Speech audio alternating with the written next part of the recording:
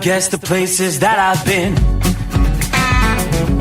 You never guess the places that I've been. 'Cause everything is like a dream, yeah, but only in that dream that I live in. I'm never gonna let the day begin. Never gonna let the day begin. 'Cause everything is like a dream, yeah, but only in that dream that I live in. Oh, don't wake me up before you go, and I'll just make this bed my home. Oh, darling, please just let me sleep. Give me my dreams.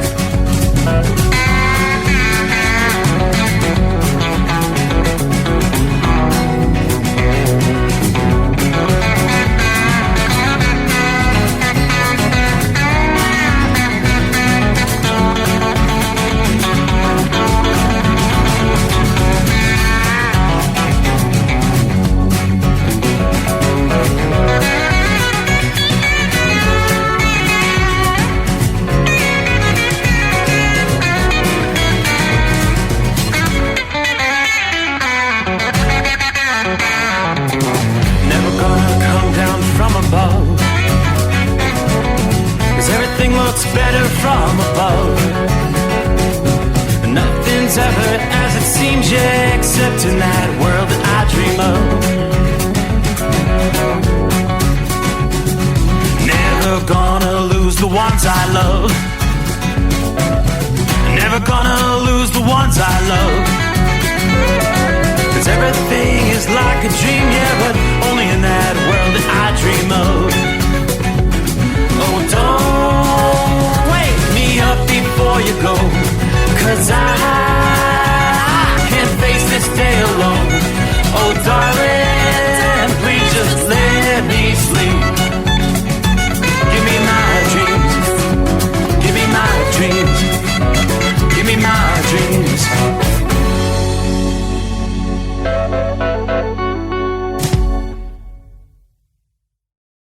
From Feature Story News in Washington, I'm Nick Harper.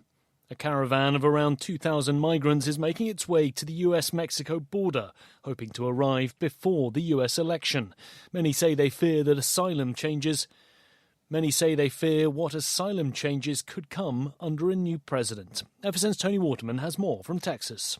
Many of the migrants have been stuck in the southern Mexican city of Tapachula, waiting for U.S. visa appointments. Some say they want to reach the U.S. before a new president can be sworn in and possibly shut down the asylum process completely. Former President Donald Trump has vowed mass deportations if reelected, while Vice President Kamala Harris has embraced new restrictions. Immigration is a top issue for voters this November, and change could be coming regardless of who is elected president. Tony Waterman, Texas. Meanwhile, US Vice President Kamala Harris has admitted she does believe Donald Trump is a fascist as the election campaign enters its final days. FSN's Mitch McCann reports. When asked if Donald Trump was a fascist during the CNN town hall event in Pennsylvania, Kamala Harris replied, "Yes, I do. Yes, I do." It follows the Atlantic article in which John Kelly, Mr. Trump's former chief of staff, said he believed that Trump met the definition of the word. The vice president's campaign has revealed she will speak at the Ellipse in Washington next Tuesday local time, the same place where Donald Trump spoke hours before a mob rioted at the US Capitol in 2021. Meanwhile, the former president has seized on comments by President Biden, who said earlier this week of Trump, "We got to lock him up," before correcting himself to say he meant politically lock him up. Striking workers at US plane maker Boeing have rejected a 35% pay rise offer. Around two-thirds of members from the International Association of Machinists and Aerospace Workers Union rejected the proposal, meaning the almost 6 weeks-long strike now continues. A new United Nations report suggests that annual greenhouse gas emissions are at an all-time high. FSN's Jody Jacobs has more from UN headquarters in New York. According to the latest UN emissions gap report, countries must start curbing emissions immediately. According to the report, the 1.5 degrees Celsius goal to cap rising temperatures will be gone within a few years. unless nations collectively commit to cut 42% of annual greenhouse gas emissions by 2030. UN Secretary-General Antonio Guterres says the world is teetering on a tightrope. As this report rightly puts it, people and planet cannot afford more hot air. The emissions gap is not an abstract notion. The report paints a grim picture, indicating that without dramatic cuts to greenhouse gas emissions, the world could face a catastrophic 3.1 degrees Celsius temperature rise. From bureaus worldwide, this is FSN. With FSN Spotlight, I'm Simon Marks, looking today in more detail at the BRICS summit hosted in Kazan by Russian President Vladimir Putin. It brought together the leaders of Brazil, China, India, South Africa and Russia, plus, controversially, the United Nations Secretary-General Antonio Guterres, his presence infuriating the Ukrainians. But what to make of the influence of BRICS on the world stage? David Lubin is a senior research fellow at Chatham House in London. I mean, the BRICS as an organization and many countries in the developing world and in the global south are much more sympathetic with Moscow's position than many countries in the G7 would like them to be. But in a way, BRICS is operating within a slightly different universe away from the war in Ukraine.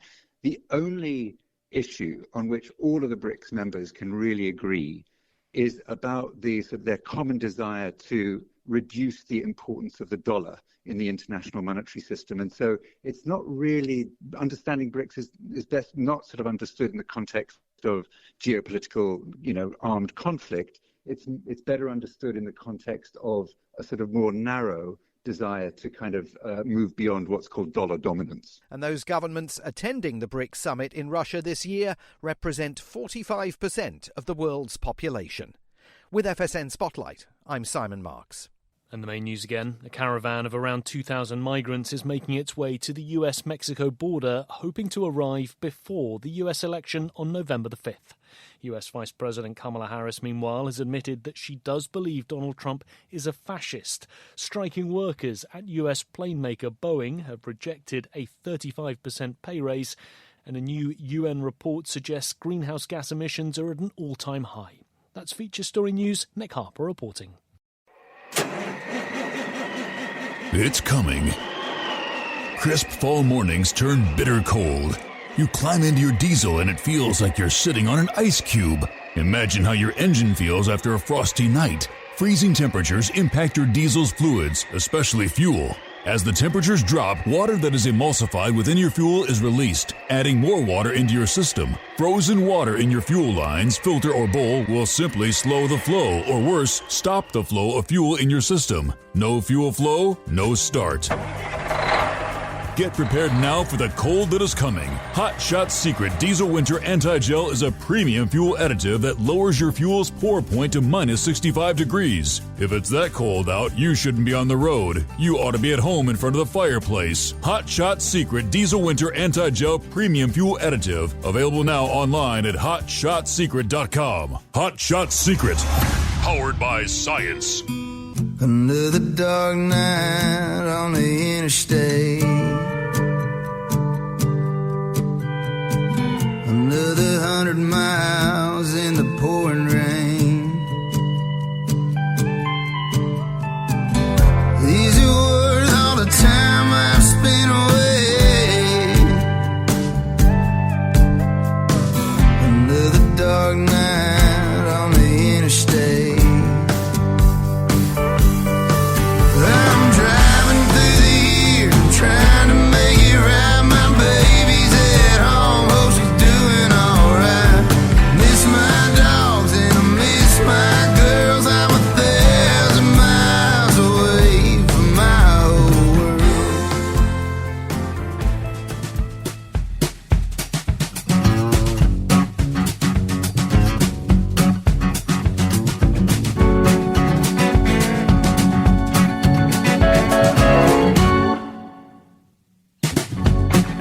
Alrighty, what do you say? Cue the microphone. As I look at the clock, we cross the midnight hour in the Eastern Time Zone.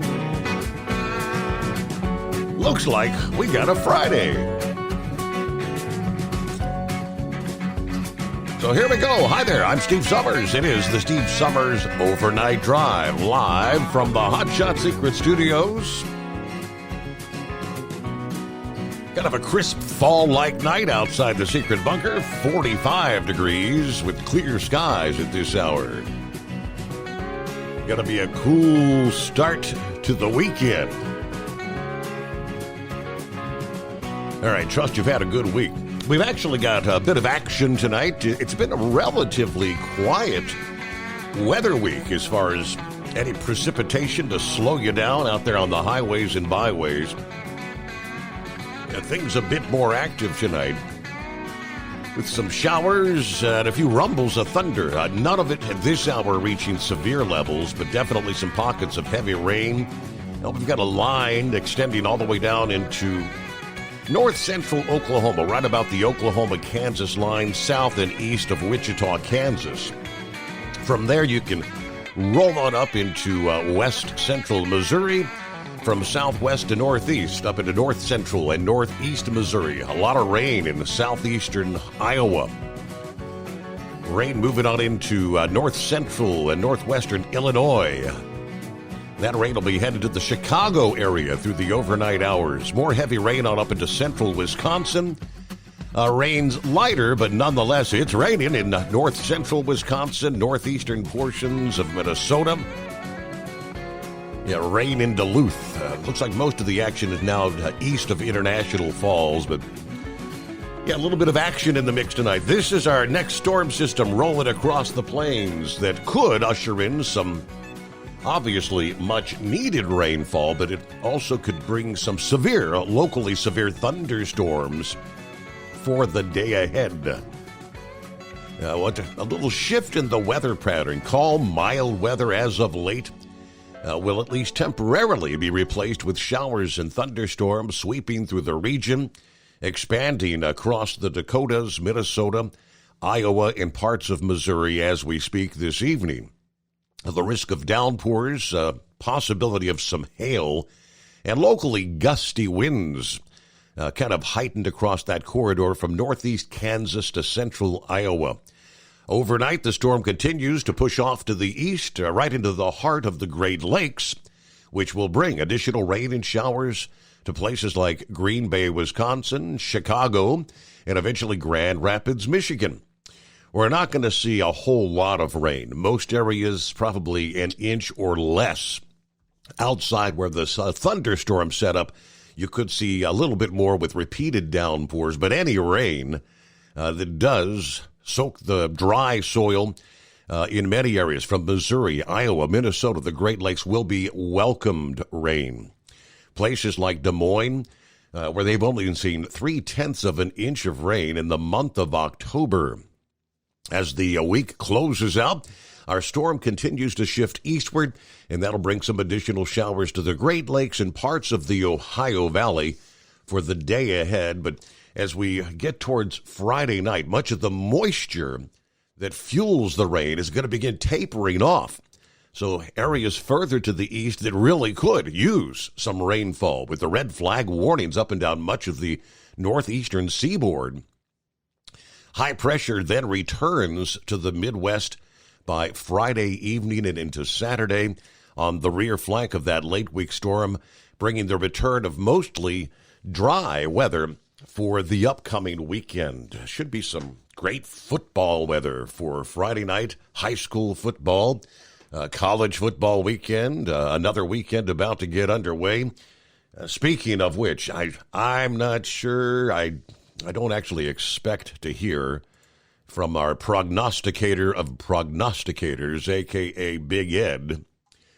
He's one of the many that came down with the crud following the cruise last week. He did post here about 1 o'clock this past afternoon. He summed it up like this. Well, my stomach muscles feel like somebody used it as a punching bag. My nose is beat red and running like a leaky faucet. My eyes got a good washout.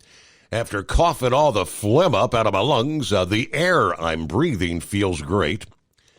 In 3 days of misery, I've smoked maybe 10 cigarettes. Of course, I've had a nicotine patch on every day. I think I'm going to keep wearing that patch and see if I can push myself off those killing weeds. All I know is the air in the lungs feels good. Couple more days, I should be ready to return to the land of the living. Talk about dying on the vine. Yeah, these last 4 days have been brutal, but I'm on the mend. Yeah, I kind of, Big Ed, I don't know if you caught the message the other night. A whole bunch of us, not me, but the Princess and many others brought the COVID back from the cruise there. Princess is feeling a bit better, quite a bit better today. The congestion is finally, wearing off. She's going to stop taking the Paxlovid. So she took a couple days worth, and she was feeling pretty nauseous, and she felt like that might have been the culprit there. So, everybody gradually getting on the mend, but feel better, Big Ed, if you're not up to giving us your... I'm sure he hasn't had any time to be studying up on those games this week to get his pick six together here, which we typically do on our Friday mornings. But I did mention the dry conditions there in the Northeast, where that continues. Serious wildfire concerns due to the extended stretch, paired with unusually warm weather in recent days. We had red flag warnings up and down the eastern seaboard this past day, alerting the public that dry conditions combined with gusty winds have created the perfect condition for wildfires that can spread quickly. In New Jersey, 11 counties were covered there. From the Appalachians to the I-95 corridor, high temperatures have been soaring into the 70s and 80s. We saw several dozen daily records actually set in the Midwest and Northeast this week. While there have been some showers in the interior Northeast and a bit of spotty rain along some of the coastal areas in recent days, that corridor from D.C. to Philly to New York City remains incredibly dry. Even where you did get some rain, it did very little to quench the parched landscape. One volunteer firefighter, Jeff Cornish, in the region, emphasized these drought conditions are a growing concern. The first 3 weeks of October have been among the driest on record for the highly populated New York City to Philadelphia area. We are concerned about wildfire danger in the area this fall. We touched on some of the numbers earlier this week. The driest Octobers on record for Philly, dating back to 1924 and 1963, where less than a tenth of an inch of rain had actually fallen those years in the entire month. Plus New York City and Philadelphia, it's been weeks since any measurable rain has fallen in the likes of Islip, New York, Allentown, PA, Trenton, and Atlantic City, New Jersey. Since August 20th, Islip on the central Long Island has picked up only 0.4 of an inch of rain. Normally, that time frame, they would have seen about 7 inches of rainfall. It's becoming increasingly likely some locations may actually go through the first ever October with no measurable rainfall. While the extended dry weather is great for outdoor activities, it's also leading to a rapidly expanding drought in the mid-Atlantic, tempered only by low water demands this time of year due to the end of the growing season. More than a dozen states from the Ohio Valley, the northern and mid-Atlantic, into parts of the South are experiencing some degree of drought. The most intense, eastern West Virginia, northwestern Virginia, parts of western Maryland into south central Pennsylvania. Very, very dry conditions. Well, who we have checking us out of the box here?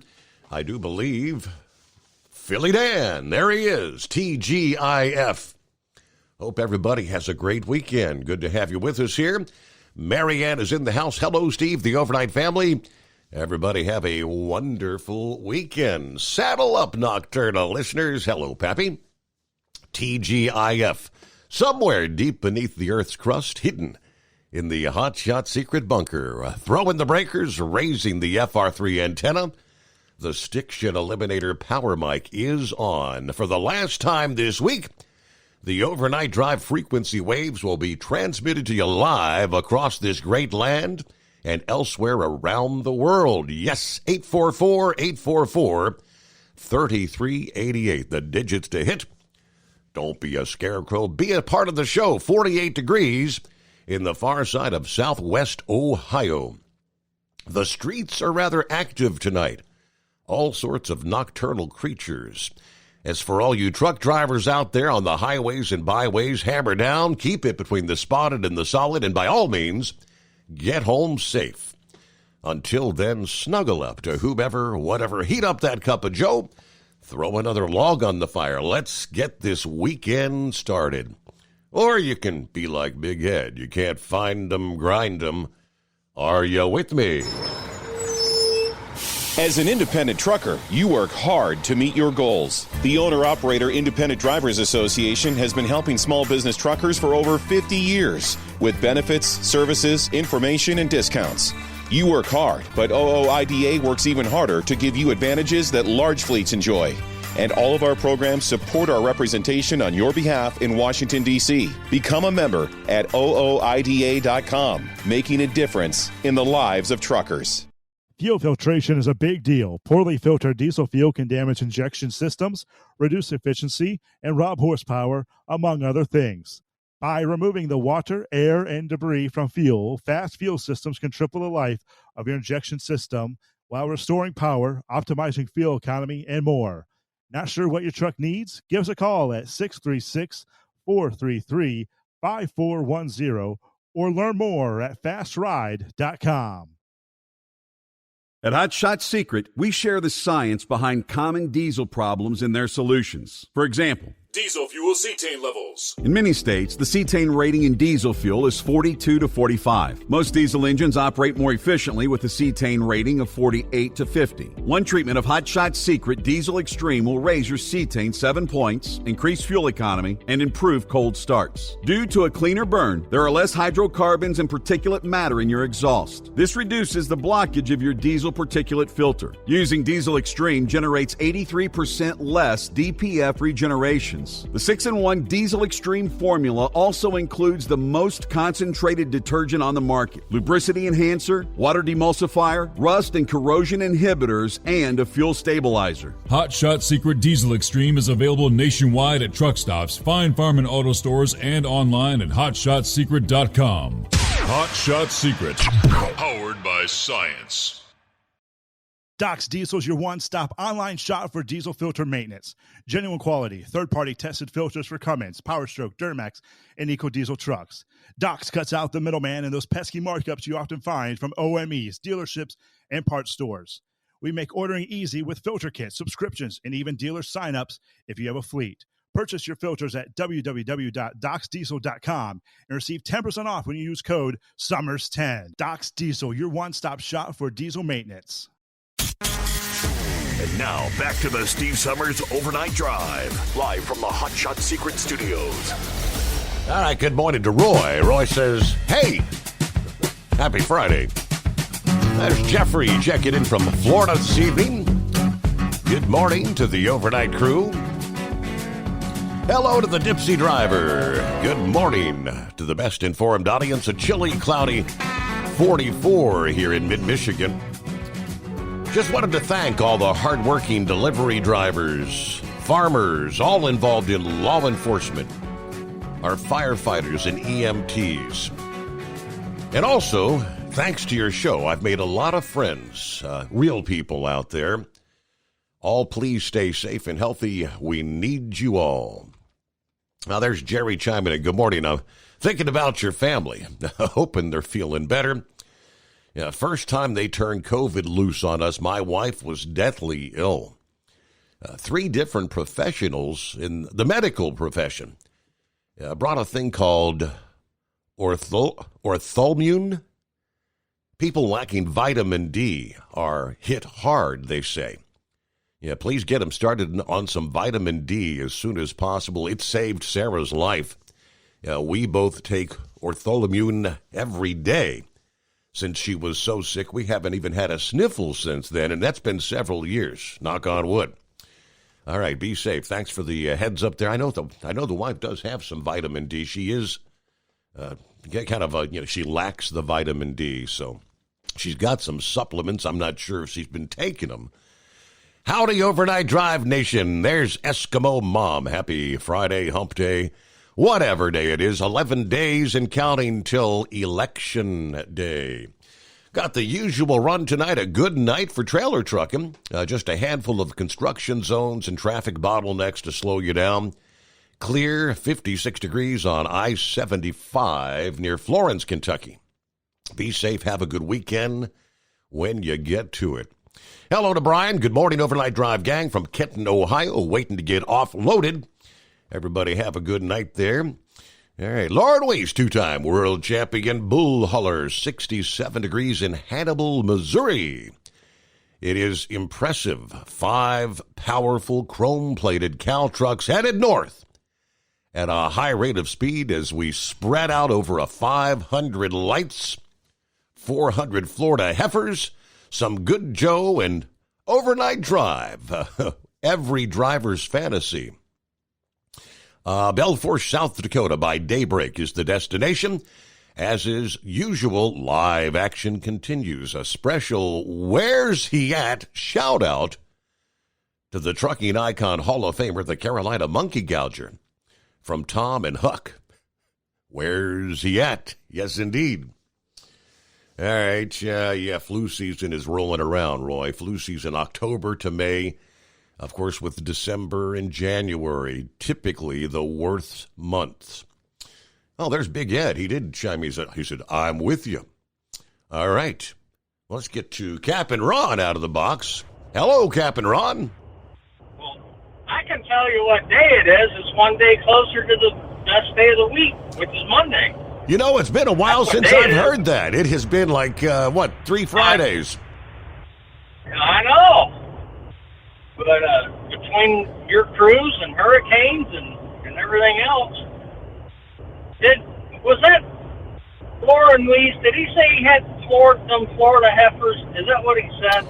400 Florida heifers. Did I hear you? Yes, that is between he and the other 4 guys out there, yeah. Oh, I thought I saw them the other day.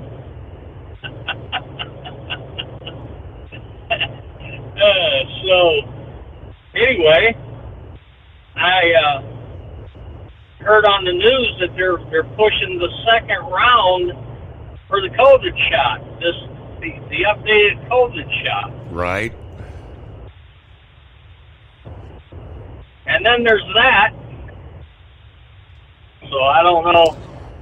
And bird flu's back, which you said already. Everything I've seen is kind of depicting the demand for the updated COVID shot is much, much less than it used to be. Not many folks wanting to get it. Yeah, I know. I went ahead and got it just because I got all the other ones. I guess it's the first round now. I don't know. But I don't know if it's good or bad or who knows. You're only going to live so long anyway, and we're not in control of that. Mm-hmm. You know what I mean? But our gas went up 10 cents. Did yours? I've been seeing... I bought gas earlier in the week, and it was right at like $2.96, I think. So I haven't seen prices since then. We were right around 305, 309. Now it's up to 319. I was just wondering if you had any insight on that. Maybe it's been unrest in the Middle East. And I went. Maybe. Or I don't know, maybe an election has anything to do with it? Oh, you think? Speaking of which, I went and voted today. I did my part. Got my little stickers. Florida does a pretty good deal, I think. I didn't mail it. I went to the office for the election office and it was set up. Mm-hmm. I I didn't know they had a drive-through, but I just walked up to it and put my ballots in the box, and I don't know, we'll see what happens. I'm kind of worried though about this one. I'll be honest. I don't know. We lost the last one, so. Yeah, right. To me, it seems like they can do it again. You talked about the shenanigans last night with Arizona already, and the other state, I forgot what it was. Michigan, I think. Michigan, correct. Yeah, there's a whole lot of folks raising seven kinds of hell about Arizona, saying that there's no need whatsoever to try to tell the people it's going to take you 10 to 13 days to count those ballots. Right. There's been no shenanigans there. Right. Has Scarecrow called in lately? It's been quite some time. I had heard something about him. He was involved in a two-wheeler accident, and maybe he was forced into retirement. Oh, that's not good. Well, I see you're up against the hour. I don't really have anything anyway. I just wanted to let everybody know it's another day closer to the greatest day of the week. We always love to hear that on Fridays, Captain Ron. Well, you have a great weekend, and thank you. Thanks for the update there. All right, yeah, so Big Ed, we'll see how he sounds with a pick six coming up. From Feature Story News in Washington, I'm Nick Harper. A caravan of around 2,000 migrants is making its way to the US-Mexico border, hoping to arrive before the US election. Many say they fear what asylum changes could come under a new president. FSN's Tony Waterman has more from Texas. Many of the migrants have been stuck in the southern Mexican city of Tapachula, waiting for U.S. visa appointments. Some say they want to reach the U.S. before a new president can be sworn in and possibly shut down the asylum process completely. Former President Donald Trump has vowed mass deportations if reelected, while Vice President Kamala Harris has embraced new restrictions. Immigration is a top issue for voters this November, and change could be coming regardless of who is elected president. Tony Waterman, Texas. Meanwhile, U.S. Vice President Kamala Harris has admitted she does believe Donald Trump is a fascist as the election campaign enters its final days. FSN's Mitch McCann reports. When asked if Donald Trump was a fascist during the CNN town hall event in Pennsylvania, Kamala Harris replied, "Yes, I do. Yes, I do." It follows the Atlantic article in which John Kelly, Mr. Trump's former chief of staff, said he believed that Trump met the definition of the word. The vice president's campaign has revealed she will speak at the Ellipse in Washington next Tuesday local time, the same place where Donald Trump spoke hours before a mob rioted at the US Capitol in 2021. Meanwhile, the former president has seized on comments by President Biden, who said earlier this week of Trump, "We got to lock him up," before correcting himself to say he meant politically lock him up. Striking workers at US plane maker Boeing have rejected a 35% pay rise offer. Around two-thirds of members from the International Association of Machinists and Aerospace Workers Union rejected the proposal, meaning the almost 6 weeks-long strike now continues. A new United Nations report suggests that annual greenhouse gas emissions are at an all-time high. FSN's Jody Jacobs has more from UN headquarters in New York. According to the latest UN emissions gap report, countries must start curbing emissions immediately. According to the report, the 1.5 degrees Celsius goal to cap rising temperatures will be gone within a few years, unless nations collectively commit to cut 42% of annual greenhouse gas emissions by 2030. UN Secretary-General Antonio Guterres says the world is teetering on a tightrope. As this report rightly puts it, people and planet cannot afford more hot air. The emissions gap is not an abstract notion. The report paints a grim picture, indicating that without dramatic cuts to greenhouse gas emissions, the world could face a catastrophic 3.1 degrees Celsius temperature rise. From bureaus worldwide, this is FSN.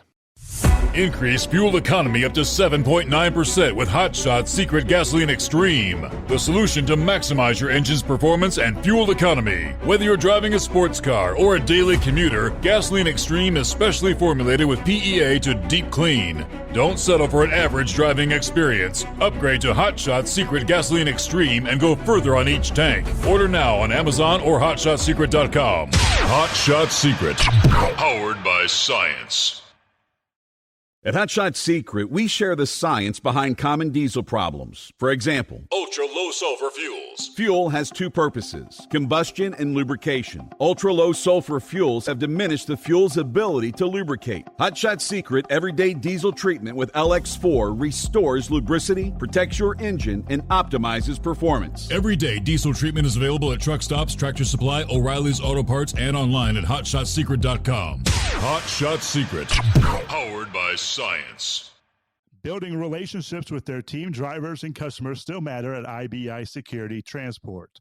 Since 1966, IBI and its team of drivers have been leaders and innovators in providing white glove service to its exclusive client base for transporting high-value freight safely and securely. Much of the IBI staff have driven trucks, so they understand both the customers' and drivers' needs. If you're seeking a career that values you as a person, not just a number, and offers great benefits and good home time, then IBI is the place for you. Call 800-582-5912 to discover why we are the leaders in team freight and start building a relationship with you. Attention all truckers, are you ready to own your own truck? Lone Mountain Truck Leasing makes it easy. Our lease-to-own program puts you in the driver's seat. Our inventory is always changing, and we have a variety of rigs, including Kenworths, Freightliners, automatics, and manuals.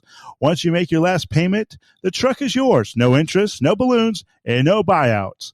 Take the first steps towards independence and financial freedom.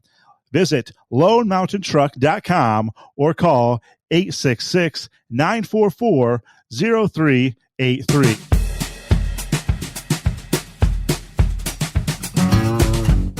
Speaking of vitamin D, nature's source of vitamin D is sunshine. Guarantee you I got a high dose of vitamin D last week. 3 days on the beach, starting with Aruba. Yeah, got a little red there. Day number 2 was Bonaire. That's where, even with the sunscreen on several times, I got cooked. And I'm still itching all over from the sunburn, like a snake shedding his skin.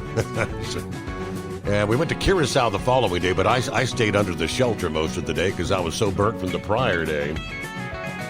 So how we feeling, Big Ed? Well, I'm still a little bit stuffed up. Kind of lost a little bit of my voice. But I feel 100% better than what I felt. Yeah. So did you ever do a COVID test? Everybody else has COVID. No, I was going to do one tomorrow. I never did. Man, I was so sick I didn't even get out. And my sister that had the test hit over in her house, gone. So I thought, well, she got home tonight, and I'm going to go over tomorrow and get one. Because if I had COVID, it'll still show. Probably. But I don't think I had COVID. You know, Scott and I went on that Alaskan cruise a couple of years ago, and I come off that and come around the same systems that I had this week. And it started out, well, Monday when I talked to you, Monday night, Tuesday morning, I was just fine. And I seen where Lauren was up there in Enid, and I was wanting to get up and go eat breakfast with him. And I finally went to bed a couple hours later, and then I went to hacking and a coughing. And by the time I got up and called him, I said, man, I better not come up there.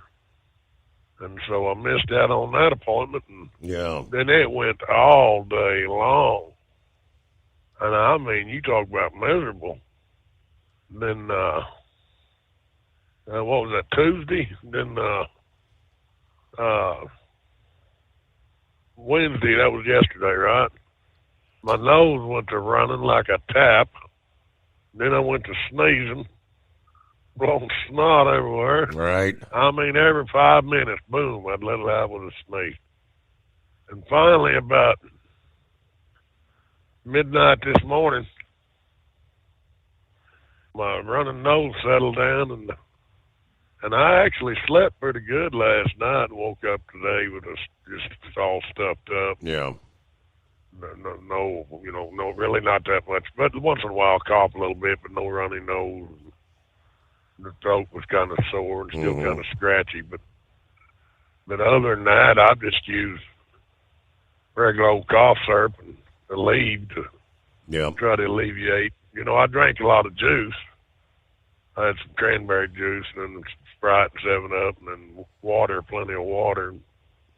I think I'm over the hump. I pray I am. Yep. So but I don't feel totally exhausted or nothing like that. Yeah, Lisa's feeling a lot better. Yeah, she told me before the show that she thinks tomorrow she can be able to get up and do a few things. I mean, when you're sick, you don't want to do laundry, you don't want to do dishes, you don't want to cook, you don't want to do nothing. No, and thankfully I had my apartment clean before I left to go on the cruise, so I'm just now I still got one more suitcase to unpack, and then I was going to go to Missouri this weekend and get my motorcycle, but I put that off for next weekend, and I'm just going to kind of lay around this weekend and stay indoors and watch a little football and completely get over this mess. And then I've got several doctor's appointments I got to attend to in the next couple of weeks, and so I've already made contact with folks I'm going back to work with, and get ready to go back out in February. Right. So I'm ready to hit the road again, but I'm glad. I don't like to think somebody went through the misery I've gone through, but I'm glad to hear I ain't the only one who went through it.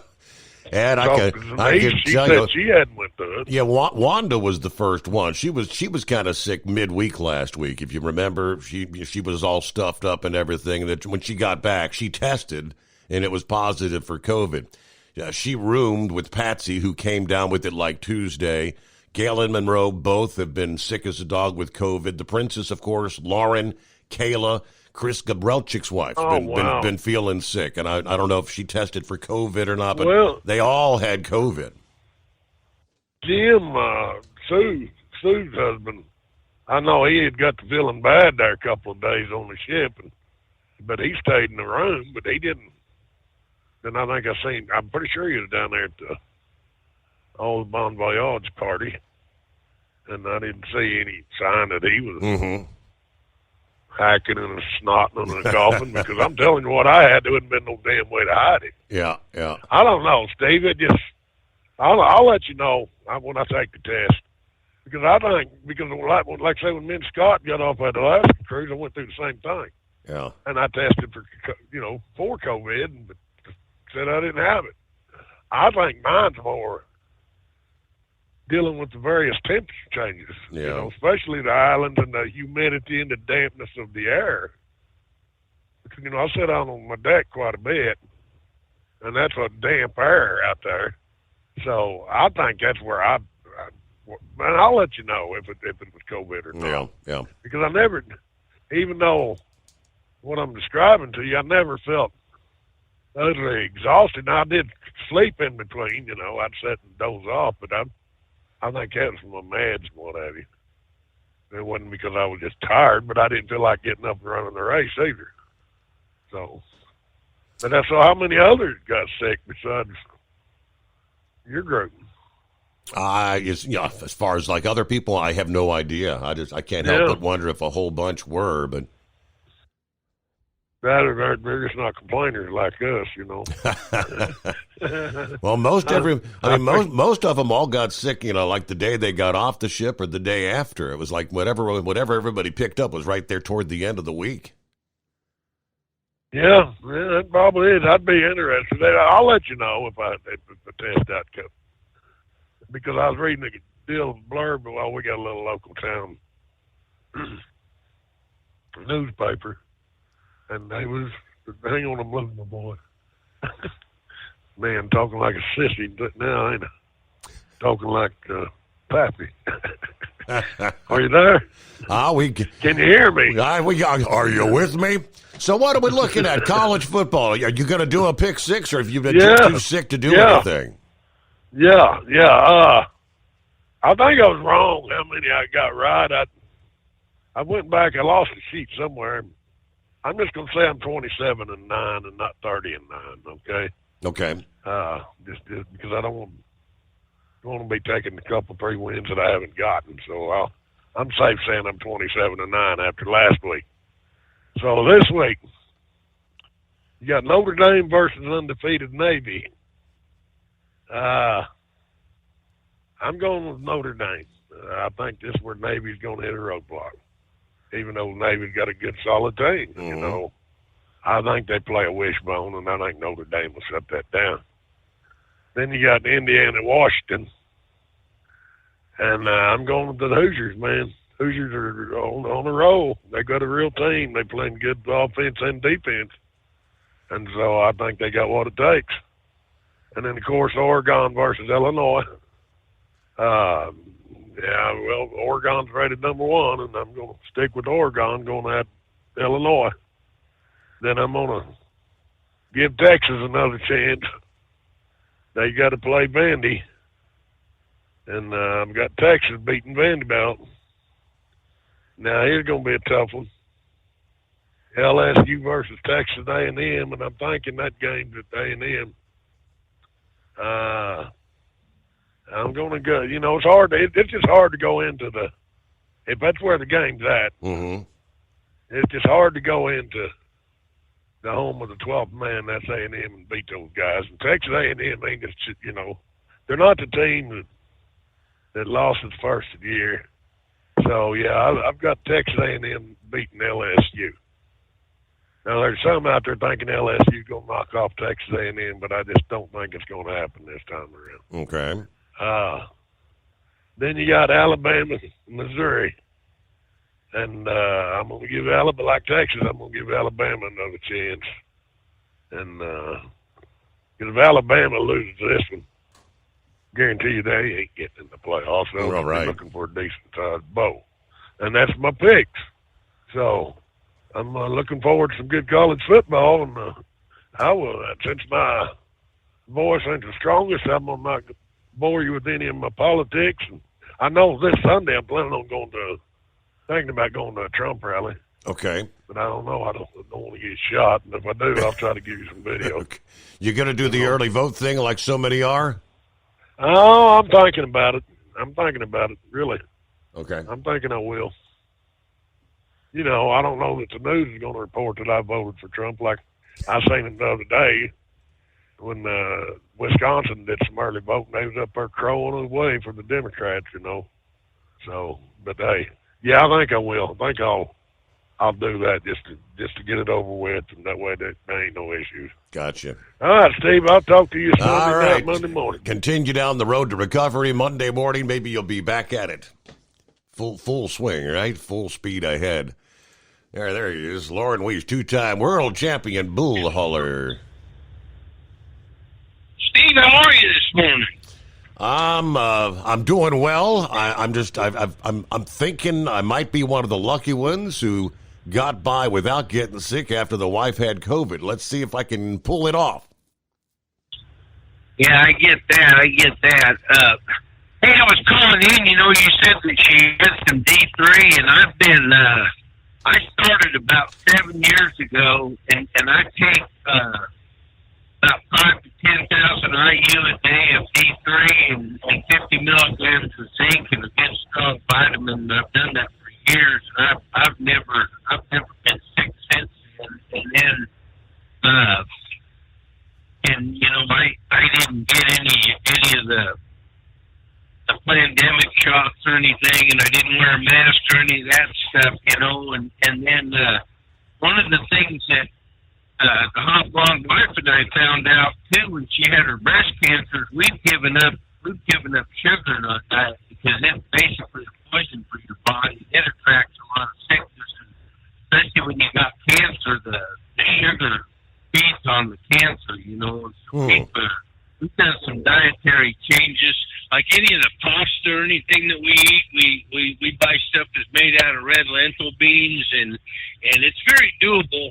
And one of the things in our society that is tragic is that the medical professionals, they just want to put you on pharmaceuticals, you know, and then when you get sick, they steer you towards a lot of orange juice or cranberry juice or go get 7-Up for an upset stomach. Well, the problem you got there is half of that's sugar, so it's just increasing your opportunity to stay sick, and then you're going in and taking drugs that are poison for your body too. And that's just been my experience with it. And I really try to get a lot of people into getting on that regime, because I know plenty of people that do that stink and D3 every day, and they never get sick. And that was one of the things during the pandemic that was brought up, but then it would get flushed back down again, is that there was a lot of research that showed that, you know, people that were taking that, they weren't getting COVID. So, and then, of course, for me too, I've been in these hog barns and cow feedlots and sheep pens for most of my life, breathing that stuff, so I'm pretty well immune about anything anyway. But the sugar's the big thing, and since I got, in August, I quit all sugar. I mean, I look at everything. I mean, you can't even buy a can of soup that have added sugar in it. Right. I bring my own food with me out here on the road. I don't eat in these truck stops anymore.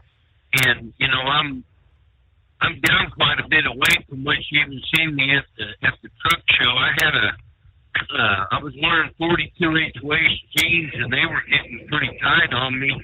And then when I was home this last weekend, I still had some 40-inch waist ones, and I put them on, and they're kind of loose on me right now. So I've been really watching that. But, yeah, I kick the sugar out, because that's a big precursor to getting sick and staying sick. And I like to share that with people.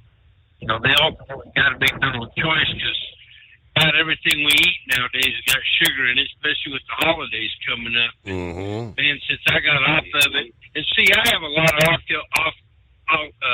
osteoarthritis in my wrists and my knees and ankles and that, Steve, and I have fusions in my back that used to hurt quite a bit, and all of that pain's been basically gone, almost 100% since I got off the sugar. Wow. It's like it's just night and day.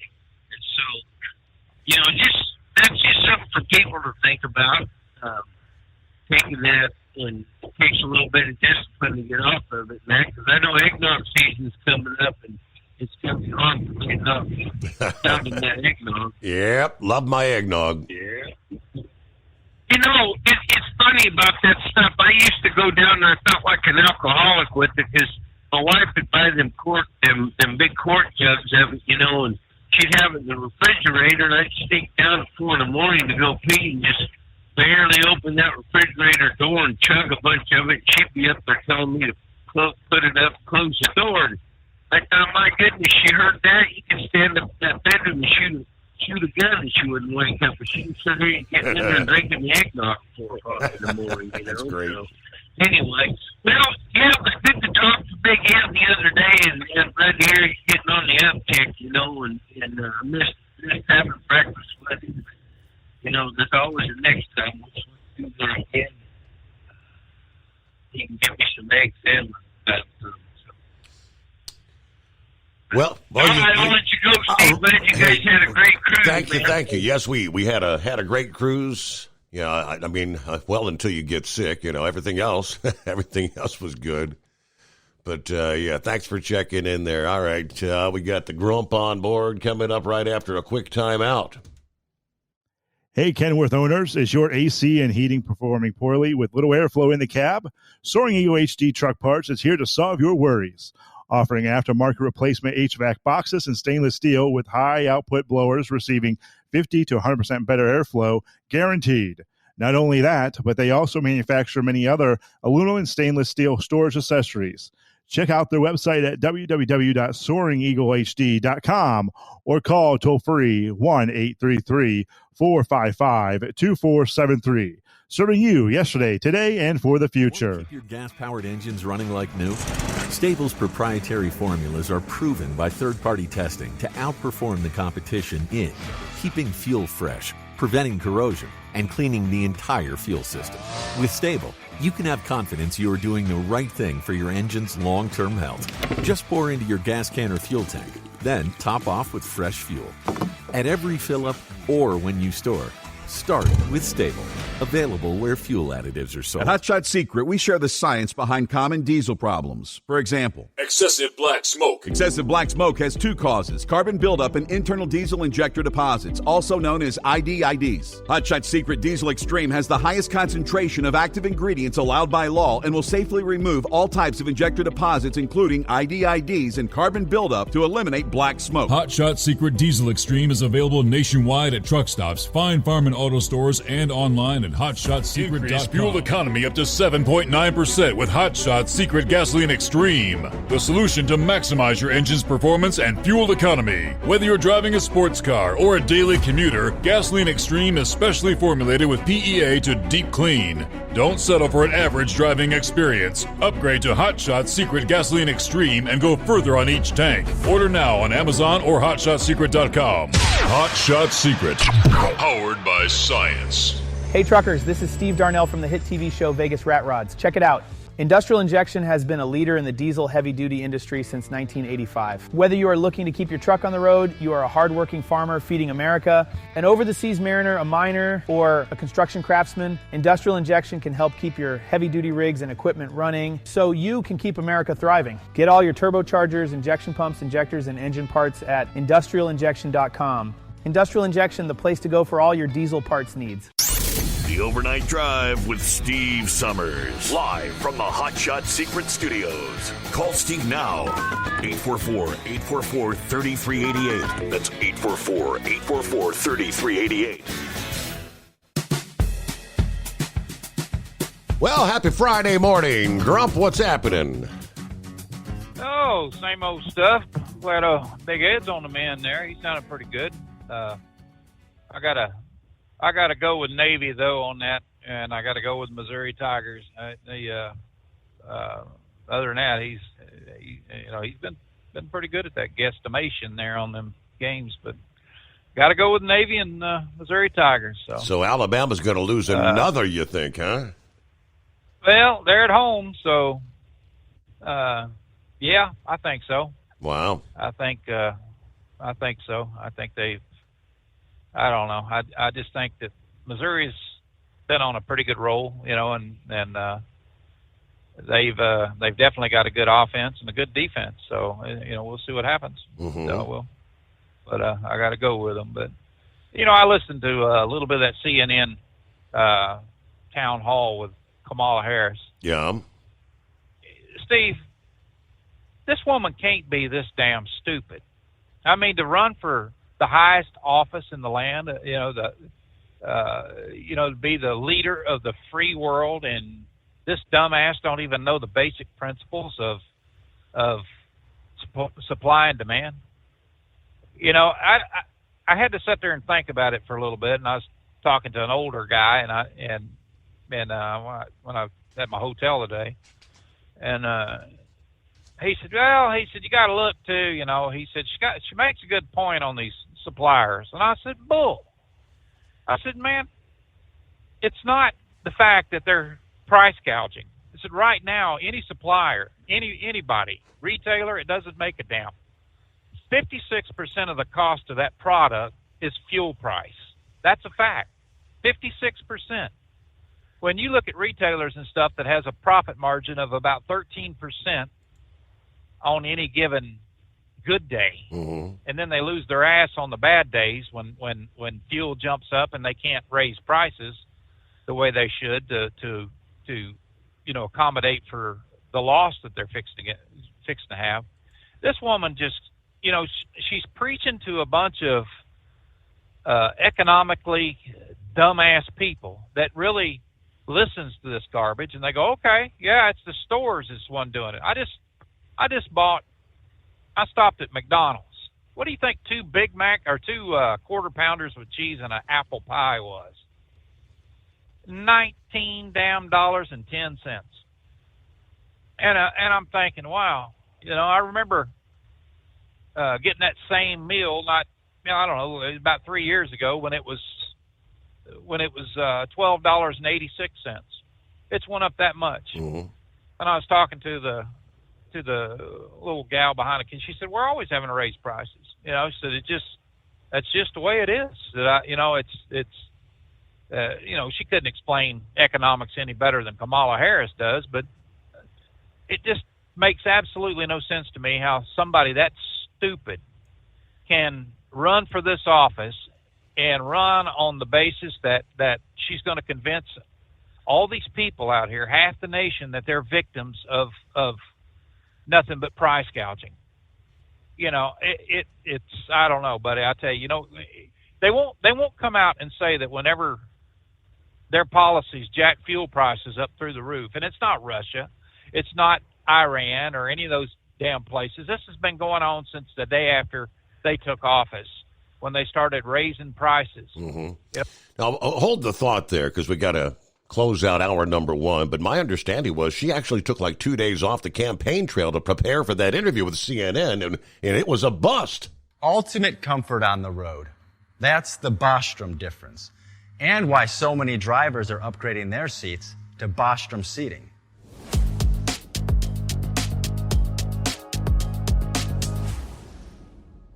With roots dating back to 1935, we know seating.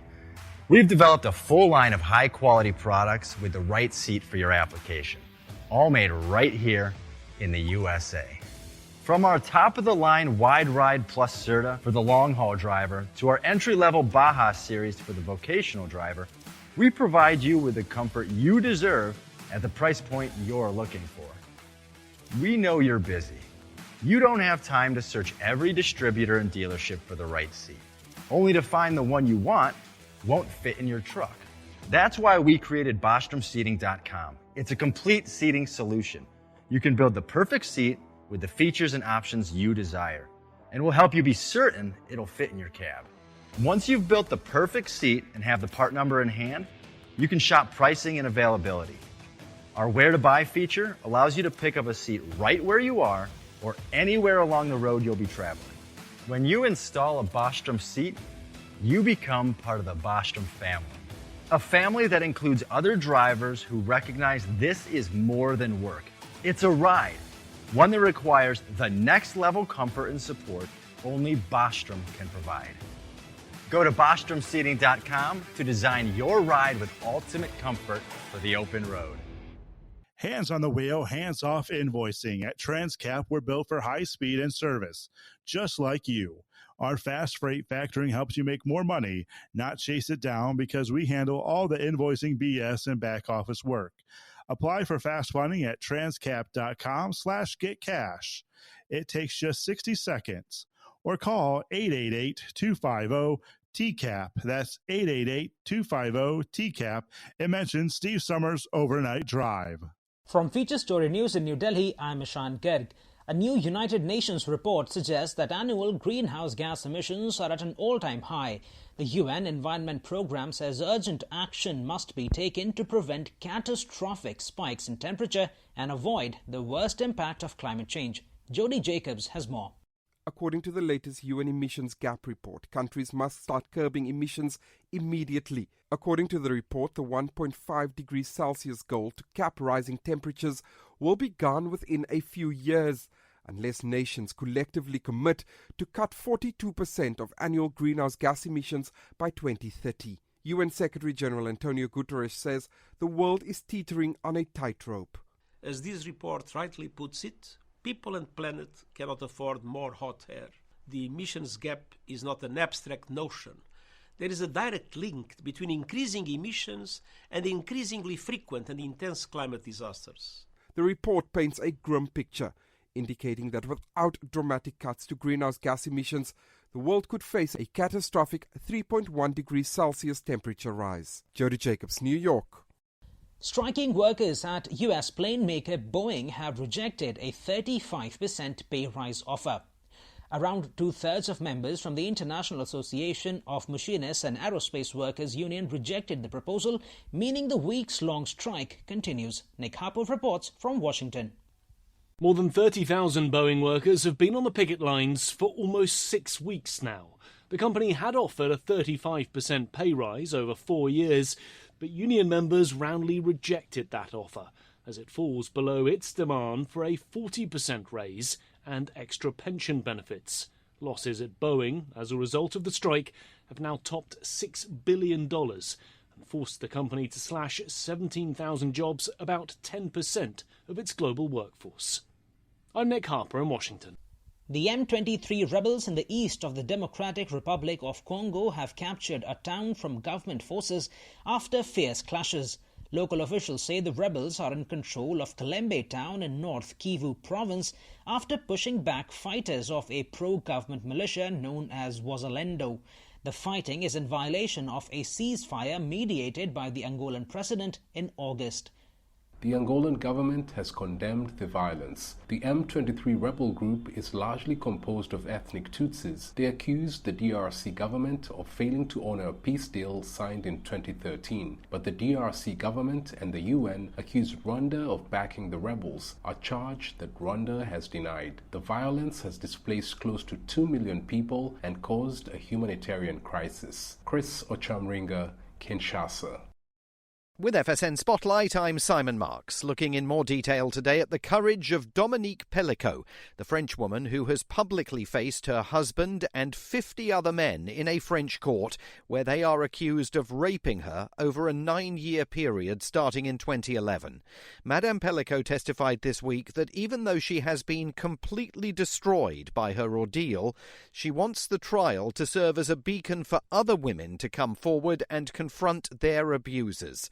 French journalist and broadcaster Agnès Poirier has been covering the trial that is taking place in Avignon. There are another 8 weeks to go. Those accused will know how they are sentenced just before Christmas.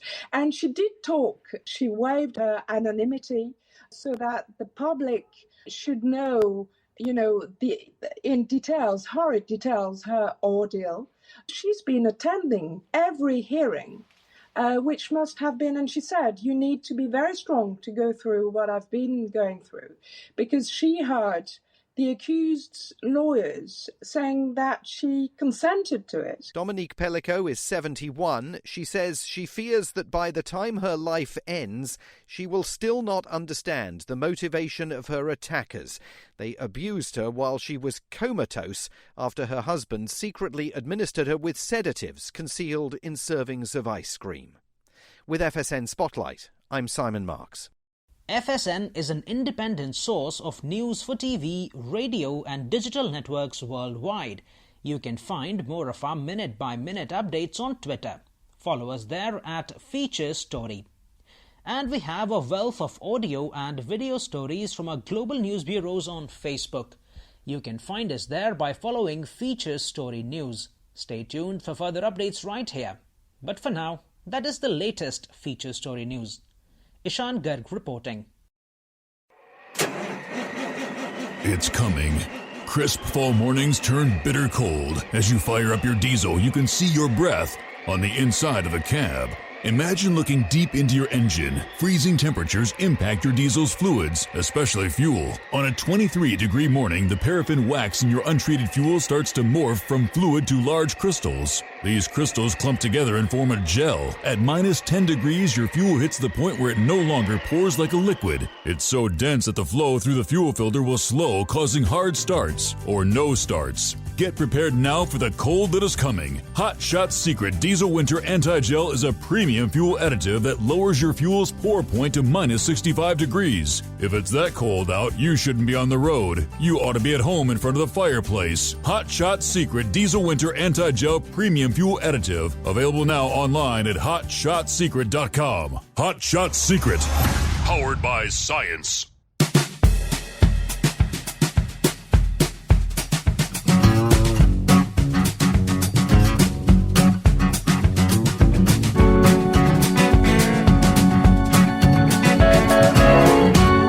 We kick off hour number 2 as we roll into a Friday. Well, we do have some industry headlines to get to. They tell us the heavy wreckers in Tennessee have been very busy this month as many commercial vehicle drivers are searching for faster detours in the wake of the Interstate 40 closure. 2 companies in Sevier County, Tennessee say commercial vehicles have been getting stuck on secondary roads due to the indefinite closure of I-40 along the Carolina-Tennessee line.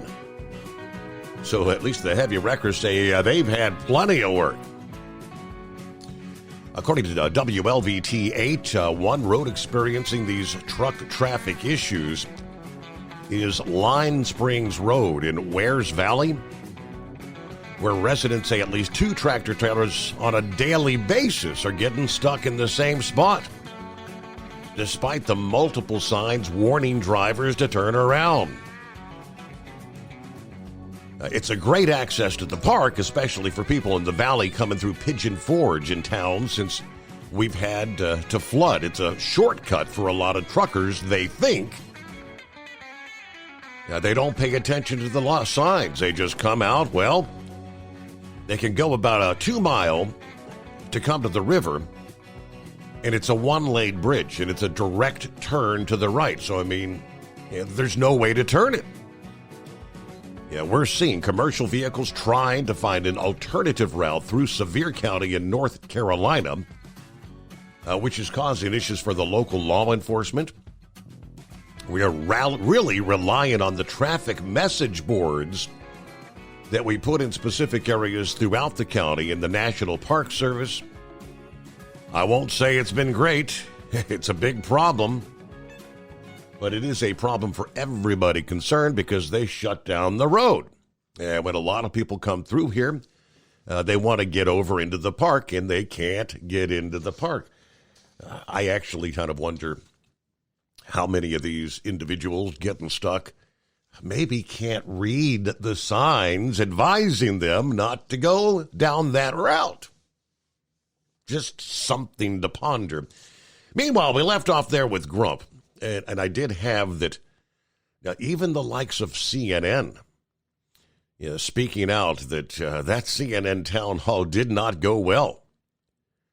Harris strikes out Wednesday night, one of her last attempts to explain to voters why she should be elected. According to several commentators, the morning meeting, you've got commentator Mark Halperin, said that Harris' CNN town hall comes amid recent trends that are not great for Kamala. It doesn't mean Trump's a great guy in the eyes of all Americans, of course. It doesn't mean he's going to win, but where we are right now is there are increasing problems for the Democrat Party. You saw it in the punditry from the Democrats last night on CNN after the town hall. You're seeing it on the morning shows. For Democrat pundits trying to be poker-faced, they're clearly feeling that a lot of Democrat donors are feeling and Democrat elected officials are feeling, which there's no time left for her to get better. And I think the biggest story of the news cycle is, along with her Trump loves Hitler in her performance last night, was kind of the last straw for a lot of Democrats. No more. The more she does, the better she'll get. That ain't happening. Nothing. The Democrats were considering this town hall a disaster. Commentator Dan Turrentine noted that when Harris was asked questions in the town hall, her face showed almost surprise and discomfort. He called her cold while noting that former President Trump's actually out there having fun. It is clear she is not really capable right now of answering that question of why should I vote for you? Shadi Hamid, a columnist for the Washington Post, said that town hall was, in his words, a frustrating watch. Maybe not being Trump is enough, but I think voters want to be inspired. They want more than just the lesser of two evil arguments, and she's struggling to even offer that. The other thing we saw is she still struggles to answer questions directly and clearly. I think the problem is she doesn't have strong core convictions. She has to calculate what to say instead of just stating what she actually thinks. Voters respect conviction and authenticity. That is the core of Trump's success. You might not like what he says, but at least he says what he thinks. So even the left saying Wednesday night was another disaster. Yeah, and they anointed this idiot, like, she was just the second coming. She just, oh my God, Kamala is going to pull us out of all this craziness here. Yeah. But not, I haven't heard one damn interview at all. I've read a few excerpts and things on interviews where her staffers has been jumping on the interviewer's butt about some of the questions. They didn't follow the script that they were supposed to. Right. And I'm glad to see some of even CNN acting like reporters and journalists instead of these damn paid pundits for, the Democrat Party. But, I haven't seen any of them or heard any of them ask any questions. In the first week that Joe Biden took office, he signed 92 executive orders. 23 of them were directly related to the border, to include remain in Mexico. That title, what was it, Title 46, I believe it was. He was, putting an end to that. Whenever it expired, they were not going to renew it. That was an executive order. And the Public Charge Act. The Public Charge Act, Steve, has been around since 1883. And that right there tells immigrants, and we've used it thousands and thousands of times, where immigrants that cross this border don't come here hat in hand. If you can't support yourself or sustain your living conditions and things, then get your ass back across that border. And when you make a little bit of money and come over here that you're not relying on the American taxpayer, then that's fine. We'll go ahead and look at your case by case basis. Well, he signed an executive order doing away with everything that Trump did, and that was crazy. All right, the first 92 executive orders, 12 of them were directly related to higher fuel prices. And yeah, there has been more oil drilled according to their stats. I don't know if it's true or not, but according to their stats, than what, well, let's put it this way. There's been more barrels sold on the market according to Joe Biden and their stats. But that also includes the damn strategic reserve. So when you add it all up, no, they haven't done a hell of a lot in that area. Not at all. They're still freezing leases that are on public lands. And the ones that they are allowing, they can't get a date on there to get a court date or anything else to have the EPA come out and look at, exactly what they want to drill and how they want to do it. So the EPA is holding all that crap up. So they can't sit there and say that they're pro-drilling like Kamala says she is.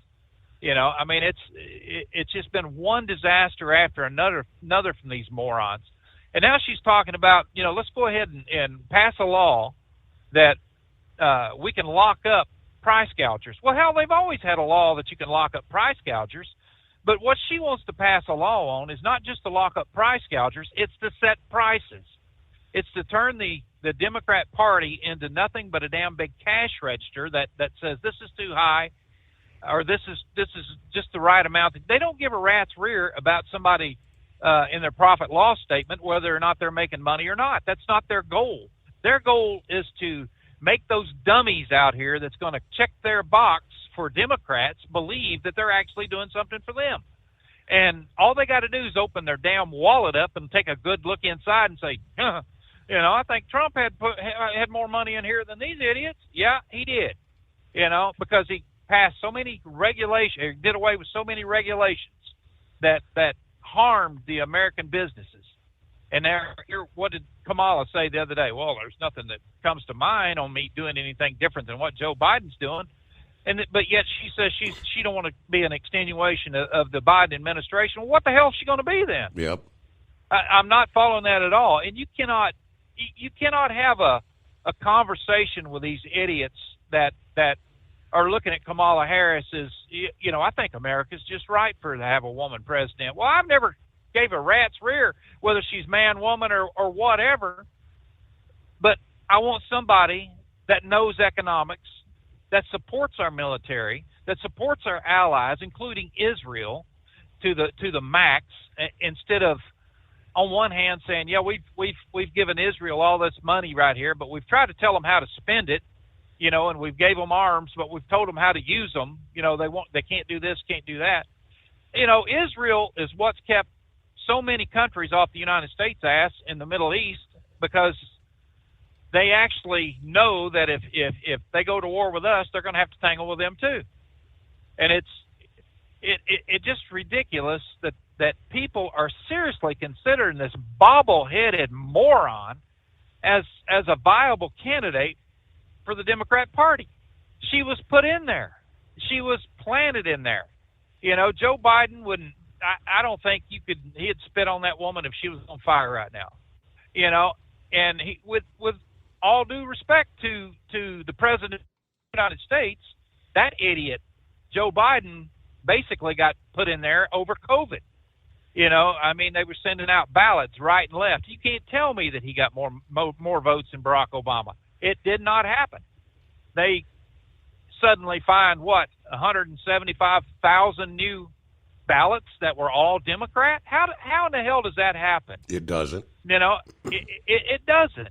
But yet, you had people like Rudy Giuliani that had to do with this tap dance around what he should have done, and I still get pissed at Trump about that. You know, he said Rudy will handle it. Rudy will handle it. Ted Cruz wanted to bring that in front of the Supreme Court. You know, in front of the first he wanted to do it in front of the Supreme Court of Pennsylvania. He wanted to be the lawyer that brought that up. This man's won. You know, he's went in front of the Supreme Court 9 damn times. He's won 7. That's the guy you want on your side when it comes to arguing in front of these courts. You know, not some Rudy Giuliani that was the America's mayor for 1 year, and then after that he kind of, you know, drifted off into the sunset. You know, I don't know, man. I tell you, it's, you know, if Trump wins this, he pulls this off, it's going to be a damn miracle. Because the way I look at it right now is if there's that many people out here, either they're lying about who they're going to vote for. They're sitting there going, you know, yeah, Kamala's my gal and all this crap. And then when they go in there to punch that ticket, it's, you know, I got to go with Trump because, you know, I'm just losing so damn much money. You know, I see that probably more of a scenario than just people just, you know, wanting to vote for Trump in general. I mean, I voted for Trump, but the people that's sitting here on the fence, hell, if they ain't made their mind up yet, you know, they ain't never going to make their mind up. You know, what's holding them back? I don't understand that for the life of me. When you look at, you know, the blacks and the people that were talking the other day and saying, you know, what the hell has the Democrats done for us, really? You know, well, Kamala keeps talking about abortion as the number one reason why she should become president. I don't give a rat's ass about abortions. You know, honest to God, I don't care. You know, it's none of my damn business what a woman does. I don't want to see them used as birth control. Hell no. I mean, that's just you know, my view, just you know, killing a child or something. But when it comes to rape, incest, things like that, yes, I think there should be carve-outs for abortion. Mm-hmm. A lot of people don't, but I do. And I don't care what their opinion is, no more than they care about mine. But when you look at that amount of people that's looking at this and saying that that's one of the reasons why they're looking at Kamala Harris, are you that damn serious, people? You know, you can't afford gas in your car. You know, food stamps is up higher than anything else right now. Public assistance is through the roof. And that's what they're thinking about. You know, not whether or not they can get a job and get to work and do the things that they need to do to support themselves. No, it's abortion. I just don't see that number one, the information that's being put out there right now is the right information. And we've got this butthurt society. I mean, I've never seen it getting any worse than what it is right now. It just, you know, people just, they live on the edge of their seat hoping that somebody will say something that'll hurt their feelings so they can jump on social media and tell everybody what a horrible person this is. You know, that's one damn thing I can say about Trump. Trump hasn't gave a rat's ass about people's feelings. He says what he says, and you can either accept it or you don't have to. It doesn't make a damn to him. But if you don't want to hear the answer, don't ask him the question, because he's going to stand there and answer the question. That's something that is a rarity with Kamala Harris. You know, whether or not she's even in that category there where people would say, let's go to a big Kamala rally and see what the hell she's got to say. Well, why don't you just go to a Trump rally then? Because that's all she's going to be talking about is Donald Trump. And it right. just, I don't know. I've listened to that dingbat till I'm sick of this election. I'm sick of all the ads that are, so. I would say that they're blatantly just nothing but lies. The Democrats are masters at this. They don't tell you what they're going to do, and they go right after, like I say, like right out of Saul Alinsky's book, Rules for Radicals. If you have nothing to run on, you paint your opponent as someone to run from, and that's exactly what that hag is doing. She's trying to convince these sheep out here that's followed the Democratic Party like they're going to, dollar bills is going to fly out their ass if they step up on a stage or something like that, and it's going to land right in their pockets. It's never going to happen. People needs to earn their own way in this world. People needs to, rise and fall at their own apparel.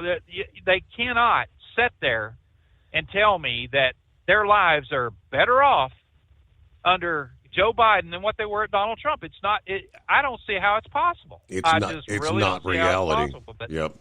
Well, that's the whole idea is that in the event that Kamala does actually pull this off, how long will it take before we begin to hear about buyer's remorse?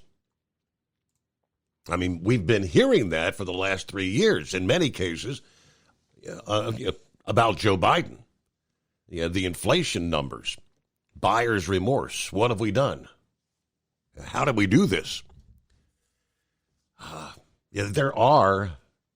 Apparently there's a whole lot of what they refer to as one-issue voters. And that abortion issue, especially for those adamant about, legalized abortion, no matter when, where, how, that's the issue they're going to vote for.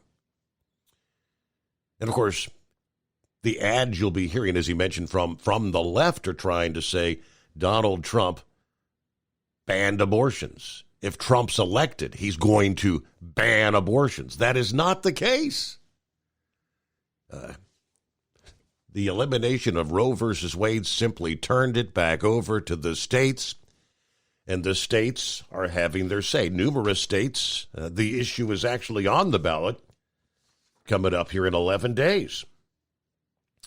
I was trying to find here. Matter of fact, here in the state of Ohio, the people voted, several years ago,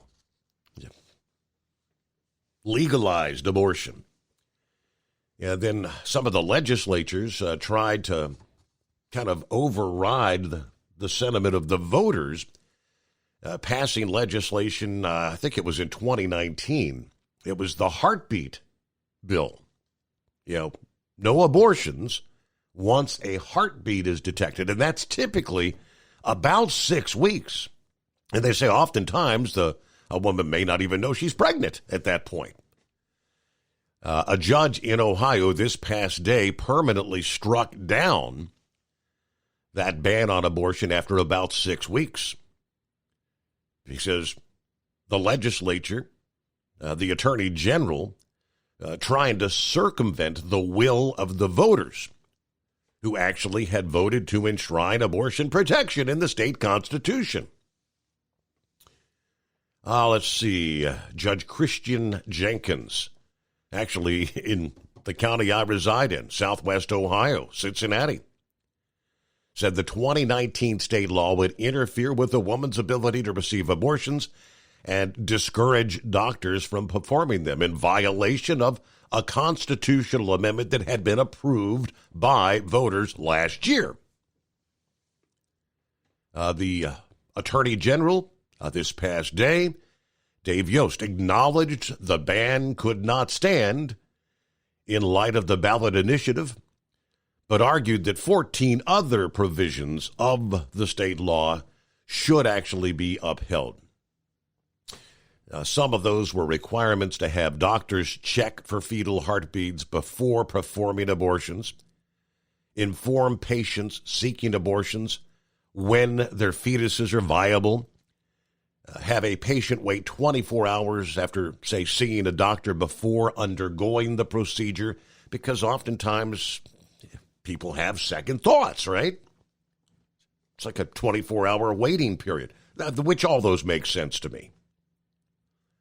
I said, Jenkins said those provisions were unconstitutional because the ballot measure's broad wording prohibits any burden on the ability to exercise the right to have an abortion. All right. That's been, again, this issue is going to be on numerous state ballots here in a couple of weeks.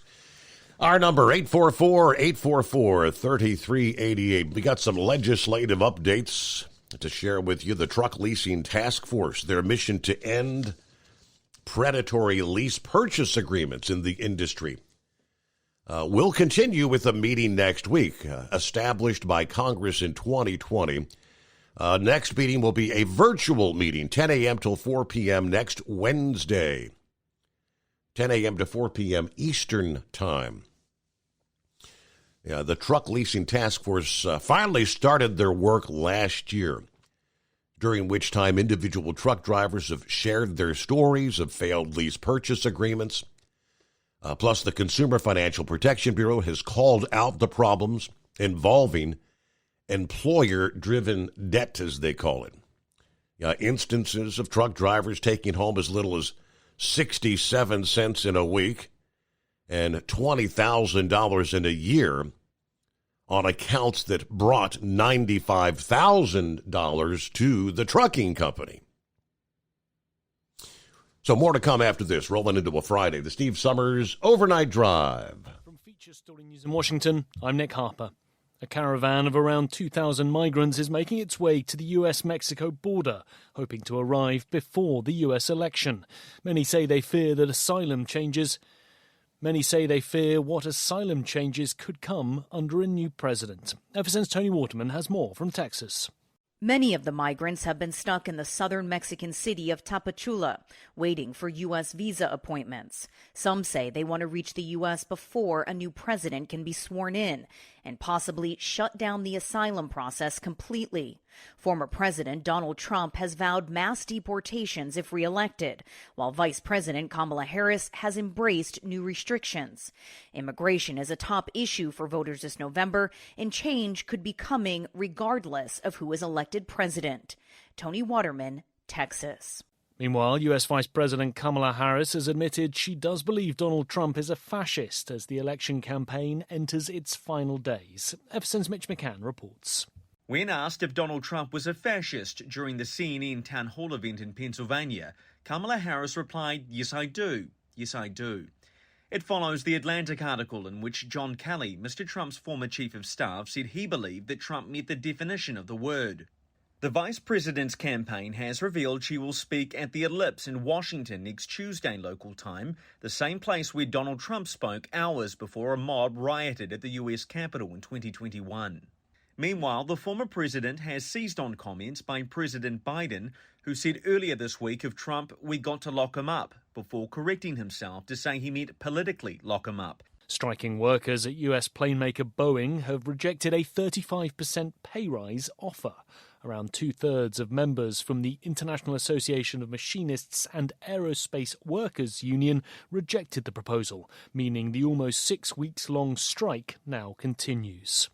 A new United Nations report suggests that annual greenhouse gas emissions are at an all-time high. FSN's Jody Jacobs has more from UN headquarters in New York. According to the latest UN emissions gap report, countries must start curbing emissions immediately. According to the report, the 1.5 degrees Celsius goal to cap rising temperatures will be gone within a few years, unless nations collectively commit to cut 42% of annual greenhouse gas emissions by 2030. UN Secretary-General Antonio Guterres says the world is teetering on a tightrope. As this report rightly puts it, people and planet cannot afford more hot air. The emissions gap is not an abstract notion. The report paints a grim picture, indicating that without dramatic cuts to greenhouse gas emissions, the world could face a catastrophic 3.1 degrees Celsius temperature rise. From bureaus worldwide, this is FSN. Ultimate comfort on the road. That's the Bostrom difference, and why so many drivers are upgrading their seats to Bostrom seating.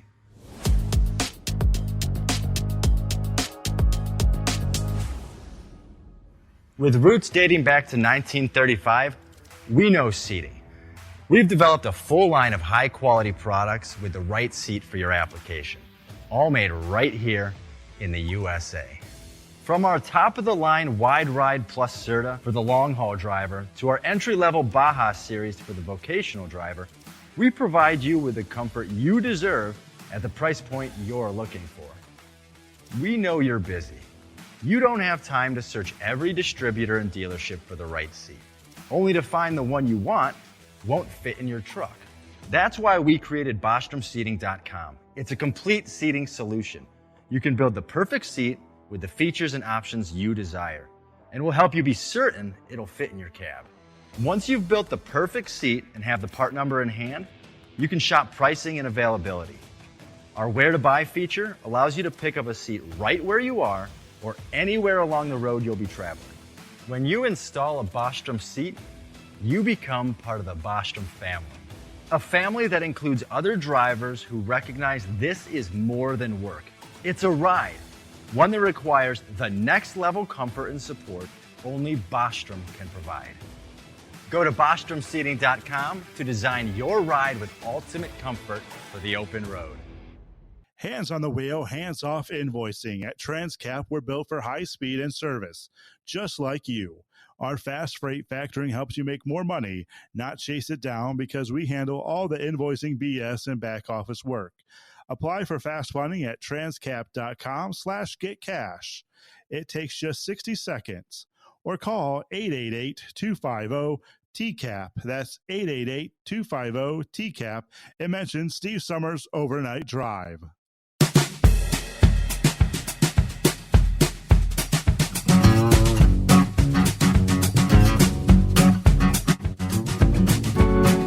All right, back at it here. Let me finish up on the Truck Leasing Task Force and the upcoming meetings. They tell us this past day. Again, the next meeting for next week, October 30th, and yet another November 20th. Next week's meeting will include an update from the Consumer Financial Protection Bureau. They're expected to release a comprehensive report soon.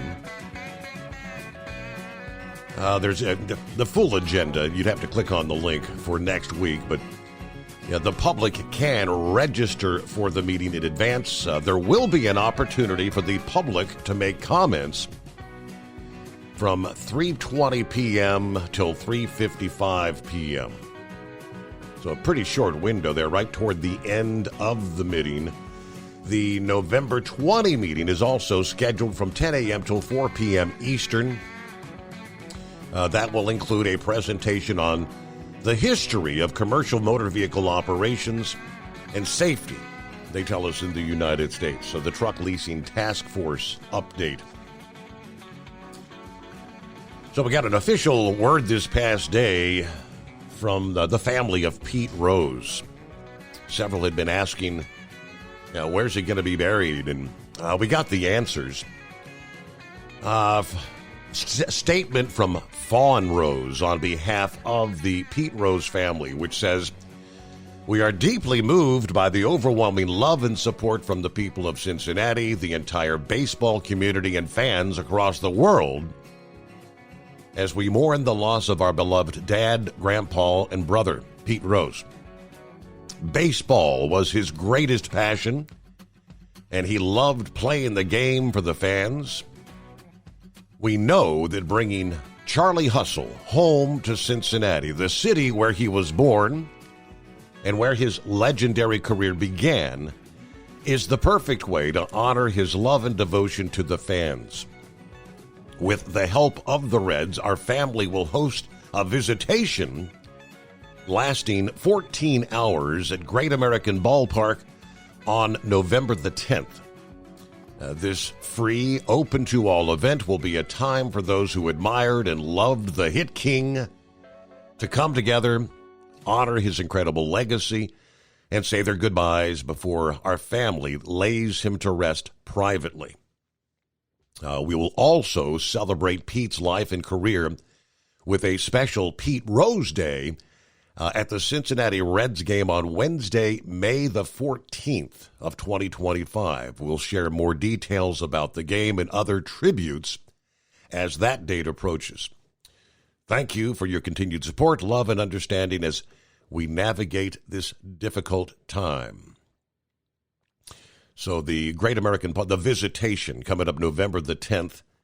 That'll run from 7 a.m. until 9 p.m. They tell us guests will enter Great American Ballpark through the main gates on Crosley Terrace and will be directed to the queue lines leading to the visitation area that will overlook the field from the main concourse. So I know Eagle was kind of one of those that was questioning, where's he going to be buried? So, yeah, in the hometown, Cincinnati, Ohio, no less. Eagle, good morning. Happy Friday. Okay. Yeah, I had talked to you last night about Pete Rose. There we go. Yeah, I thought they'd already buried him by now. I thought they'd already buried him, but I don't know why they're holding his body. You don't know if they cremated the body or are they gonna put him in the ground? Did they say anything about that? I'm not sure. I don't know about that. Obviously, I mean, I don't know if they're going to actually have a casket there or what the case is going to be. Yeah, I'm not sure.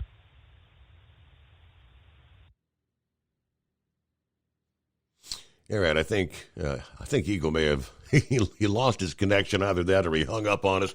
He'll probably dial us right back up real quick. Let me jump over. It's almost comical to me. Yeah, there's one guy in this country that the left really detests, maybe just one step below Donald Trump right now. And that is Elon Musk. Yeah, for his riches, his support of Donald Trump, the irony of, I guess you'd call it the policies, the Green New Deal, the green policies, the mandates to eliminate the internal combustion engine, actually gave Elon Musk billions of dollars in additional value this past day as Tesla shares soared nearly 21% as they forecast surging sales, reassuring investors that CEO Elon Musk was still looking to expand the core business of selling electric cars.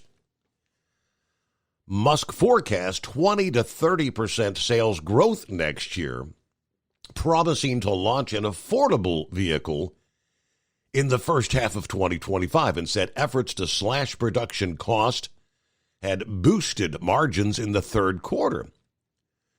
The stock rose to a high of $258 with nearly 146 million shares traded as of 1:48 Eastern Time, setting it up to add more than $140 billion in market value, the biggest gain since May of 2013, over 10 years ago. It erased recent losses on concerns that Musk was kind of distracted by new projects like the recently unveiled robo-taxi. With the stock selling off in October before the earnings announcement, some bears feel like this is more of a relief rally as results were better than feared. The sharp rally might also be attributed to some short covering, he said. Short interest on Tesla stock was 2.33% at the end of September. Musk has been pivoting Tesla into an artificial intelligence and robotics company from an electric vehicle market leader, but has failed to lay out a detailed business plan for the new focus, which had investors selling off Tesla shares earlier this month after a robo-taxi event was very short on details. FSD future, he definitely seemed more passionate and invested in it this time. Jessica Caldwell said, I feel like so much of Tesla is tied up in the future, but we need to figure out how you get there. That's what people needed to hear, and they were a little bit better in providing those details than they've been in the past. They reported third quarter margin that handily beat Wall Street expectations and said that labor and material cost of making vehicles, known as the cost of goods sold per vehicle, dropped to the lowest ever level, about $35,100. Recorded $326 million in revenue for its autopilot software, the full self-driving used in Cybertruck and other autonomous features. FSD played part in the margin expansion, but the larger driver was the reduced unit production cost. FSD is the bedrock for Tesla's robo-taxis. Not all investors are likely to be mollified by the reassurances we saw this past day, stating that the days were good when Elon slept at the factory. He was there every day working, not going to Trump rallies, of all things he could be doing. But Tesla shares were trading at 72.75 times their 12-month forward earnings estimates. And again, they attribute that it's these policies of going green forcing companies, and in some cases people, to purchase the likes of electric vehicles. On the trucking side, Tesla executives say they will begin full production of the all-electric Class 8 Semi in 2026. This, like so many others, has been a very slow go. They introduced the Semi in December of 22. They've delayed mass production several times. The announcement this past day says we are progressing swiftly in the build of a Semi factory in our Gigafactory in Reno. Now, this was at the earnings call. At the close of market, we have released all our major capital expenditures for that program. We are on track to start pilot builds in the second half of next year, with production starting in the first half of 26 and really throughout the year to full production of the Semi. They go into some of the numbers announced this past day. Tesla officials said the company has delivered about 200 Semi trucks to clients such as PepsiCo. Officials also said the Semi trucks that have been deployed have cameras and sensors that could give the vehicle full self-driving capabilities. We have kind of ridiculous demand for the Semi, according to Elon Musk during the call. Musk said Pepsi's drivers who have driven the Semi don't want to go back to driving a diesel. The electric Semi is the choice. Their top drivers get to drive the Tesla Semi. He said the truck will help with driver fatigue and include safety features such as anti-jackknifing technology. As soon as the fleet is trained and the neural nets are up, we will get FSD onto that platform, which would be a massive improvement in driver fatigue. They did not give an update on plans for a factory in Monterrey, Mexico. They're pausing plans for the factory until after the U.S. presidential election on November the 5th. I think we'll need to see where things stand after the election. Trump said there would be heavy tariffs on vehicles produced in Mexico. It doesn't make sense to invest a lot in Mexico if that's going to be the case, according to Musk on that call back in July.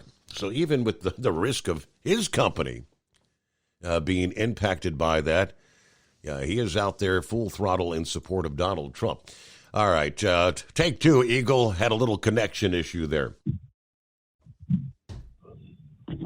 Yeah, was that my phone or your phone that hung up the phone? I think you hit something. I'm not sure. It wasn't on this end. Not this time. I thought I thought something. I was still talking and the damn phone hung up. But yeah, Steve. Like I said, baseball. Getting back to Pete Rose right quick before I get to Trump. It's a shame that baseball is not doing the right thing. With Pete Rose and putting him in the Hall of Fame and letting the man go out with some dignity. They should have done it while he was alive.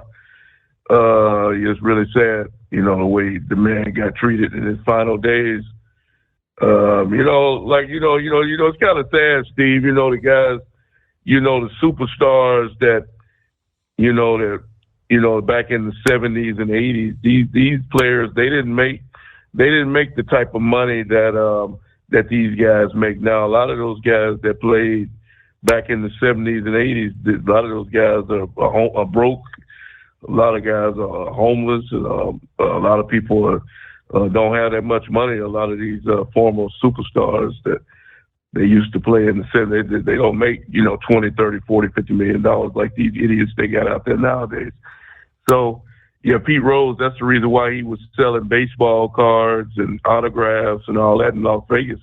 That's the way he was earning a living, because I don't know what his top salary was when he was playing for Cincinnati, but I doubt if he made $1 million a year. I don't even think they paid them guys that kind of money, $1 million, $2 million a year.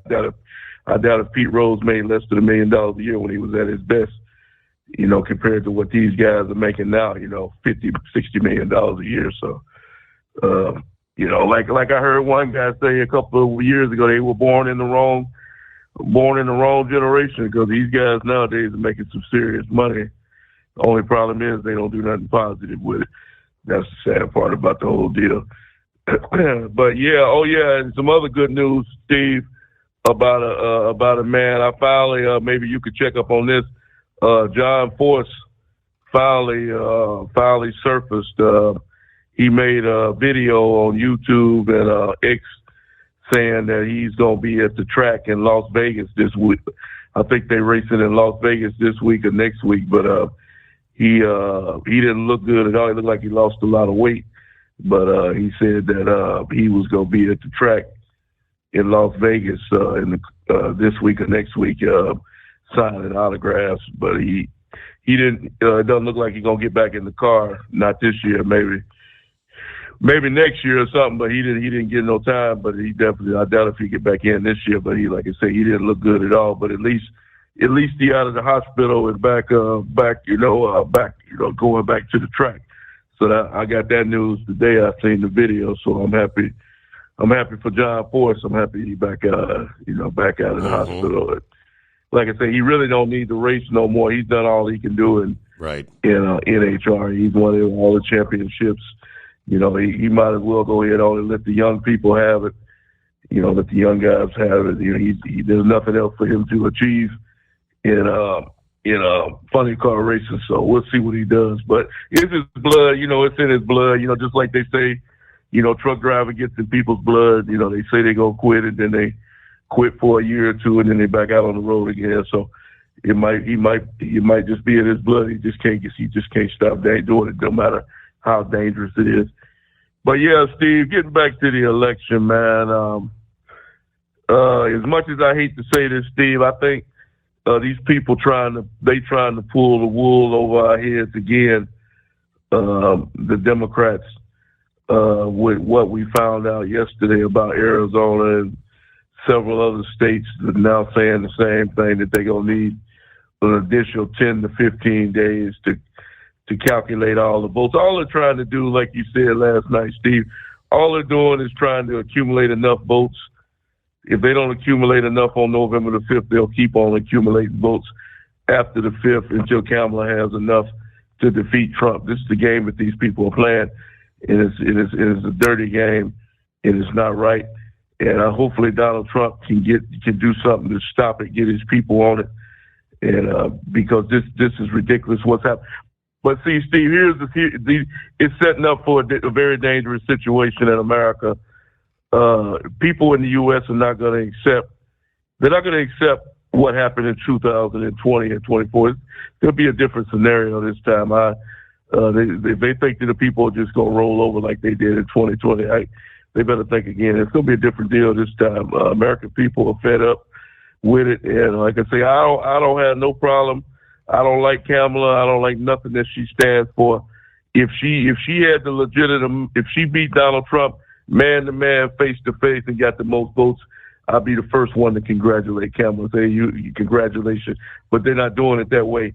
They're cheating, they're lying, cheating, and stealing, and she doesn't deserve any respect, and they don't deserve it, because like I told you last night, Steve, we're supposed to be in the best country in the world, and now we're just as low as Venezuela, Russia, and China, all these other countries. And see, that's what they want to go to, because Vladimir Putin, they a lot of those, they don't even have no damn elections in China and North Korea and Russia, because there's only one man on the damn ballot. In Russia, Vladimir Putin, he eliminates you if you decide to run for president. He'll eliminate you, and then he'll be the only one on the ballot. And that's what would seem like that's what we coming to in America, Steve. If the Democrats get back in this time, there won't be no Republican in 2024. 28. I keep hearing people say, well, if we lose out this time, well, we can try again in 28. Well, I got bad news for you, my friend. There ain't going to be no 28. There ain't going to be no 28 for no Republican Party, because the Democrats going to wipe the rest. They're going to wipe all that out. They won't be J.D. Vance and all the other people will all be gone. When they somehow dispose of Donald Trump out of this election, there won't be no Republican Party in 28. So this is our last chance. It just makes me sick, Steve, that people, like Grump said, people can even step into a voting booth. I would be embarrassed to tell somebody I voted for Kamala Harris. If I vote for her, I go to the voting booth with a grocery bag over my head like they used to do in the 70s when the Saints was playing with holes in it. I'd be embarrassed to show my face to go to an election booth to vote for somebody like that. It's just really sad that people would vote for her, think that she's the better option over Donald Trump, a woman that can't even hold a basic conversation on an interview or a debate or any other thing that she's associated with. And like I told you the other night, hell yeah, you got world leaders, you got leaders all over the world saying, they prefer Kamala to be president. Hell yeah, they wanted to be president because they know they can walk right over, just like they walked over Joe Biden for the last 4 years. Putin and the North Koreans and all these guys, they're gonna laugh her right out of the room when she steps in the room. They know that she poses no threat whatsoever to them, Steve, and that'll be the end of America. Like I say, a lot of people say, well, you just don't want to see a woman president. No, that's not it. I have no problem. If Tulsi Gabbard was running for president, that's a woman with class. That's a woman with dignity. That's a woman that she used to be in the military. That's a woman that stands for America with pride. If she was on the ballot, I would have no problem voting for her for being president, because that's what a woman's supposed to be, a woman with heart and passion for America. The total opposite of Kamala Harris. She embarrassed Kamala way back when in the Democratic with her. She stood on the stage with Kamala, and Tulsi totally embarrassed Kamala. That's the best. That's the kind of woman that you want in the White House. So Kamala Harris can take some lessons for her if she's even capable of doing that, and learn and see what how a real woman conducts herself. And then maybe she could have been president of America. But hopefully, like I said, Steve, we down to D-Day, 2 more weeks to go. Donald Trump got a big rally scheduled in Madison Square Garden in New York City on Sunday. They say they sold the arena out in 3 hours. They sold out the arena, so it's going to be a packed house on Sunday afternoon. I'm damn sure going to be watching. And I guarantee you, if Kamala Harris, she more than welcome to try to sell out that arena, and I bet you she don't. She can try to hold her rally the following day, and we'll see if she sell out Madison Square Garden. I doubt it. So we'll see what happens with the election, and hopefully Donald Trump will win, and these idiots won't be able to screw him again. And I thank you for taking my call. Yeah, and how big was that earlier this week? I don't know. the mainstream media gave it any attention or not, but yeah, for Tulsi Gabbard, yeah, she actually got on the stage, joins the Republican Party. Yeah, comes out in complete support of Donald Trump. In our next hour updates, other industry headlines. The FMCSA has been pretty busy this week, granting exemptions. 3 notices in the Federal Register announcing they're renewing exemptions to some of the existing regulations. We'll tell you which. Then, of course, the saga of the Quarter Pounder, onions. Other restaurants apparently removing onions from the menu. The fast food chains pulling fresh onions out of their menu items this past day. As that vegetable named as the likely source of the E. coli outbreak at McDonald's restaurants.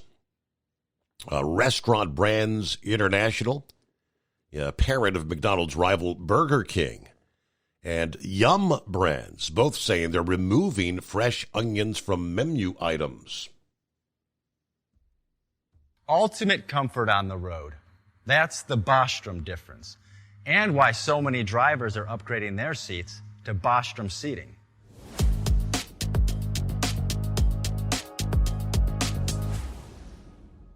With roots dating back to 1935, we know seating.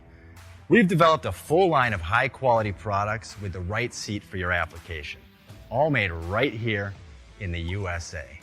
From our top-of-the-line Wide Ride Plus Certa for the long-haul driver to our entry-level Baja series for the vocational driver, we provide you with the comfort you deserve at the price point you're looking for.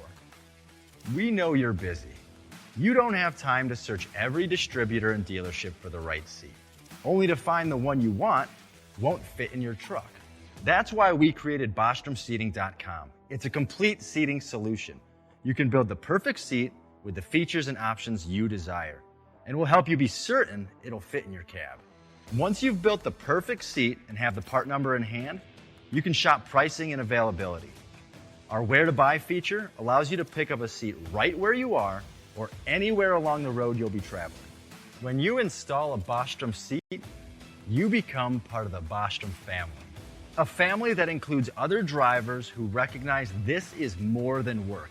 It's a ride, one that requires the next level comfort and support only Bostrom can provide.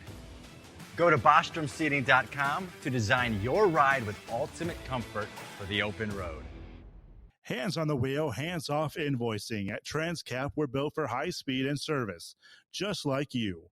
Our fast freight factoring helps you make more money, not chase it down, because we handle all the invoicing BS and back office work.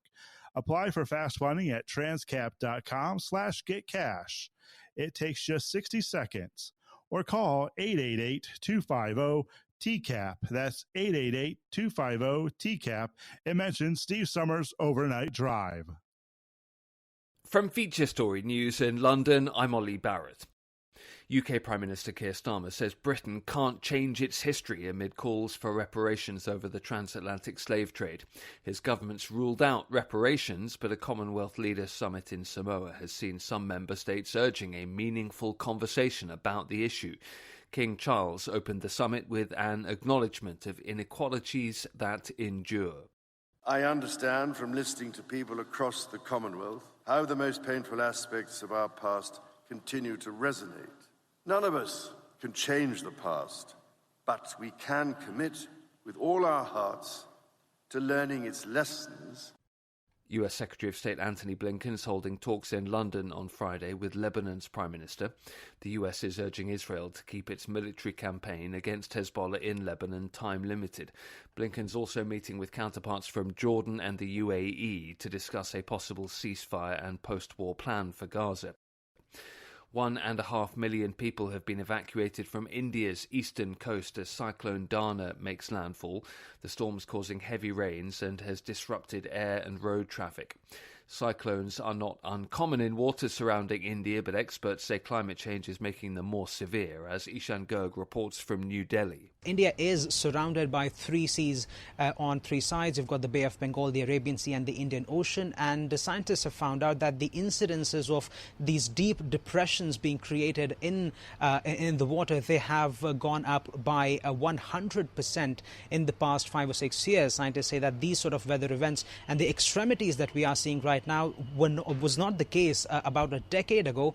But because the surface temperature is rising up, the sea temperature is also rising, and scientists say so is the capacity of air molecules to hold water as well, and all of that is resulting in severe weather conditions. A caravan of 2,000 migrants is making its way to the US-Mexico border, hoping to arrive before the US election. Many say they fear what asylum changes could come under a new president. Tony Waterman reports. Many of the migrants have been stuck in the southern Mexican city of Tapachula, waiting for U.S. visa appointments. Some say they want to reach the U.S. before a new president can be sworn in and possibly shut down the asylum process completely. Former President Donald Trump has vowed mass deportations if reelected, while Vice President Kamala Harris has embraced new restrictions. Immigration is a top issue for voters this November, and change could be coming regardless of who is elected president. Tony Waterman, Texas. For more of our reporting ahead of the US election, head to our Facebook page. You can search Feature Story News. From bureaus worldwide, this is FSN. With FSN Spotlight, I'm Simon Marks, looking in more detail today at the courage of Dominique Pellicot, the French woman who has publicly faced her husband and 50 other men in a French court where they are accused of raping her over a 9-year period starting in 2011. Madame Pellicot testified this week that even though she has been completely destroyed by her ordeal, she wants the trial to serve as a beacon for other women to come forward and confront their abusers. French journalist and broadcaster Agnès Poirier has been covering the trial that is taking place in Avignon. There are another 8 weeks to go. Those accused will know how they are sentenced just before Christmas. And she did talk. She waived her anonymity so that the public should know, in details, horrid details, her ordeal. She's been attending every hearing.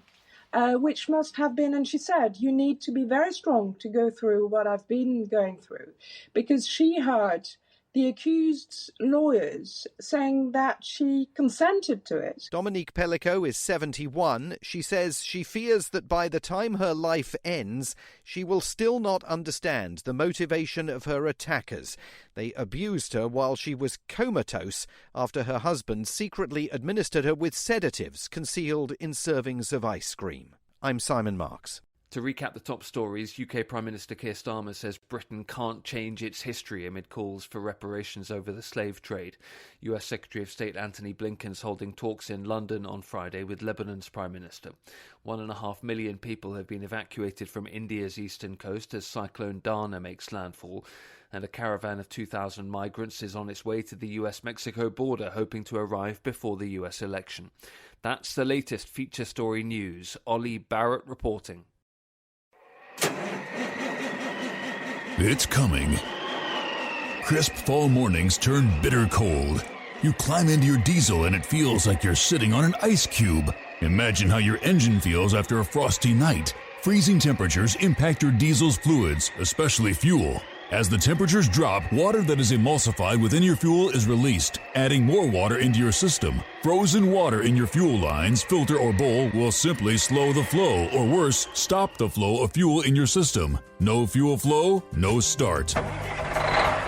Get prepared now for the cold that is coming. Hot Shot Secret Diesel Winter Anti-Gel is a premium fuel additive that lowers your fuel's pour point to minus 65 degrees. If it's that cold out, you shouldn't be on the road. You ought to be at home in front of the fireplace. Hot Shot Secret Diesel Winter Anti-Gel Premium Fuel Additive. Available now online at HotShotSecret.com. Hot Shot Secret.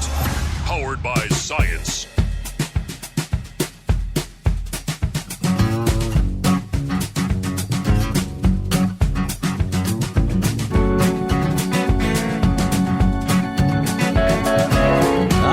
right, Friday, TGIF, another day. Here we go. As we turn the page on the calendar, 25th day of October.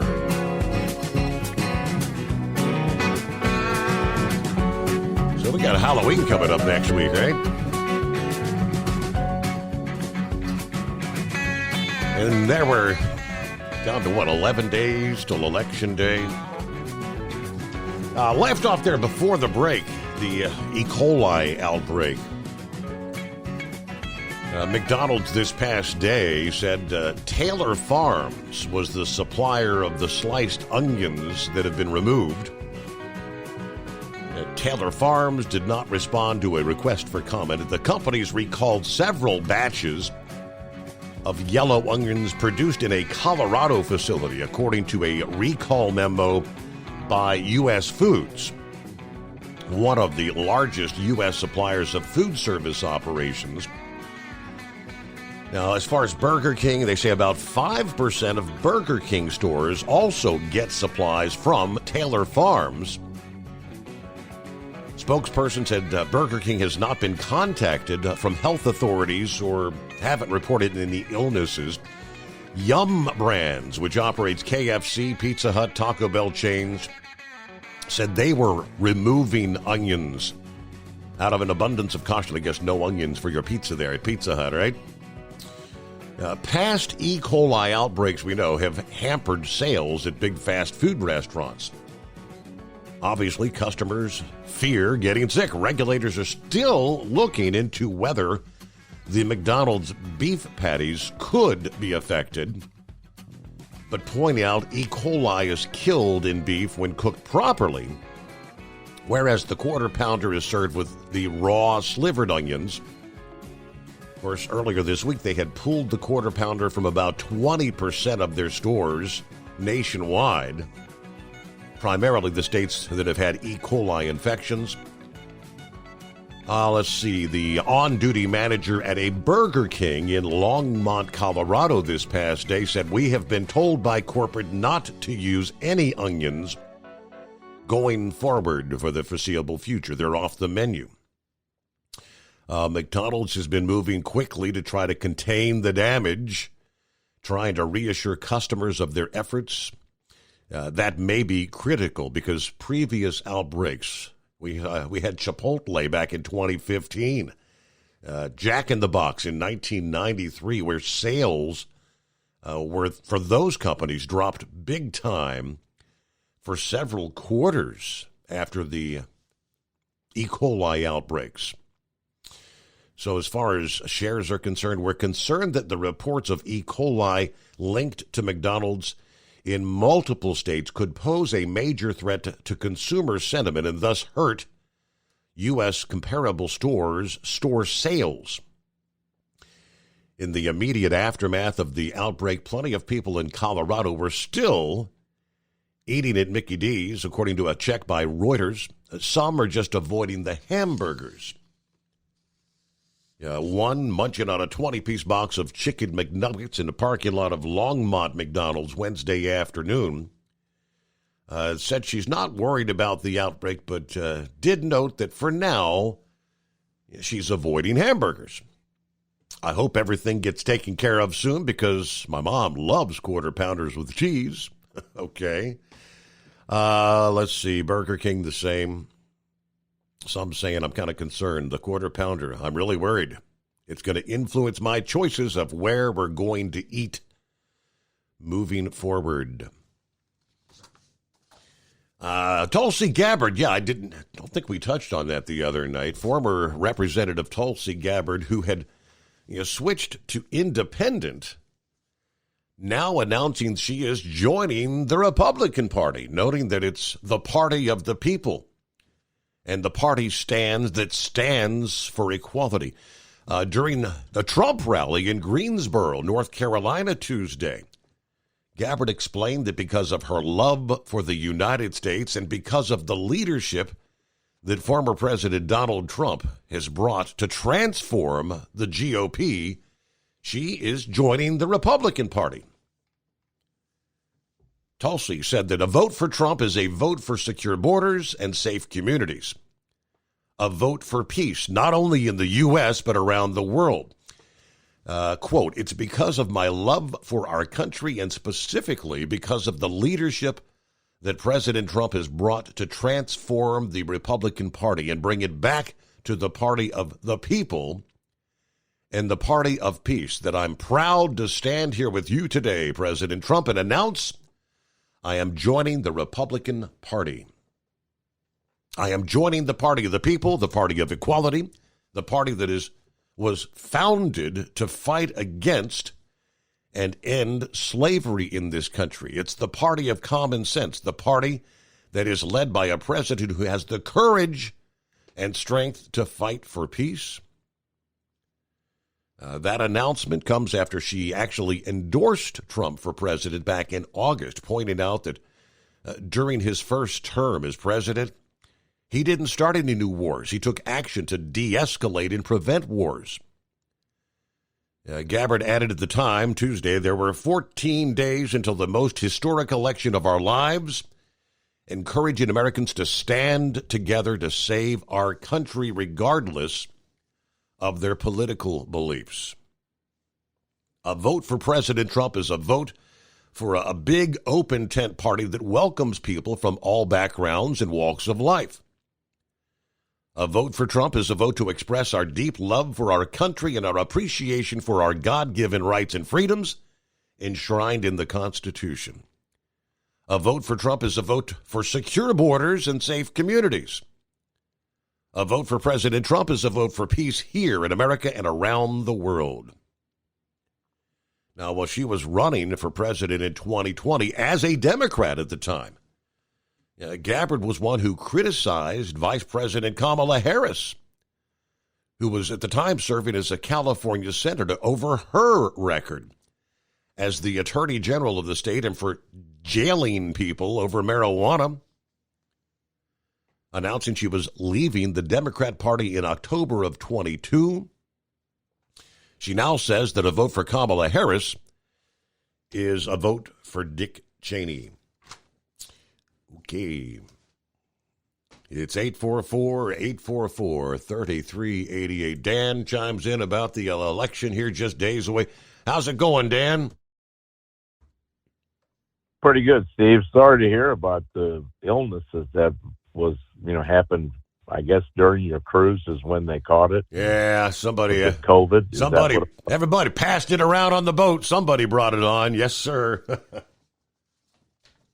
Yeah, it's just what you need, right? You got over your heart procedure, and then you got to worry about that. But I hope glad that everybody is feeling better, at least. Sounds that way. Yep. So, but what I had called about was Grump had called in. I too am a Missouri voter, and I am, we have on the ballot this year Amendment 3, which I hope Grump voted no on, which is the and Lauren Weiss, which would legalize abortion and at any stage. Mm-hmm. And they say, well, there could be some the determination is that their viability outside the womb, but they don't include the heartbeat. And as I think you stated, that's six that could happen as early as 6 weeks. But what I find interesting is that 8 states, and I don't know which ones they are, ban abortion if the unborn child is diagnosed with Down syndrome. And they actually tried to get that through as a nationwide ban on abortion. Well, how do we sit there as a country and look at our soul and stop and think? We're debating the lives of a child. I'm not willing to sacrifice the lives of a child for someone's rights. That I don't think they have a right to take that child. And I guess where my I mean, there are people who want this, obviously, because your state voted for it, and which surprised me. Now, either they didn't understand the ballot, but one of the things about the Missouri amendment, it provides for immunity from, in other words, there's malpractice immunity for the abortion provider. And I don't know it'll probably pass in Missouri. I don't know. I hope it doesn't. I'm voting no. But I just think this is an issue. It is, Grump said, well, he didn't know if it would be an issue or not, but I do think it is an issue. And it's an issue not just for people who want it, but for people like me who are adamantly opposed to it. And as I said to you before, I don't know if I said it on your show or not, but it's the only time I've talked to you. I don't know how you can look a child in the face and then go vote for something like this. I really don't. I mean, I had the pleasure of working out of Memphis, and at one time lived a half block away from St. Jude's Hospital. Did I look at one of those kids and say, maybe if we detected that you had the cancer gene, we wouldn't have had you born as they're struggling to throw a basketball up into a hoop that's 4 feet off the ground? What kind of a sick society would endorse something like this? We're one of only 4 nations that allows abortion to the level that it is. Or, well, one of 4 countries, right. So, I don't know. And as far as the election with President Trump, I think he's going to win. I mean, some of your callers have, reasonable concerns because of what's happened. You know what I'm saying? Yes. In 2020. But I mean, the polling would have to be all wrong, is what I'm saying. And so that's kind of where I'm at right now with it. I do think people look back and they stop and think, well, no, I'm not better off than I was before. People can't buy houses, and everything that Biden and Harris get involved in gets screwed up. I don't know if you heard the Boeing strike failed. Yes. Or the Boeing ratification vote. Yeah, that failed. Okay, but that was something we're getting involved with the Boeing. Well, they fail. I don't blame the people for voting against it. You know what they said? Our interviews I saw, we want our pension back. Our 401ks were made up of Boeing stock. They would give us stock. Well, the stock's in the tank. We want our pensions back. But they were going to get that solved. And really, the port strike's not really solved. It's just been put on hold. So, anyway, I appreciate taking my call, and I'll be voting. I've got an absentee ballot. I better mail it in. Yeah. But yeah, I better get it in. I've been sitting on it for 2 weeks, right? Don't wait too late. Yeah, you know what I'm saying. I don't know what the rules are about counting them. I really, in Missouri, the big vote is Trump will win in large numbers, and we'll have a Republican governor, but it's this Amendment 3, and that's the one to watch. And what we should have done in Missouri is what they're doing in Nebraska this term. They there's an abortion amendment to their Constitution, and then there's another amendment to the Constitution, which is pro-life. And I think they're hoping that you know what I'm saying? The confusion it'll give them a better chance. And that's not a bad idea. So, anyway, well, again, I'm glad to hear you back. And you didn't sound you didn't get sick, though, did you? On this No, thing? To date, I have not. Now my wife, she's been 4 days. She got sick like Monday night, Tuesday morning when she came down with symptoms. So here we're to Friday, and I don't think she's had a fever for 24, 48 hours. So I should be clear. Knock on wood. She did have COVID, though, I thought she said earlier. Yes, she did. She just tested positive, definitively, yeah. Yeah, well, watch yourself then. So, well, again, I'm glad to hear you back on.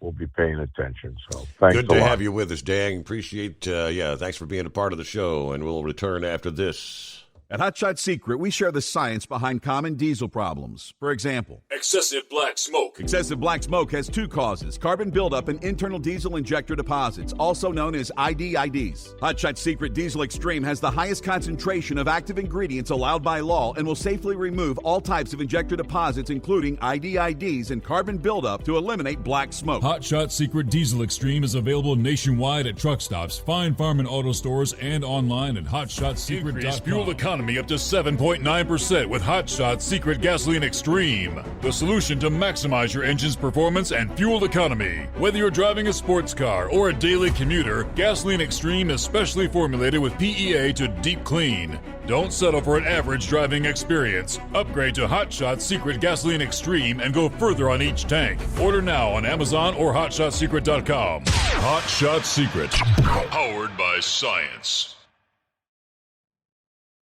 Hey, Kenworth owners, is your AC and heating performing poorly with little airflow in the cab?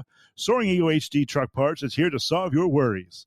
Offering aftermarket replacement HVAC boxes and stainless steel with high output blowers receiving 50 to 100% better airflow, guaranteed. Not only that, but they also manufacture many other aluminum and stainless steel storage accessories. Check out their website at www.soaringeaglehd.com or call toll-free 1-833-455-2473. Serving you yesterday, today, and for the future. Keep your gas-powered engines running like new? Stable's proprietary formulas are proven by third-party testing to outperform the competition in keeping fuel fresh, preventing corrosion, and cleaning the entire fuel system. With Stable, you can have confidence you are doing the right thing for your engine's long-term health. Just pour into your gas can or fuel tank, then top off with fresh fuel. At every fill-up or when you store, start with Stable. Available where fuel additives are sold.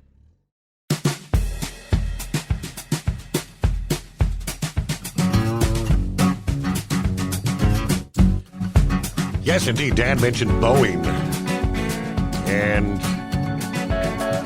Boeing's in a world of hurt. A lot of earnings coming out this week, and Boeing announcing on Wednesday a loss of $6.2 billion for the third quarter.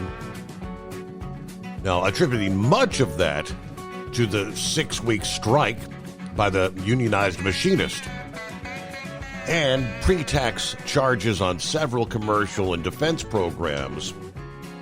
That loss is about 4 times larger than last year's third quarter loss. Boeing's year-to-date loss is $8 billion. Deliveries year-to-date are down 80% from last year to 291.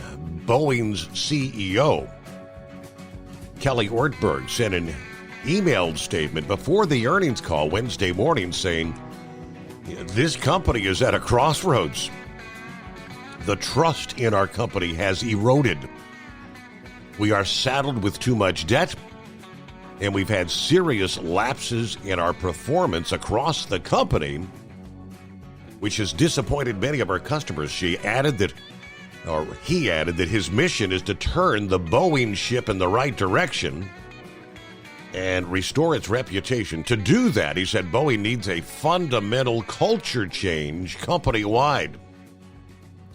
Stabilization of the business, improvement in execution discipline, when it comes to new platform commitments across the company and a determination to build a new future for Boeing.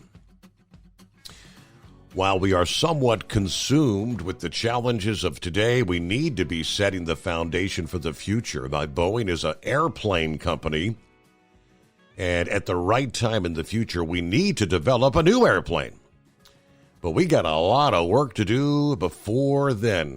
This includes stabilizing our business, improving execution on the development programs, streamlining the portfolio to do what we do well, and restoring the balance sheet so that we do have a path to the next commercial aircraft. We have to reset priorities and create a leaner, more focused organization. As far as the future of the Starliner, that's another concern, a negative there. Now, part of that report there was also about the union was voting on that latest contract offer, which came down this past day. It had been rejected by the workers there at Boeing. So the strike continues. It sounded like talks have been going fairly well, that they've had some progressive discussions, but at this point, I guess it's kind of like back to the drawing board for further discussions about a new contract. Each day that this goes on, those numbers are adding up to billions more in losses for the company. Not good. Hey, we're supposed to have a SpaceX crew, a Dragon crew capsule, returning in about an hour from now. That was the SpaceX Crew 8 astronauts that departed the space station, I guess, on Wednesday. Following more than 2 weeks of weather-related delays, the Dragon spacecraft from SpaceX Crew 8 undocked from the International Space Station there on Wednesday, 5 o'clock in the afternoon. As the two spacecraft were flying 260 miles above the Pacific Ocean, they're expected to splash down off the coast of Florida again about 3:30 a.m. Eastern this morning, about an hour from now. So we'll see. I guess NASA's going to be covering that live. Probably coverage is underway as we speak. From Feature Story News in London, I'm Ollie Barrett. UK Prime Minister Keir Starmer says Britain can't change its history amid calls for reparations over the transatlantic slave trade. His government's ruled out reparations, but a Commonwealth Leaders Summit in Samoa has seen some member states urging a meaningful conversation about the issue. King Charles opened the summit with an acknowledgement of inequalities that endure. I understand from listening to people across the Commonwealth how the most painful aspects of our past continue to resonate. None of us can change the past, but we can commit with all our hearts to learning its lessons. US Secretary of State Antony Blinken is holding talks in London on Friday with Lebanon's Prime Minister. The US is urging Israel to keep its military campaign against Hezbollah in Lebanon time-limited. Blinken's also meeting with counterparts from Jordan and the UAE to discuss a possible ceasefire and post-war plan for Gaza. 1.5 million people have been evacuated from India's eastern coast as Cyclone Dana makes landfall. The storm's causing heavy rains and has disrupted air and road traffic. Cyclones are not uncommon in waters surrounding India, but experts say climate change is making them more severe, as Ishan Garg reports from New Delhi. India is surrounded by three seas on three sides. You've got the Bay of Bengal, the Arabian Sea and the Indian Ocean. And the scientists have found out that the incidences of these deep depressions being created in the water, they have gone up by 100% in the past 5 or 6 years. Scientists say that these sort of weather events and the extremities that we are seeing right now was not the case about a decade ago. But because the surface temperature is rising up, the sea temperature is also rising, and scientists say so is the capacity of air molecules to hold water as well, and all of that is resulting in severe weather conditions. A caravan of 2,000 migrants is making its way to the US-Mexico border, hoping to arrive before the US election. Many say they fear what asylum changes could come under a new president. Tony Waterman reports. Many of the migrants have been stuck in the southern Mexican city of Tapachula, waiting for U.S. visa appointments. Some say they want to reach the U.S. before a new president can be sworn in and possibly shut down the asylum process completely. Former President Donald Trump has vowed mass deportations if reelected, while Vice President Kamala Harris has embraced new restrictions. Immigration is a top issue for voters this November, and change could be coming regardless of who is elected president. Tony Waterman, Texas. For more of our reporting ahead of the US election, head to our Facebook page. You can search Feature Story News. From bureaus worldwide, this is FSN. Increase fuel economy up to 7.9% with Hot Shot Secret Gasoline Extreme. The solution to maximize your engine's performance and fuel economy. Whether you're driving a sports car or a daily commuter, Gasoline Extreme is specially formulated with PEA to deep clean. Don't settle for an average driving experience. Upgrade to Hot Shot Secret Gasoline Extreme and go further on each tank. Order now on Amazon or HotShotSecret.com. Hot Shot Secret. Powered by science. At Hot Shot Secret, we share the science behind common diesel problems. For example, ultra-low sulfur fuels. Fuel has two purposes, combustion and lubrication. Ultra-low sulfur fuels have diminished the fuel's ability to lubricate. Hot Shot Secret Everyday Diesel Treatment with LX4 restores lubricity, protects your engine, and optimizes performance. Everyday diesel treatment is available at truck stops, Tractor Supply, O'Reilly's Auto Parts, and online at HotShotSecret.com. Hot Shot Secret. Powered by science. Building relationships with their team drivers and customers still matter at IBI Security Transport. Since 1966, IBI and its team of drivers have been leaders and innovators in providing white glove service to its exclusive client base for transporting high-value freight safely and securely. Much of the IBI staff have driven trucks, so they understand both the customers' and drivers' needs.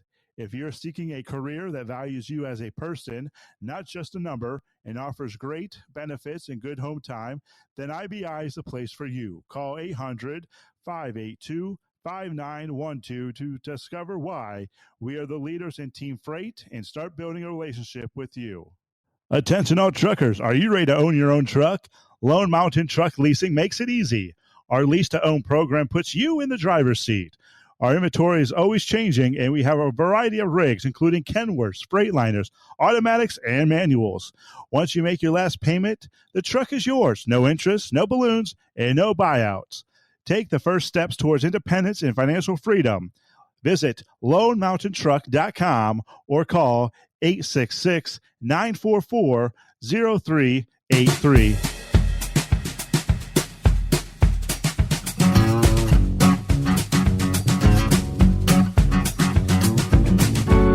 I pulled up the latest from SpaceX.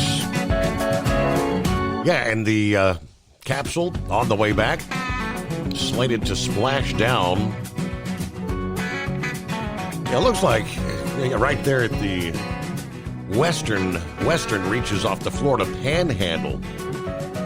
And they're showing a map depicting that it should be visible, be very low on the horizon.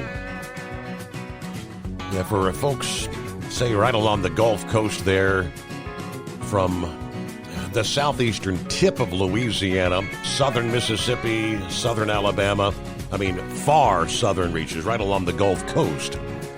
As it approaches, it's going to be coming off over the Pacific, crossing southern Mexico, then pretty much crossing the entirety of the Gulf of Mexico, then splashing down right there off the tip of the Panhandle. So, yeah, they got the live coverage up and running. Less than an hour from now, slated to return.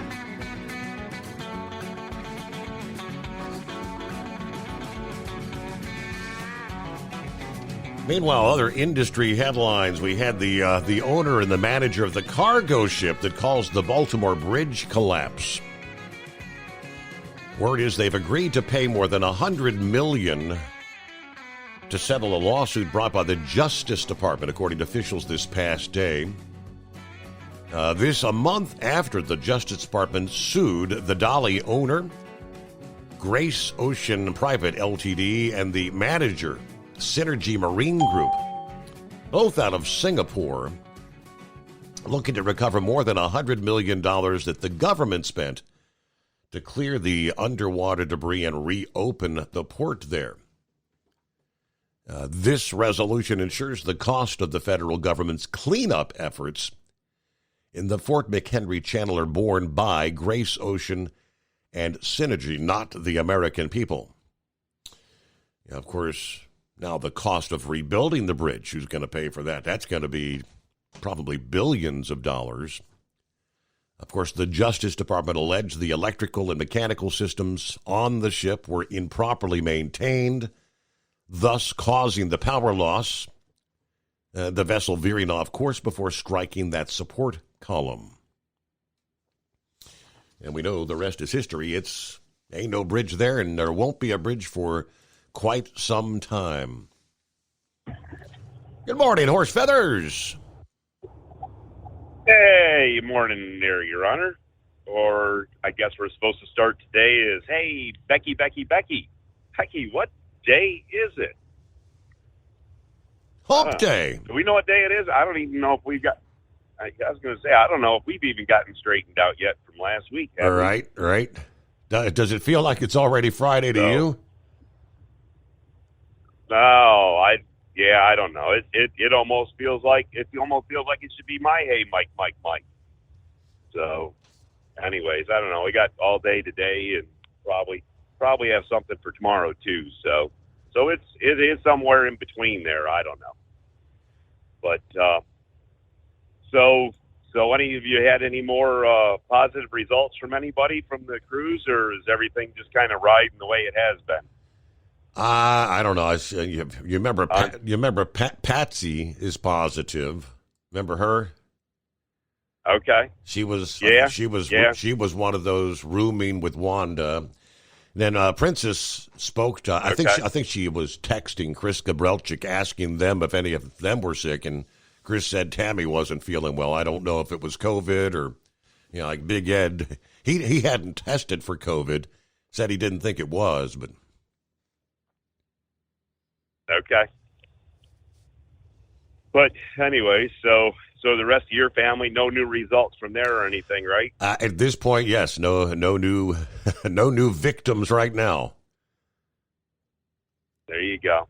Well, that's good. Hopefully everything keeps going on in that fashion. Yeah. So anyways, yeah, so you touched on the bridge deal there. So yeah, as far as I know, that from what I saw on the news last night, the way they made it sound is that, as you say, that's just for the cleanup and not for the actual bridge replacement. So, so hopefully that is the case that way. That they're not going to get off that easy with whatever they end up deciding to do. But I mean, I don't know. I hadn't seen any updates in a while. Have they? I mean, on your local, have they said anything? Have they awarded any contracts or anything to get this bridge started, the rebuilding process yet? Do you know? Tell you the truth, we pretty much kind of backed off on the news, and we hadn't watched TV. We haven't watched TV, Your Honor, since before we went on the ship. So, because once we got on the ship, I mean, we turned on the ship TV to see what was going on the ship, but we didn't even really investigate any of the other channels from that. So I bet you over for 2 weeks now, I've been pretty much out of touch with the local news. Yeah, I mean, things were really different this year compared to years past. They used to have several, like a New York affiliate, a Denver affiliate, different channels, a Fox and an ABC. There were no news channels with the exception of one, and it was CBS National News. And you don't get anything worth watching from CBS National News. I don't think they ever covered any weather. So, I mean, there wasn't really. They had like a Discovery Channel, a History Channel, and Turner Classic Movies. There wasn't really any news available. No, that there wasn't. You were pretty much out there just floating around like you're being on a deserted island. Mm-hmm. But yeah, so it was kind of a nice break to get away from it all. So the one thing we did hear is that the Maryland early voting is open now. I guess there's 8 straight days, which includes Saturday and Sunday. It's supposed to be from, I believe, 7 in the morning until 8 p.m. And the only thing, like Dan just said, I don't know if they're early voting, whether, you can take, they have the mail-in ballots out here as well. So there's, ways to finesse with that. And, but I don't know if they're starting the counting process now as they get the votes in, if they're tallying the votes at the end of every day for the early voting. And as I say, these mail-in ballots, whether they're, counting them at the end of the day or whether they're putting them in boxes and loading them in trucks, and who knows where they might park truckloads of ballots if they do.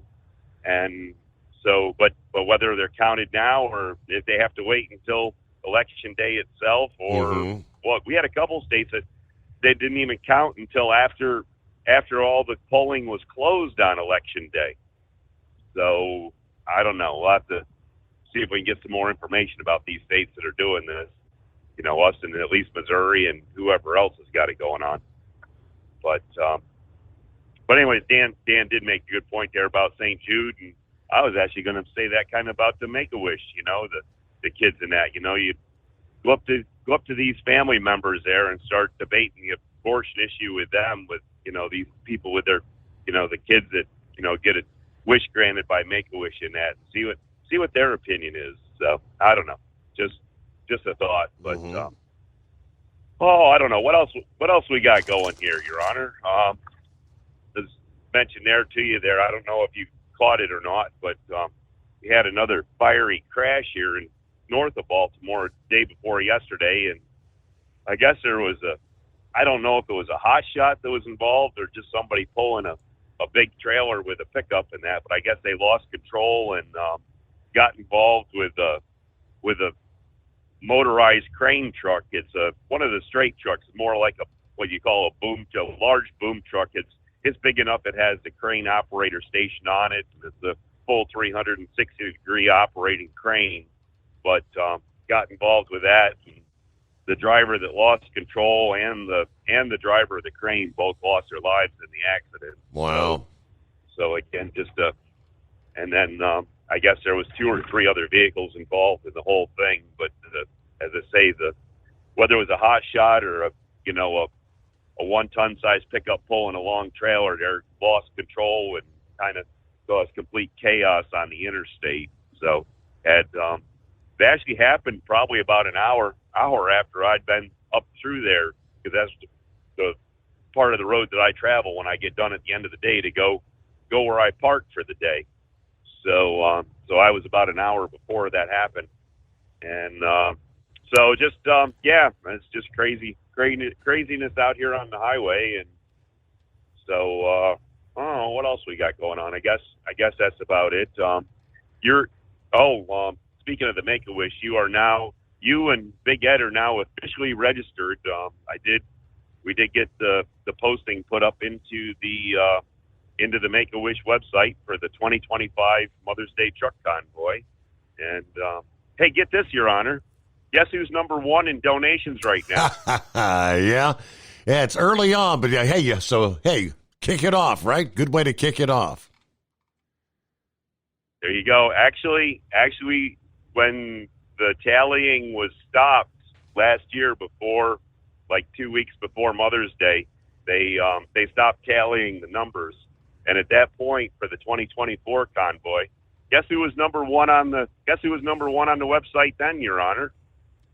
Yeah, so yours truly. We continued the tradition from last year to this year. Yep. When they stopped the tallying on the website, I was still number 1, and now we've gotten it back this year. So let's see where we can hold the title to this year. Since with everybody's help, I'll be number 5 for the 2025. Let's see if we can increase it again this year. You think we can, Your Honor? I don't know. We'll have to see what we can pull off. So, but I guess with that, I guess we're looking forward to a warm week. I did catch the weather yesterday. They said we've been 22 straight days again without rain. Maryland is somewhere around 6.5 inches shy of rain for the year, total rainfall for the year is down 6.5 inches, and they got a lot of red flag warnings out here, and it looks like it might might be long sleeves, not even have to wear a coat for Halloween. All the trick-or-treaters. Jeez, I remember as a kid, I had to have my Halloween costume fitted to fit over top of a snowsuit. I always had to wear the snowsuit, the big boots there when I was out trick-or-treating out in a blizzard. But it doesn't look like it's going to be that way for the kids this year. So anyways, I guess with that, we'll let you go out there and do some due diligence. All right, Horse Feathers. Well, safe travels. Thanks for checking in. Happy Friday, TGIF. Yeah, when I was a kid, I remember years, yes, where you had your snow boots on, trick-or-treating in the snow. I remember trick-or-treating one year in what turned out to be kind of like an ice storm, sidewalks, just a sheet. You had to stay off the sidewalk. You had to walk through the grass, otherwise you'd be on your ass. And I remember years where it was quite warm, toasty. Just that chintzy Halloween costume over your jeans and a T-shirt. You didn't know from one year to the next. Yeah, Halloween's where it would be 60 degrees come trick-or-treat time. Halloween's where it might be 28 degrees at trick-or-treat time. It is 844-844-3388, a Friday morning. Taxes for Truckers provides full-service accounting solutions for owner-operators. Taxes for Truckers is the driver's financial co-pilot. We help independent truckers keep their taxes, filings, and bookkeeping running smoothly so they can focus on the road ahead. Drivers who want their business to run as smooth as their truck choose to partner with Taxes for Truckers for their accounting and tax filing needs. Stop overpaying taxes. Call 888-TAX-4TRK to start paying less tax today. At Hot Shot Secret, we share the science behind common diesel problems. For example, ultra-low sulfur fuels. Fuel has two purposes, combustion and lubrication. Ultra-low sulfur fuels have diminished the fuel's ability to lubricate. Hot Shot Secret Everyday Diesel Treatment with LX4 restores lubricity, protects your engine, and optimizes performance. Everyday diesel treatment is available at truck stops, Tractor Supply, O'Reilly's Auto Parts, and online at hotshotsecret.com. Hot Shot Secret, powered by science. Building relationships with their team drivers and customers still matter at IBI Security Transport. Since 1966, IBI and its team of drivers have been leaders and innovators in providing white glove service to its exclusive client base for transporting high-value freight safely and securely. Much of the IBI staff have driven trucks, so they understand both the customers' and drivers' needs. If you're seeking a career that values you as a person, not just a number, and offers great benefits and good home time, then IBI is the place for you. Call 800-582-5912 to discover why we are the leaders in team freight and start building a relationship with you. At Hot Shot Secret, we share the science behind common diesel problems. For example, fuel additives. The purpose behind most fuel additives is to impact performance of your diesel or provide protection to your fuel system. Hot Shot Secret Everyday Diesel Treatment provides both performance enhancement and protection with 6 key components. This fully formulated premium fuel treatment includes the performance-enhancing cetane boost, injector cleaner, and LX4 lubrication, as well as protection against water with a demulsifier and rust inhibitor, plus a stabilizer that minimizes fuel filter clogs. Everyday Diesel Treatment delivers a 6-in-1 premium fuel treatment for every fill-up, every time. Everyday Diesel Treatment is available at truck stops, Tractor Supply, O'Reilly's Auto Parts, and online at hotshotsecret.com. Hot Shot Secret, powered by science. Fuel filtration is a big deal. Poorly filtered diesel fuel can damage injector systems, reduce efficiency, and rob horsepower, among other things. By removing the water, air, and debris from fuel, fast fuel systems can triple the life of your injector systems while restoring power, optimizing fuel economy, and more. Not sure what your truck needs? Give us a call at 636-433-5410 or learn more at fastride.com.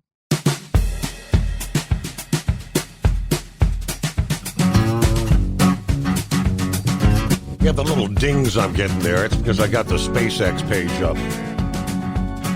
And when they send official notifications from SpaceX over the past 20 minutes, I guess, they had started the deorbit sequence. The trunk section of the Dragon has jettisoned. Yeah, the trunk is used to carry unpressurized cargo to the space station. One half of the trunk features solar panels for generating electricity. The other half, radiators for dissipating heat.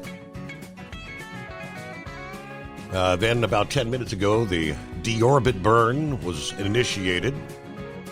The thrusters firing for 8 minutes and 29 seconds. That deorbit burn is now complete. It has slowed the spacecraft's velocity. So it is now beginning the process of dropping out of orbit. The nose cone is now been commanded to close. So yes, the return sequence is underway.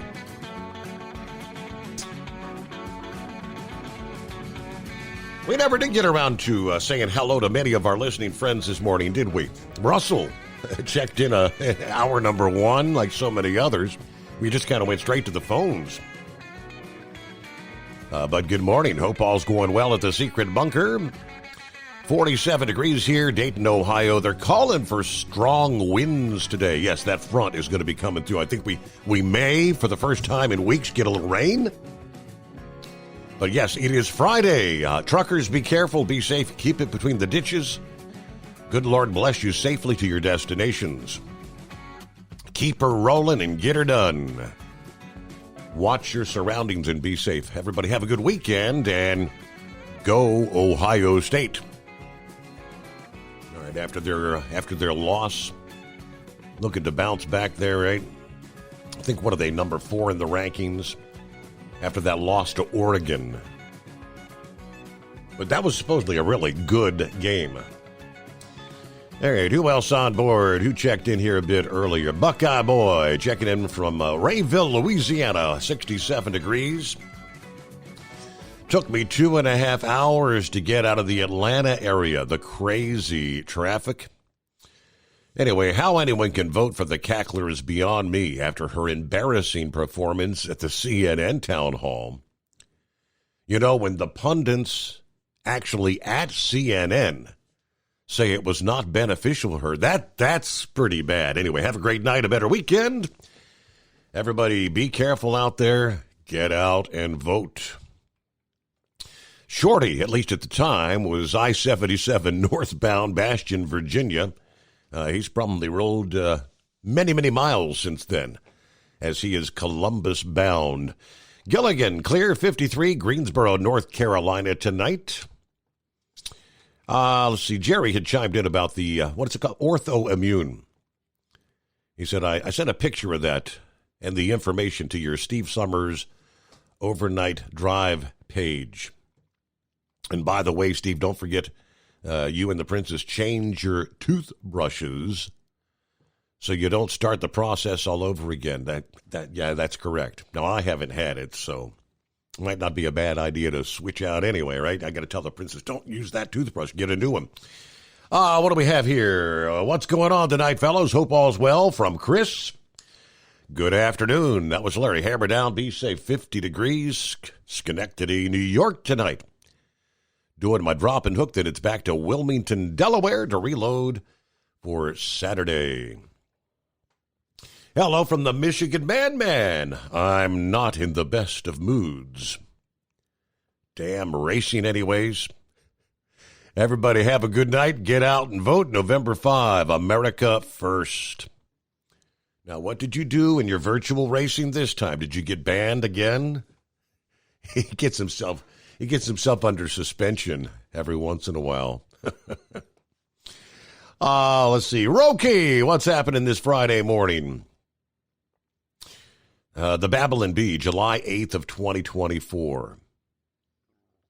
The headline read at the time, Democrats announce comprehensive plan to win election by calling Trump Hitler again. Now, that was a satirical piece, right? The Babylon Bee is all satirical, but they actually did it this week. So the Babylon Bee satirical piece can now be considered an actual news item. That doesn't happen very often. All right, Kim. She said, is the app not working tonight? I'm getting a replay of October 10. No, it may say October 10. It is not October 10. Night after night. I don't know if it's because we had the cruise thing and had fill-ins all last week, but yeah, every night this week it's been showing a replay. But we are live Friday, October 25 of 2024. Buckeye Boy chimed here. I shared that little piece about Pete Rose bringing him back to Cincinnati, allowing all the fans and whatnot an opportunity to kind of say their farewells. He said, I like what they're doing for Charlie Hustle. There's Gary. Good morning, Steve, and all the overnight crew this Friday. Pete Rose's biggest contract as a player, as Eagle was asking about this early. Roki said Pete Rose's biggest contract as a player was in 1979, which at the time was a 4-year, $3.225 million deal with the Reds. So, yeah, $1979, based on inflation, it'd be worth many millions more now, but it was less than $1 million per year then. But that $1979, that wasn't too shabby, right? October 25, 1958, this day in history. America's first jet airliner, the Boeing 707, entered service for Pan American World Airways.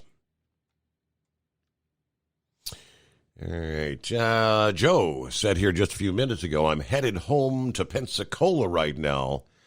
I may be able to get a glimpse of the Dragon returning here.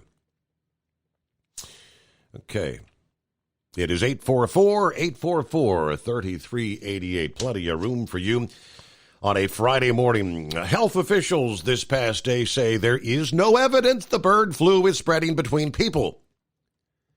After investigating a mysterious infection in the state of Missouri that was prompting some to say this is transitioned, it's jumping to people now. I'll give you the latest on that and so much more. Other industry headlines all coming up. The Steve Summers Overnight Drive.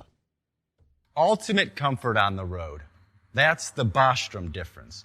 And why so many drivers are upgrading their seats to Bostrom seating.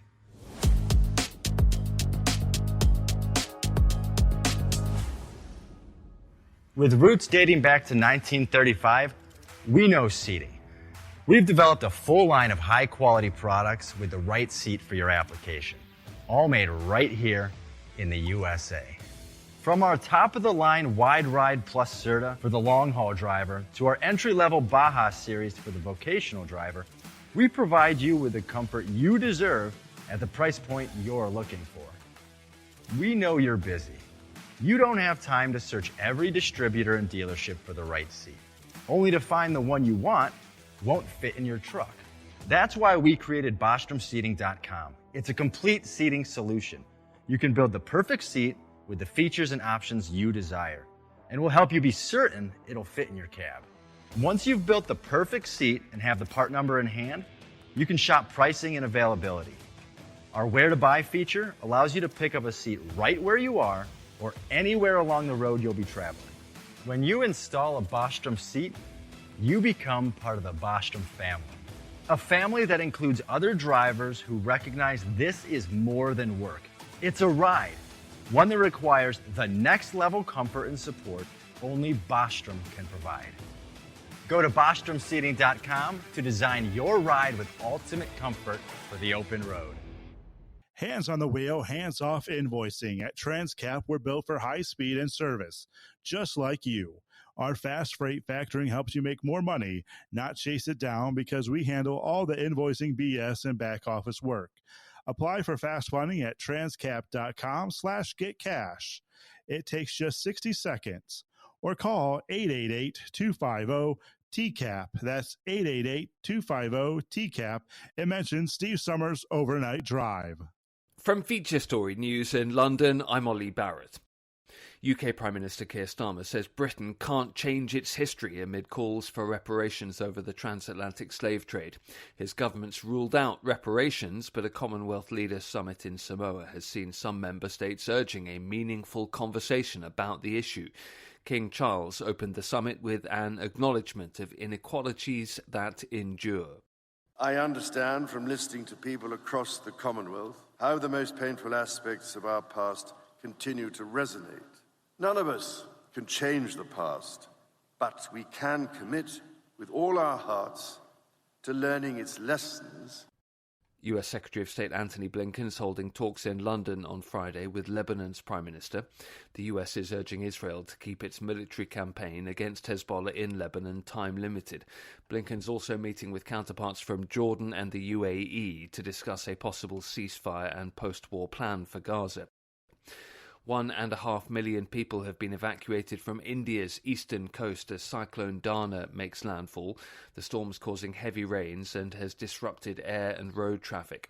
Cyclones are not uncommon in waters surrounding India, but experts say climate change is making them more severe, as Ishan Garg reports from New Delhi. India is surrounded by three seas on three sides. You've got the Bay of Bengal, the Arabian Sea and the Indian Ocean. And the scientists have found out that the incidences of these deep depressions being created in the water, they have gone up by 100% in the past 5 or 6 years. Scientists say that these sort of weather events and the extremities that we are seeing right now was not the case about a decade ago. But because the surface temperature is rising up, the sea temperature is also rising, and scientists say so is the capacity of air molecules to hold water as well, and all of that is resulting in severe weather conditions. A caravan of 2,000 migrants is making its way to the US-Mexico border, hoping to arrive before the US election. Many say they fear what asylum changes could come under a new president. Tony Waterman reports. Many of the migrants have been stuck in the southern Mexican city of Tapachula, waiting for U.S. visa appointments. Some say they want to reach the U.S. before a new president can be sworn in and possibly shut down the asylum process completely. Former President Donald Trump has vowed mass deportations if reelected, while Vice President Kamala Harris has embraced new restrictions. Immigration is a top issue for voters this November, and change could be coming regardless of who is elected president. Tony Waterman, Texas. For more of our reporting ahead of the US election, head to our Facebook page. You can search Feature Story News. From bureaus worldwide, this is FSN. With FSN Spotlight, I'm Simon Marks, looking in more detail today at the courage of Dominique Pellicot, the French woman who has publicly faced her husband and 50 other men in a French court where they are accused of raping her over a 9-year period starting in 2011. Madame Pellicot testified this week that even though she has been completely destroyed by her ordeal, she wants the trial to serve as a beacon for other women to come forward and confront their abusers. French journalist and broadcaster Agnès Poirier has been covering the trial that is taking place in Avignon. There are another 8 weeks to go. Those accused will know how they are sentenced just before Christmas. And she did talk. She waived her anonymity so that the public should know, in details, horrid details, her ordeal. She's been attending every hearing. Which must have been, and she said, you need to be very strong to go through what I've been going through, because she heard the accused's lawyers saying that she consented to it. Dominique Pellicot is 71. She says she fears that by the time her life ends, she will still not understand the motivation of her attackers. They abused her while she was comatose after her husband secretly administered her with sedatives concealed in servings of ice cream. I'm Simon Marks. To recap the top stories, UK Prime Minister Keir Starmer says Britain can't change its history amid calls for reparations over the slave trade. US Secretary of State Antony Blinken's holding talks in London on Friday with Lebanon's Prime Minister. 1.5 million people have been evacuated from India's eastern coast as Cyclone Dana makes landfall, and a caravan of 2,000 migrants is on its way to the US-Mexico border, hoping to arrive before the US election. That's the latest Feature Story News. Ollie Barrett reporting.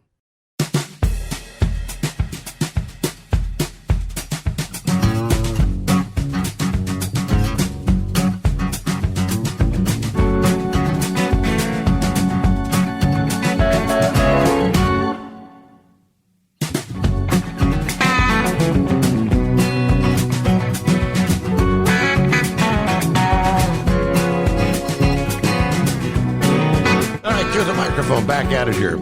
Trying to pull up the very latest. A small town in Ohio, Springfield, Ohio, here about a month ago was in the headlines nationally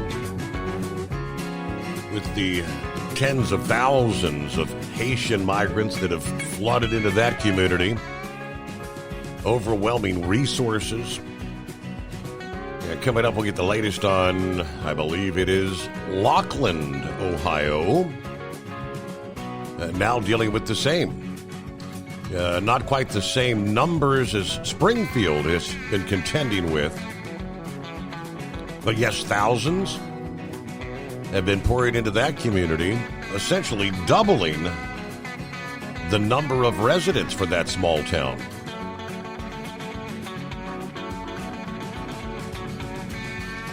Meanwhile, there was another, in Louisiana, which is right up the same page, and I know Eagle wanted to chime in. Maybe he'll touch on some of this. Numerous times in recent years, he's brought up with these millions, literally millions, flooding into the country illegally, bringing with them potentially diseases that had been wiped out in this country for decades in some cases. We now find this past day, Republican Louisiana Attorney General Liz Murrill is suing the Homeland Security Secretary Alejandro Mayorkas and various security agencies after an illegal immigrant entered their state with a rare, drug-resistant form of tuberculosis. Governor Jeff Landry joining Murrill this past day to allege U.S. Immigration and Customs officials shuttled the infected Chinese national around in detention, putting them in contact with at least 200 other detainees and staff. The lawsuit specifically names Mayorkas and claims through his official capacity as security secretary, he allegedly allowed the detainee to be shared around ICE facilities. The New York Post reports the lawsuit seeks to prevent federal immigration officials from releasing potentially infected detainees that came in contact with the Chinese national who has a rare, aggressive, drug-resistant form of tuberculosis which carries high mortality rates. While she was in the custody of ICE, ICE has announced its intent to release potentially infected detainees from 2 contract facilities in the state of Louisiana without being medically cleared by our Department of Health. If an order requires release, according to the complaint by ICE's telling, they say their hands are tied once its immigration-based detention authority runs out, warning that migrants who may have contracted the disease will be released right onto the streets of Louisiana, the bus stations, and their airports. What could go wrong? Attorney General Murrill says this is utterly wrong. The Surgeon General's standing orders require detainees at those 2 facilities in question to be held unless and until they are medically cleared by the Louisiana Department of Health. That is a quintessential exercise of the state's sovereign prerogatives, the exercise of its police power, its obligation to protect the public health within its borders. These 2 facilities where the infected migrant was held were not owned by ICE. But the Chinese national crossed illegally into California through the southern border back in July. She was later flown with 100 other detainees to Alexandria, Louisiana. She was then bused to another facility with more detainees. The Attorney General estimates over 200 detainees and an untold number of non-detainees may have been exposed to the disease, as the tuberculosis-infected migrants. She added there was no indication the public is currently in any immediate danger. But this lawsuit against Mayorkas is currently ongoing in federal court. Yes, TB is highly contagious, and especially in things like airplanes and buses. The air is circulating amongst all those people in that silver tube. All right, on to the little town there, the latest victim of the open border policy. 3,000 migrants from the West African nations of Mauritania have moved in the past year. Being lured, they say, by TikTokers who are posting instruction videos with maps of, this is a Cincinnati suburb. The influx has nearly doubled Lachlan's population of 3,500 in a matter of months, according to local officials. The mayor, Mark Mason, tells WCPO-TV, with the federal government's open border policy, these immigration population outbursts have been left for small villages like Lachlan to have to deal with. If they're going to have an open border policy, they're going to need a policy to direct these immigrants to communities that can withstand that kind of population outburst. This is a 1.2 square mile village. It's not sustainable. Nearly all the migrants are from the Muslim-majority country on Africa's Atlantic coast, which is among the poorest in the world. The influx has put the town on edge and in desperate need of resources as the new arrivals have overwhelmed local housing capacity and emergency services. The Mauritanians have been directed to go to Lachlan through TikTok posts and the WhatsApp groups, instructing them to flock to the small town, according to the mayor. He said he's not sure exactly why Lachlan has become a prime destination for that 4,000-mile journey, but the posts appear to direct the migrants from the nation of 4.3 million to travel to Turkey, then Latin America, make their way across the border, then up into Cincinnati, just south of Lachlan. The migrants permitted to enter the U.S. by the federal government are still awaiting approval to work, which can take over a year. Lachlan's mayor blames the federal government for the open border policy, allowing these thousands to arrive in his small town. Meanwhile, these thousands are unable to work legally. The mayor's concerned they're not paying any taxes. We're looking at right now probably close to a $200,000 shortfall in our earnings income tax revenue. Migrants have also chosen to settle in, as we know, Springfield, Ohio. They've seen an estimated 20,000 Haitians. Springfield, home to 60,000 residents, thrust into the national spotlight with Donald Trump vowing to deport the Haitian migrants from Springfield after he amplified claims that they were eating local pets. Remember when that made the headlines? Let's see. TikTok stories telling people how to get to Lachlan. That has aided in this explosion. Fire chief and town administrator said the number of emergency calls have increased 12% as a result of the migrant influx. These calls have led to the emergency responses to 2 apartment complexes where almost all the 200 units are being occupied by these migrants, cramming sometimes more than a dozen people into a single unit. The largest number of calls are for cooking fires. If you look at a response map of our area, there are 2 bright red hot zones on the heat map, and that heat map would show those 2 apartment complexes that the majority of these migrants are living at.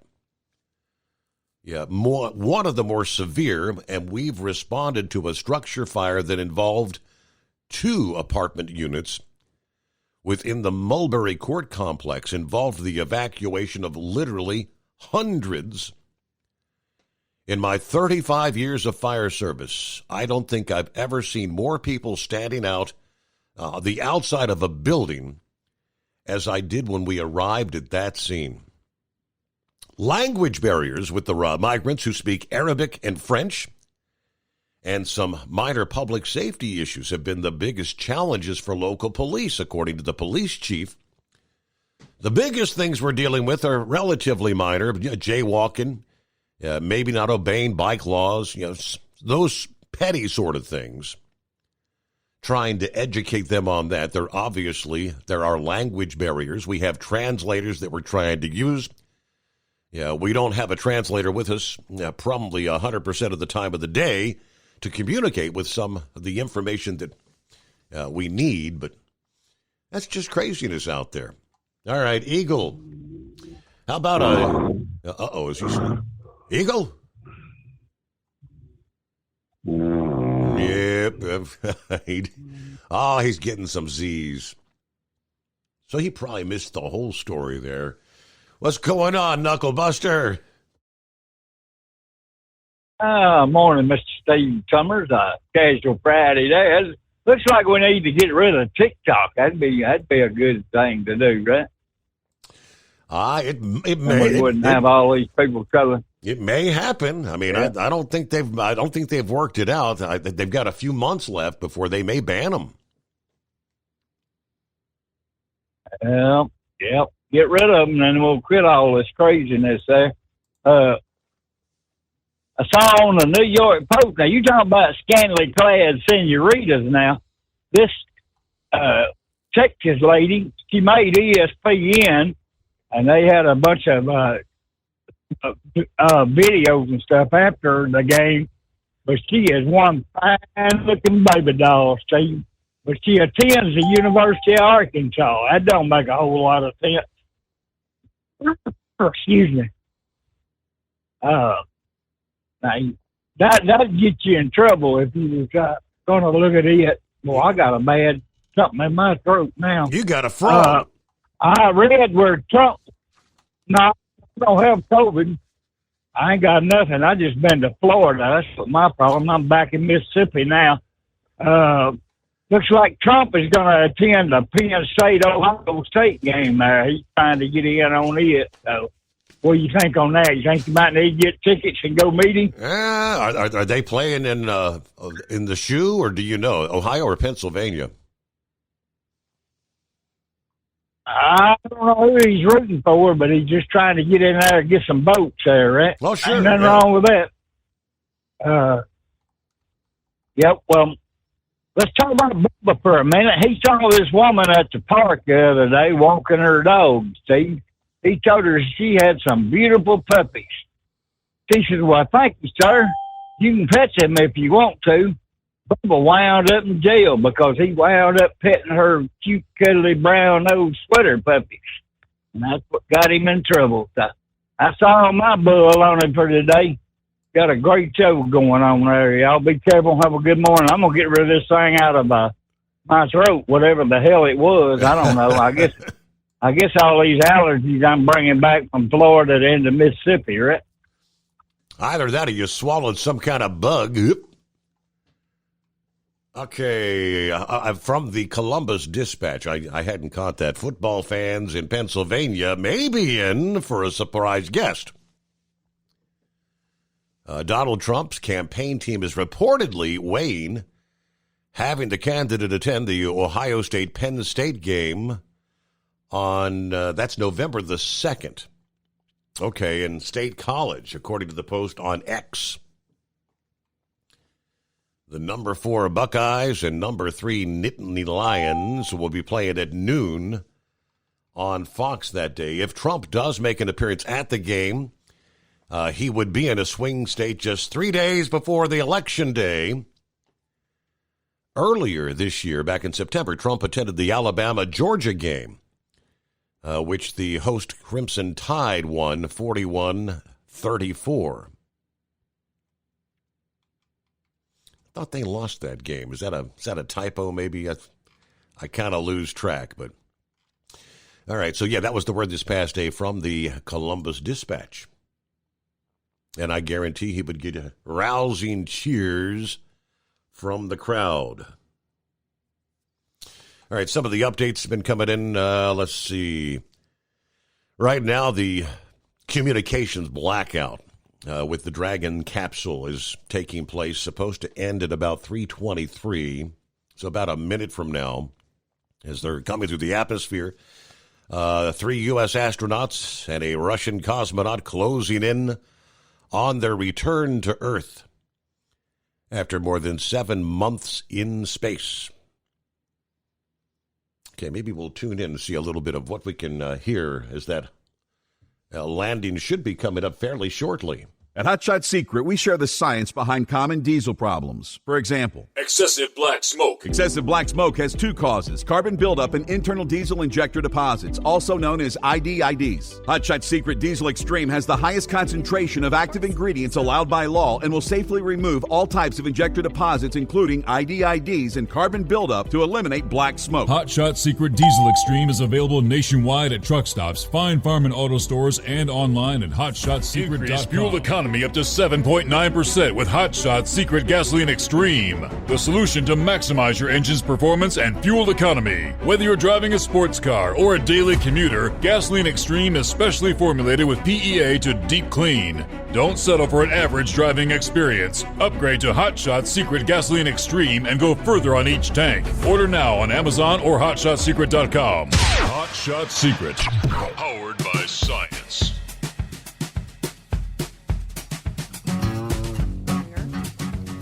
Actually do have a very special guest, Shaniqua Vereen, a public affairs officer at the Johnson Space Center. She's on the boat right now. Shaniqua, can you hear us okay? And let us know what you are seeing right now as we watch Crew 8 streak through the atmosphere, about to splash down. Let us know what you're seeing. Yes, Sandra. Hi. I hope you guys can hear me loud and clear. I am on the recovery vessel Megan, as you stated. We are getting our first views here on the ship as well. I'm with NASA photographer who is seeing the navigation lights as well as the streaking across the sky. It's a pretty exciting time right now on the recovery vessel. All personnel that's not on the FAST are up at the front of the hull of the ship. Yeah, the audio is pretty difficult to hear there, obviously. So, yeah, that's communications between Mission Control and the Dragon, they say, have been reestablished. And right now, obviously, over their view from the splashdown zone, they've got the live footage of the capsule lighting up the sky, the nighttime sky, like a comet in the atmosphere. Okay, so they'll be splashing down in fairly short order. What it looks like in person. So soak that in, enjoy that moment. We are expecting to regain communications from the crew in about a minute or so. We might start to hear some of those calls out from the ground or from Matt Dominic, the commander of Crew Dragon Endeavour, as they come out of this blackout period. But again, we're continuing to get great views of Crew 8 as they are re-entering the Earth's atmosphere. So I'm not sure if anyone anybody on the Florida coast is going to get some of those sonic booms. The last, I believe it was the last Dragon return, actually had a trajectory coming in from the Pacific Northwest, remember, and crossed right through the heart of the country and then out over the Gulf of Mexico. And that's when Cue Ball was out driving that night. He actually pulled over and got some great video of the return there. This one, again, only going to be visible for folks way down along the Gulf Coast this morning. But everything at the moment appears to be going well. The communication has been restored. All right, health officials, they tell us, say there is no evidence of the bird flu spreading between people after investigating a mysterious case there in the state of Missouri. The illness reported last month was different from the 30 other bird flu infections in people in the U.S. so far this year. Those cases have been in farm workers, all people who had been in contact either with infected dairy cows or chickens. In this case, there was no known contact with an infected animal in the Missouri case. But health officials said this past day that that's the only remaining explanation. According to the statement from the CDC, there's no known evidence of person-to-person transmission. Obviously, the H5N1, the bird flu, has been spreading widely among wild birds, poultry, cows, and a number of other animals. Its growing presence increasing the chances, though, that people will be exposed and potentially catch it. The most recent of the 31 confirmed human cases are 2 workers at a commercial egg farm in southeastern Washington state. Yeah, the rest, 15 in California, 10 in Colorado, 2 in Michigan, and 1 in Texas. And the odd one, the unusual one, there in Missouri. To date, for all patients, symptoms have been mostly mild, including eye redness, they tell us. Not a lot of details released about the Missouri case. The person had pre-existing health problems and was hospitalized in late August. The patient was given a test for flu that was positive for influenza A, a broad virus category. Further testing found partial genetic sequences similar to the bird flu virus from U.S. dairy cows. Because the person did not work at a farm and had no known contact with an infected animal, health officials have been looking into the possibility it had come from maybe another person with an undetected infection. That kind of spread would be very concerning, meaning it could be turning into a more common threat to humans, human to human. They did complicated blood testing of the patient, 5 hospital workers, and a person described as a household contact of the patient, looking for any antibodies that might serve as proof of a past infection. The household contact got a stomach illness at the same time as the patient, but was not initially tested. Health officials this past day said results were negative for the healthcare workers. The patient and the household contact showed signs of past infection in 1 round of testing, but not in others. All right. We'll return after this. From Feature Story News in London, I'm Ollie Barrett. UK Prime Minister Keir Starmer says Britain can't change its history amid calls for reparations over the transatlantic slave trade. His government's ruled out reparations, but a Commonwealth Leaders Summit in Samoa has seen some member states urging a meaningful conversation about the issue. King Charles opened the summit with an acknowledgement of inequalities that endure. I understand from listening to people across the Commonwealth how the most painful aspects of our past continue to resonate. None of us can change the past, but we can commit with all our hearts to learning its lessons. US Secretary of State Antony Blinken is holding talks in London on Friday with Lebanon's Prime Minister. The US is urging Israel to keep its military campaign against Hezbollah in Lebanon time-limited. Blinken's also meeting with counterparts from Jordan and the UAE to discuss a possible ceasefire and post-war plan for Gaza. 1.5 million people have been evacuated from India's eastern coast as Cyclone Dana makes landfall. The storm's causing heavy rains and has disrupted air and road traffic.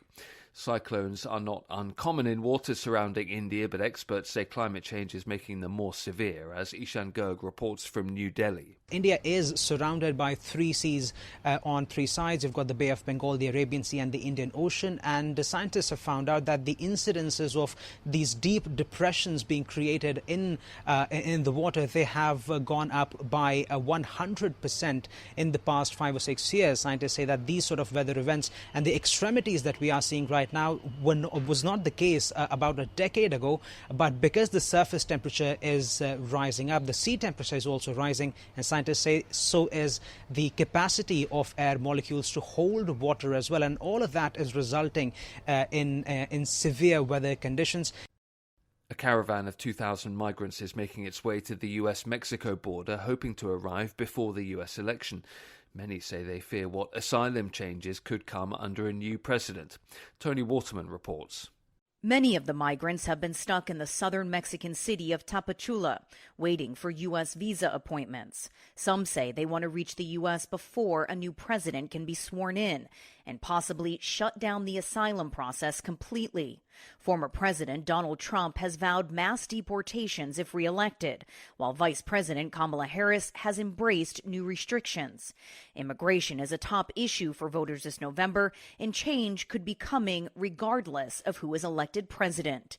Tony Waterman, Texas. For more of our reporting ahead of the US election, head to our Facebook page. You can search Feature Story News. From bureaus worldwide, this is FSN. Ultimate comfort on the road. That's the Bostrom difference. And why so many drivers are upgrading their seats to Bostrom seating.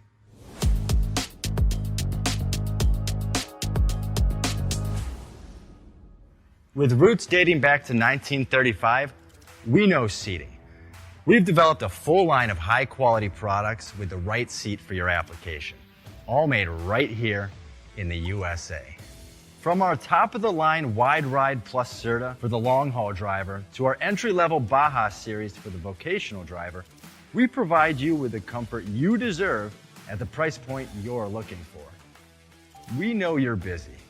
You don't have time to search every distributor and dealership for the right seat, only to find the one you want won't fit in your truck. That's why we created BostromSeating.com. It's a complete seating solution. You can build the perfect seat with the features and options you desire, and we'll help you be certain it'll fit in your cab. Once you've built the perfect seat and have the part number in hand, you can shop pricing and availability. Our Where to Buy feature allows you to pick up a seat right where you are or anywhere along the road you'll be traveling. When you install a Bostrom seat, you become part of the Bostrom family. A family that includes other drivers who recognize this is more than work. It's a ride, one that requires the next level comfort and support only Bostrom can provide. Go to BostromSeating.com to design your ride with ultimate comfort for the open road. Hands on the wheel, hands off invoicing. At Transcap, we're built for high speed and service, just like you. Our fast freight factoring helps you make more money, not chase it down, because we handle all the invoicing BS and back office work.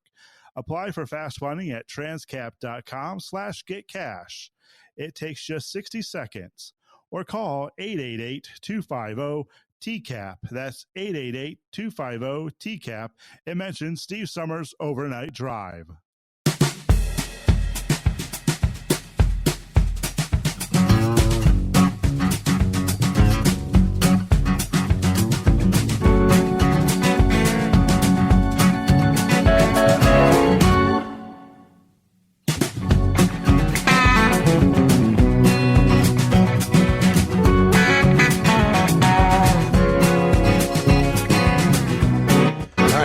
Back at it here. What do we have? A Friday TGIF. And our number, 844-844-3388. All right, so Mike clarified there that Alabama-Georgia game. He said Bama won that game, intercepted Georgia in the end zone. Okay, thank you. I said lose track. I know Alabama's lost 2 games, and Big Ed picks Alabama over Mizzou this weekend. We'll see how many of those pick 6 he's got correct. What was it? He had Notre Dame over Navy, Indiana over Washington, Oregon over Illinois. He's picking Texas over Vanderbilt, Texas A&M over LSU, and Alabama over Mizzou.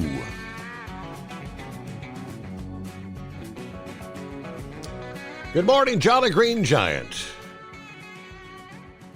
Good morning, Steve. I could see that you survived your boat trip. You didn't go down with the ship. I made it back safe and sound, yes. Okay. Did Pappy call in tonight, yes or no? Not at this point. Haven't heard from him. Okay, if Pappy can hear what I'm saying right now, I've got an argument going on with one of our drivers that used to be a police officer in Butler County. He was a deputy sheriff doing what Pappy does. Okay. Okay. Now, my question is, as I've been driving since the early 80s, and it's always been 12 points. You can't get no more than 12 points on your driver's license. Now, I just looked on the internet, and it says no more than 12 points in 1 year. All right. This friend of mine used to be a police officer, says it's 5 points. Now, I can't find anything on the internet that said 5 points. Okay? So I called Sex Maniac. Of course, Sex Maniac's a knucklehead. But I do realize you can get one ticket on a railroad track, and that's automatically a disqualification for 60 days.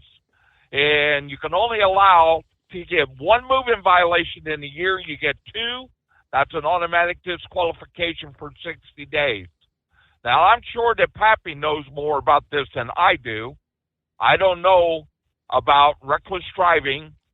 We had a young driver here that got 2 tickets in his car, one speeding, and I don't know what the other one was.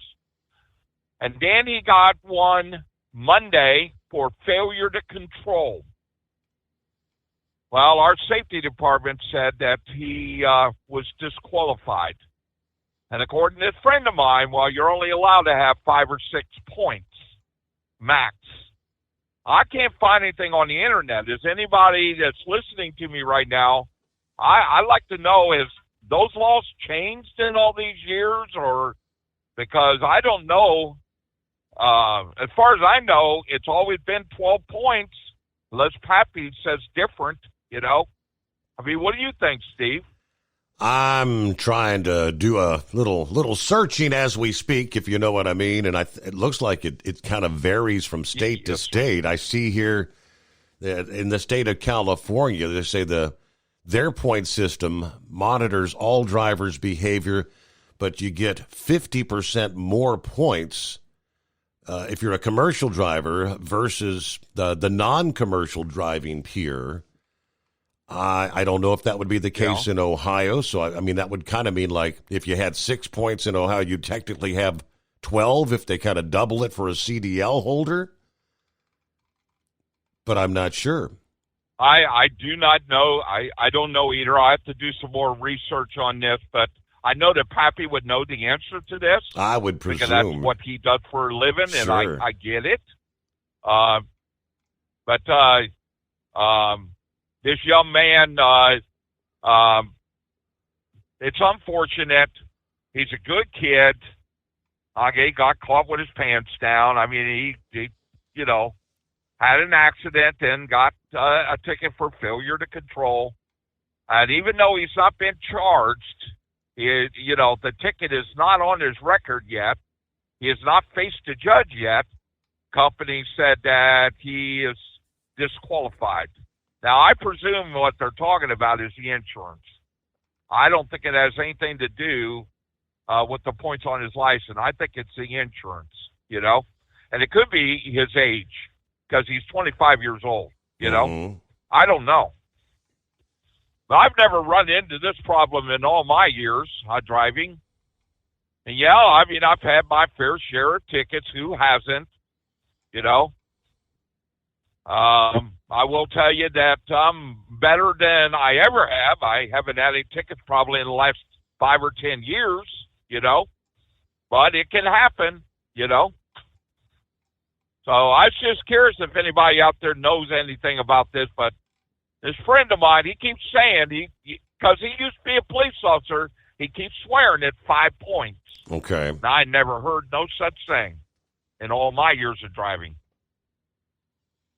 So that's why I'm calling. I just want to know if anybody out there knows what the heck he's talking about. Well, you know? yeah, hey, we'll see if we can get some answers there, Jolly Green. And maybe it's in Ohio. If so, when did that change? Because as far as I know, it's always been 12 points. But I also read something that on a CDL license that you can't have no more than 15 points in 3 years. So there was something else, and I've always thought it was 12 years in 3 years. 12 points, you know, 12 points. Yeah. So, and I don't know. Of course, you can't have a DUI on your record at all. Yep. So we all know that.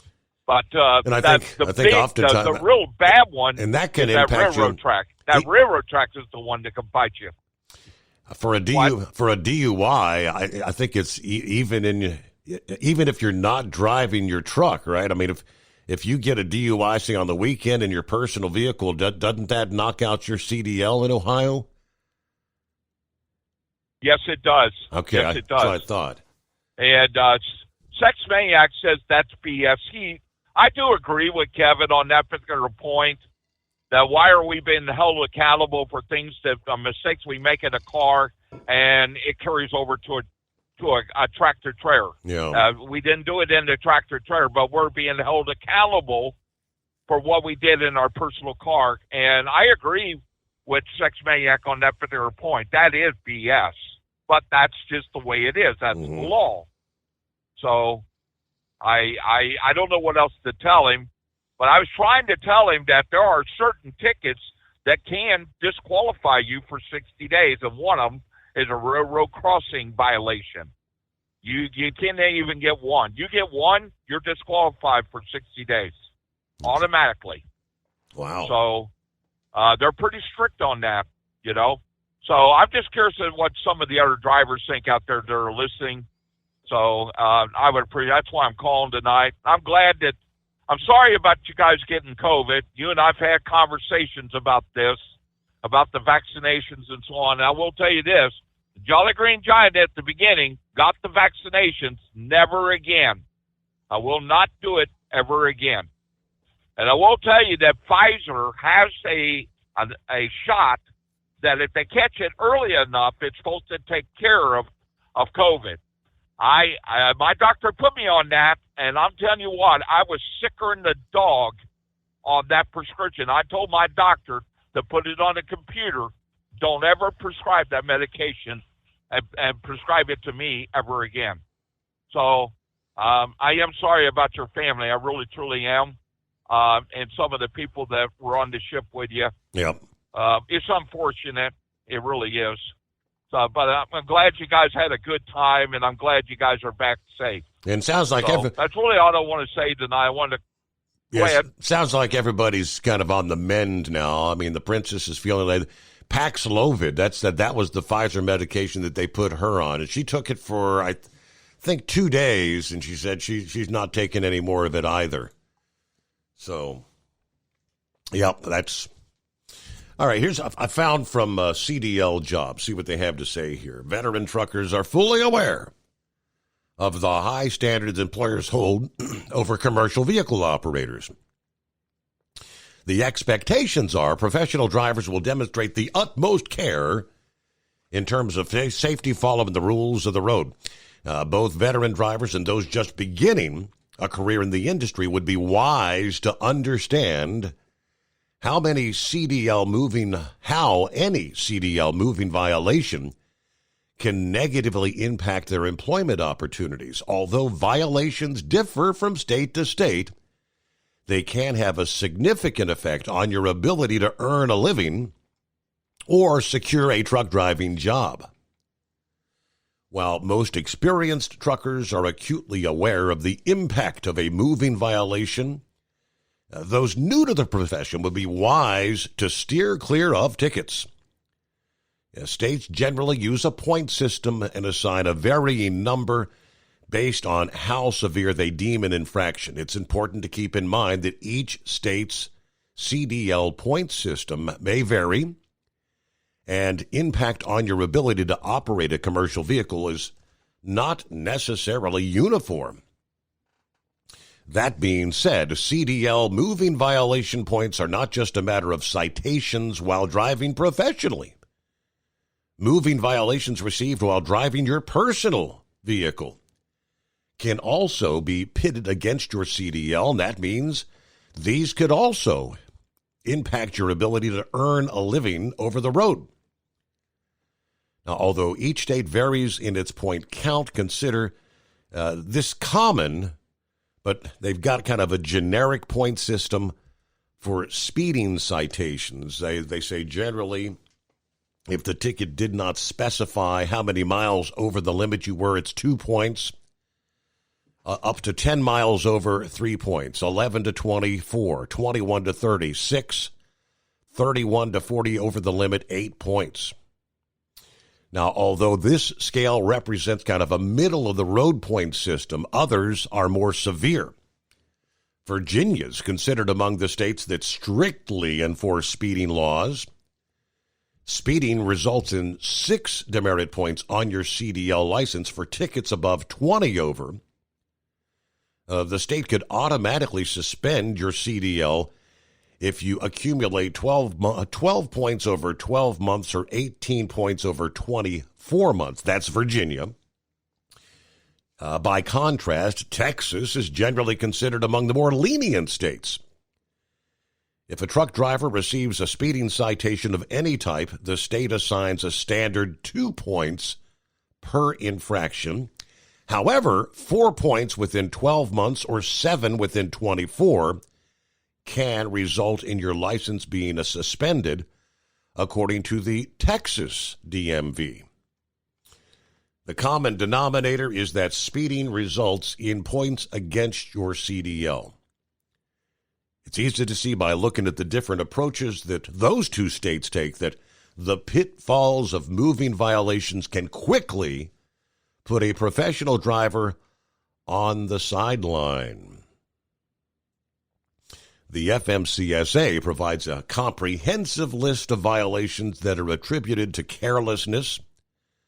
That's their CSA enforcement program that reviews the more technical aspects of hauling freight. This can be particularly problematic for drivers who are gaining experience about the practical methods used by truckers. If you're issued a citation on one or more of the FMCSA's safety violations, your CDL could be in imminent danger of suspension. They list some of the more hefty demerit points that accompany common safety violations. 10 points if your vehicle is considered out of service due to an expired inspection sticker or other deficiency. That could severely impact you. 8-point citation, generally associated with violation of air brake restrictions or worn tire treads.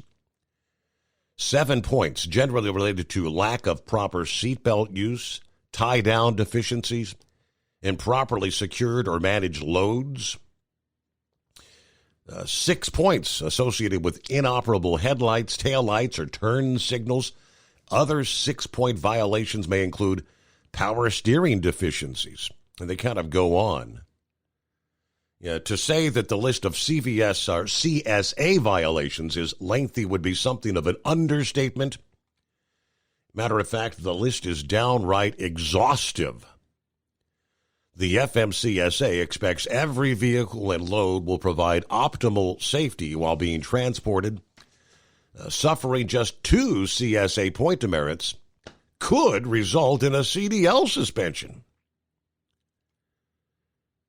Now, along with strictly enforcing the mechanical aspects of driver safety, the FMCSA is tough on moving violations.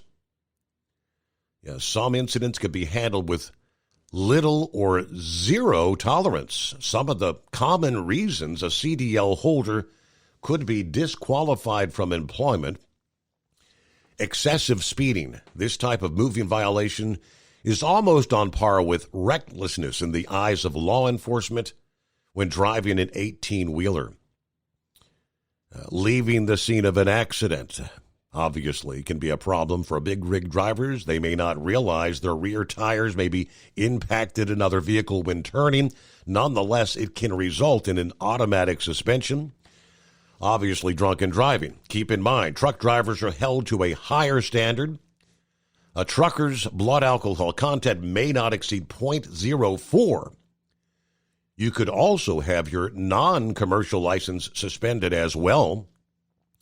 DWI, like DOI, driving while impaired, relates to any controlled substance used while driving.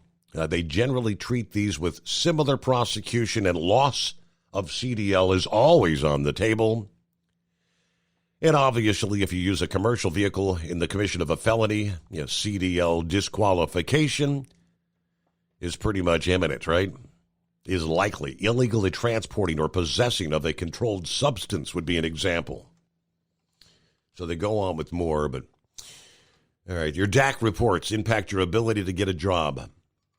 It is 844-844-3388. Taxes for Truckers provides full-service accounting solutions for owner-operators.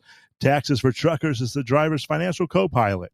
We help independent truckers keep their taxes, filings, and bookkeeping running smoothly so they can focus on the road ahead.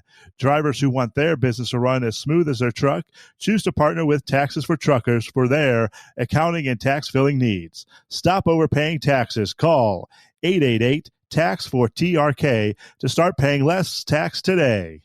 At Hot Shot Secret, we share the science behind common diesel problems. For example, ultra-low sulfur fuels. Fuel has two purposes, combustion and lubrication. Ultra-low sulfur fuels have diminished the fuel's ability to lubricate. Hot Shot Secret Everyday Diesel Treatment with LX4 restores lubricity, protects your engine, and optimizes performance. Everyday diesel treatment is available at truck stops, Tractor Supply, O'Reilly's Auto Parts, and online at HotShotSecret.com. Hot Shot Secret, powered by science. Building relationships with their team drivers and customers still matter at IBI Security Transport. Since 1966, IBI and its team of drivers have been leaders and innovators in providing white glove service to its exclusive client base for transporting high-value freight safely and securely. Much of the IBI staff have driven trucks, so they understand both the customers' and drivers' needs. If you're seeking a career that values you as a person, not just a number, and offers great benefits and good home time, then IBI is the place for you. Call 800-582-5912 to discover why we are the leaders in team freight and start building a relationship with you. At Hot Shot Secret, we share the science behind...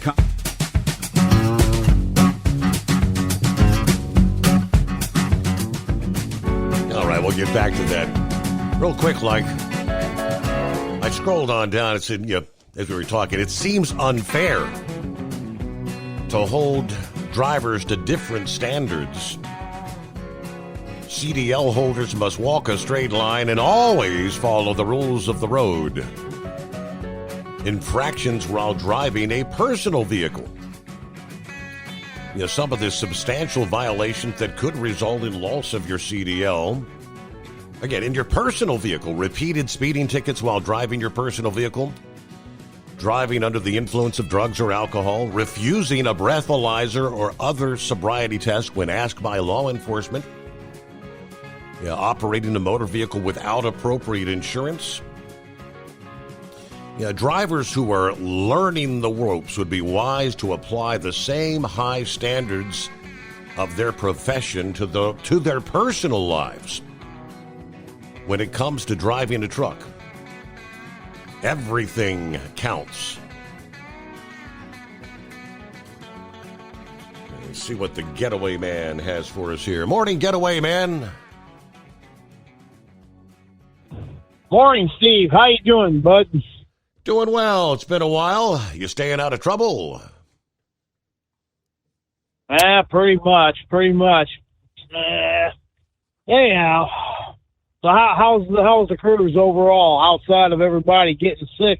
Other than that, how was the cruise? Everything went well. There's always a few hiccups when you got a big group. The hardest part is getting people on the ship and getting them back off the ship to the hotel and whatnot, respectively. It's kind of like herding cats. No. Oh Jesus, that's a good one. Hey, now who booked all those rooms and stuff on that ship? Does the Princess still do that or what? No.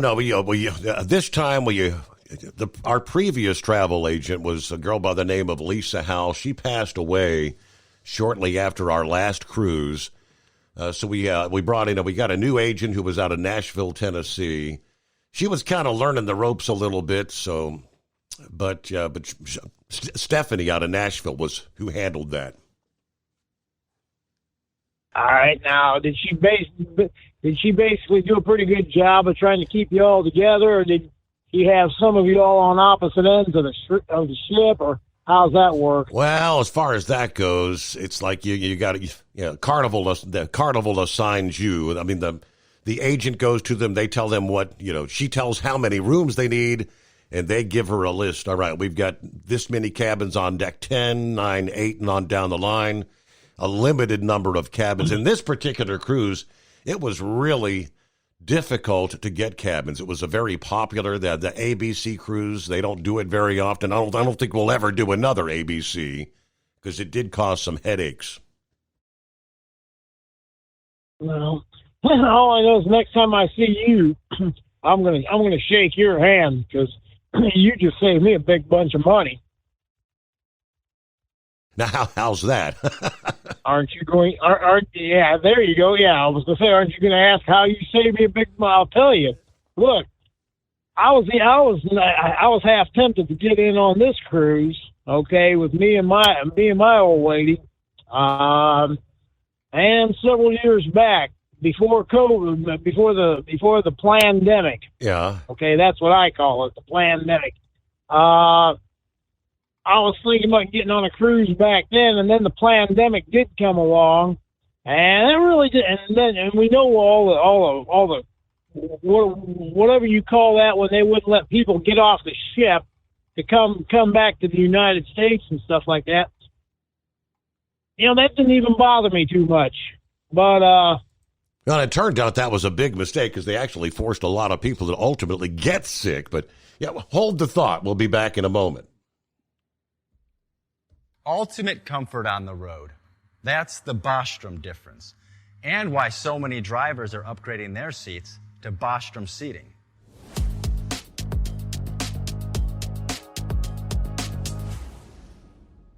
With roots dating back to 1935, we know seating.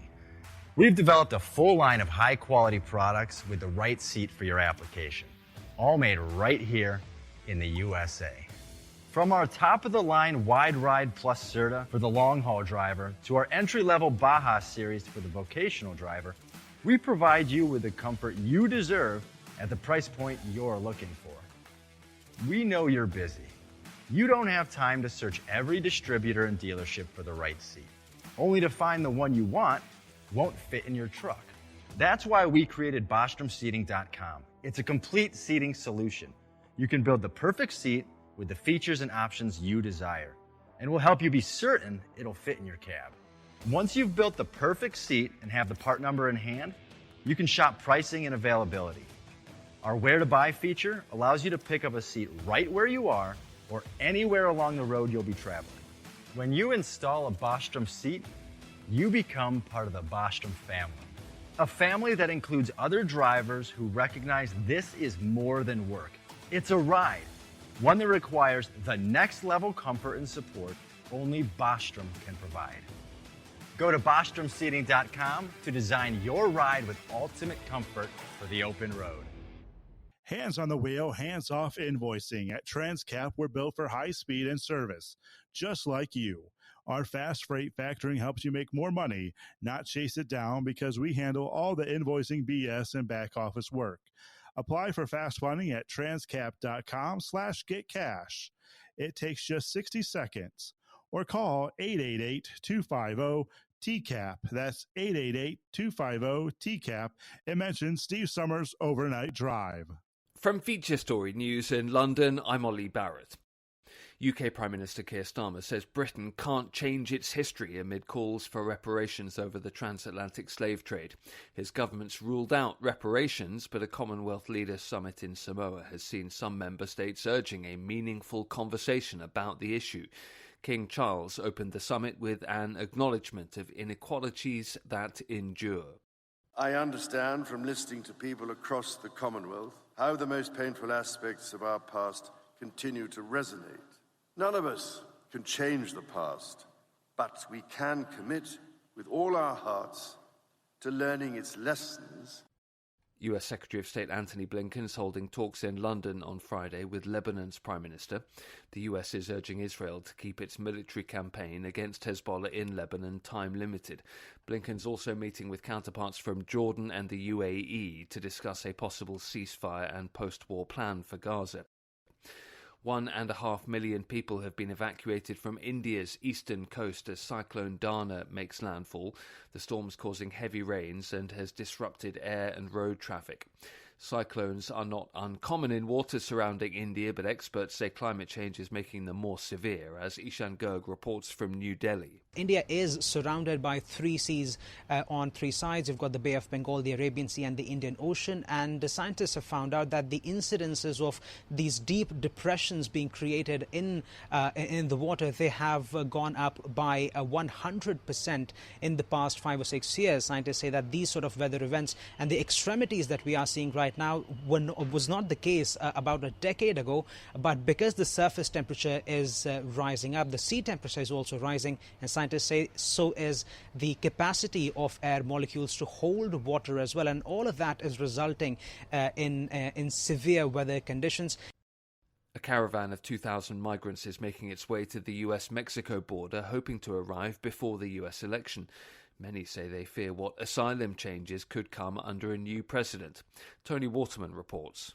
Many of the migrants have been stuck in the southern Mexican city of Tapachula, waiting for U.S. visa appointments. Some say they want to reach the U.S. before a new president can be sworn in and possibly shut down the asylum process completely. Former President Donald Trump has vowed mass deportations if reelected, while Vice President Kamala Harris has embraced new restrictions. Immigration is a top issue for voters this November, and change could be coming regardless of who is elected president. Tony Waterman, Texas. For more of our reporting ahead of the US election, head to our Facebook page. You can search Feature Story News. From bureaus worldwide, this is FSN. With FSN Spotlight, I'm Simon Marks, looking in more detail today at the courage of Dominique Pellicot, the French woman who has publicly faced her husband and 50 other men in a French court where they are accused of raping her over a 9-year period starting in 2011. Madame Pellicot testified this week that even though she has been completely destroyed by her ordeal, she wants the trial to serve as a beacon for other women to come forward and confront their abusers. French journalist and broadcaster Agnès Poirier has been covering the trial that is taking place in Avignon. There are another 8 weeks to go. Those accused will know how they are sentenced just before Christmas. And she did talk. She waived her anonymity so that the public should know, in details, horrid details, her ordeal. She's been attending every hearing. Which must have been, and she said, you need to be very strong to go through what I've been going through, because she heard the accused's lawyers saying that she consented to it. Dominique Pellicot is 71. She says she fears that by the time her life ends, she will still not understand the motivation of her attackers. They abused her while she was comatose after her husband secretly administered her with sedatives concealed in servings of ice cream. I'm Simon Marks.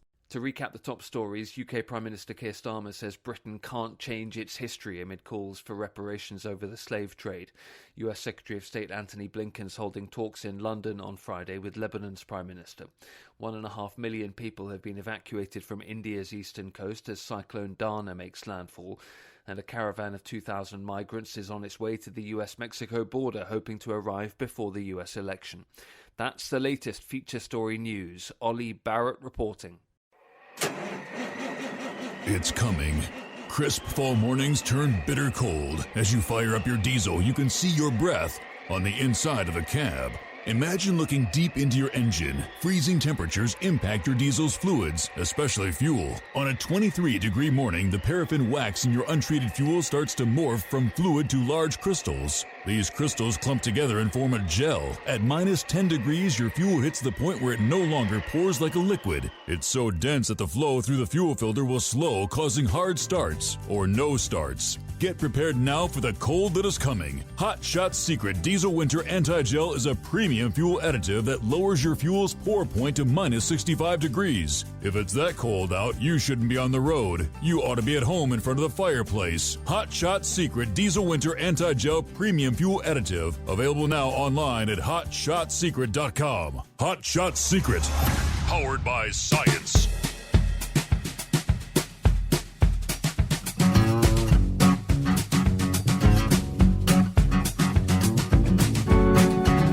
All right, back for that final hour on a Friday, TGIF. All right, we left off there. Thanks for hanging in there, Getaway Man. Hey, glad. No problem. Where were we? Yeah, talking about the cruise. So, several years back, you're going on a cruise. I said, I'd like to go on one of those cruises. Didn't get a chance to go on that cruise, and then you came back and was telling me something.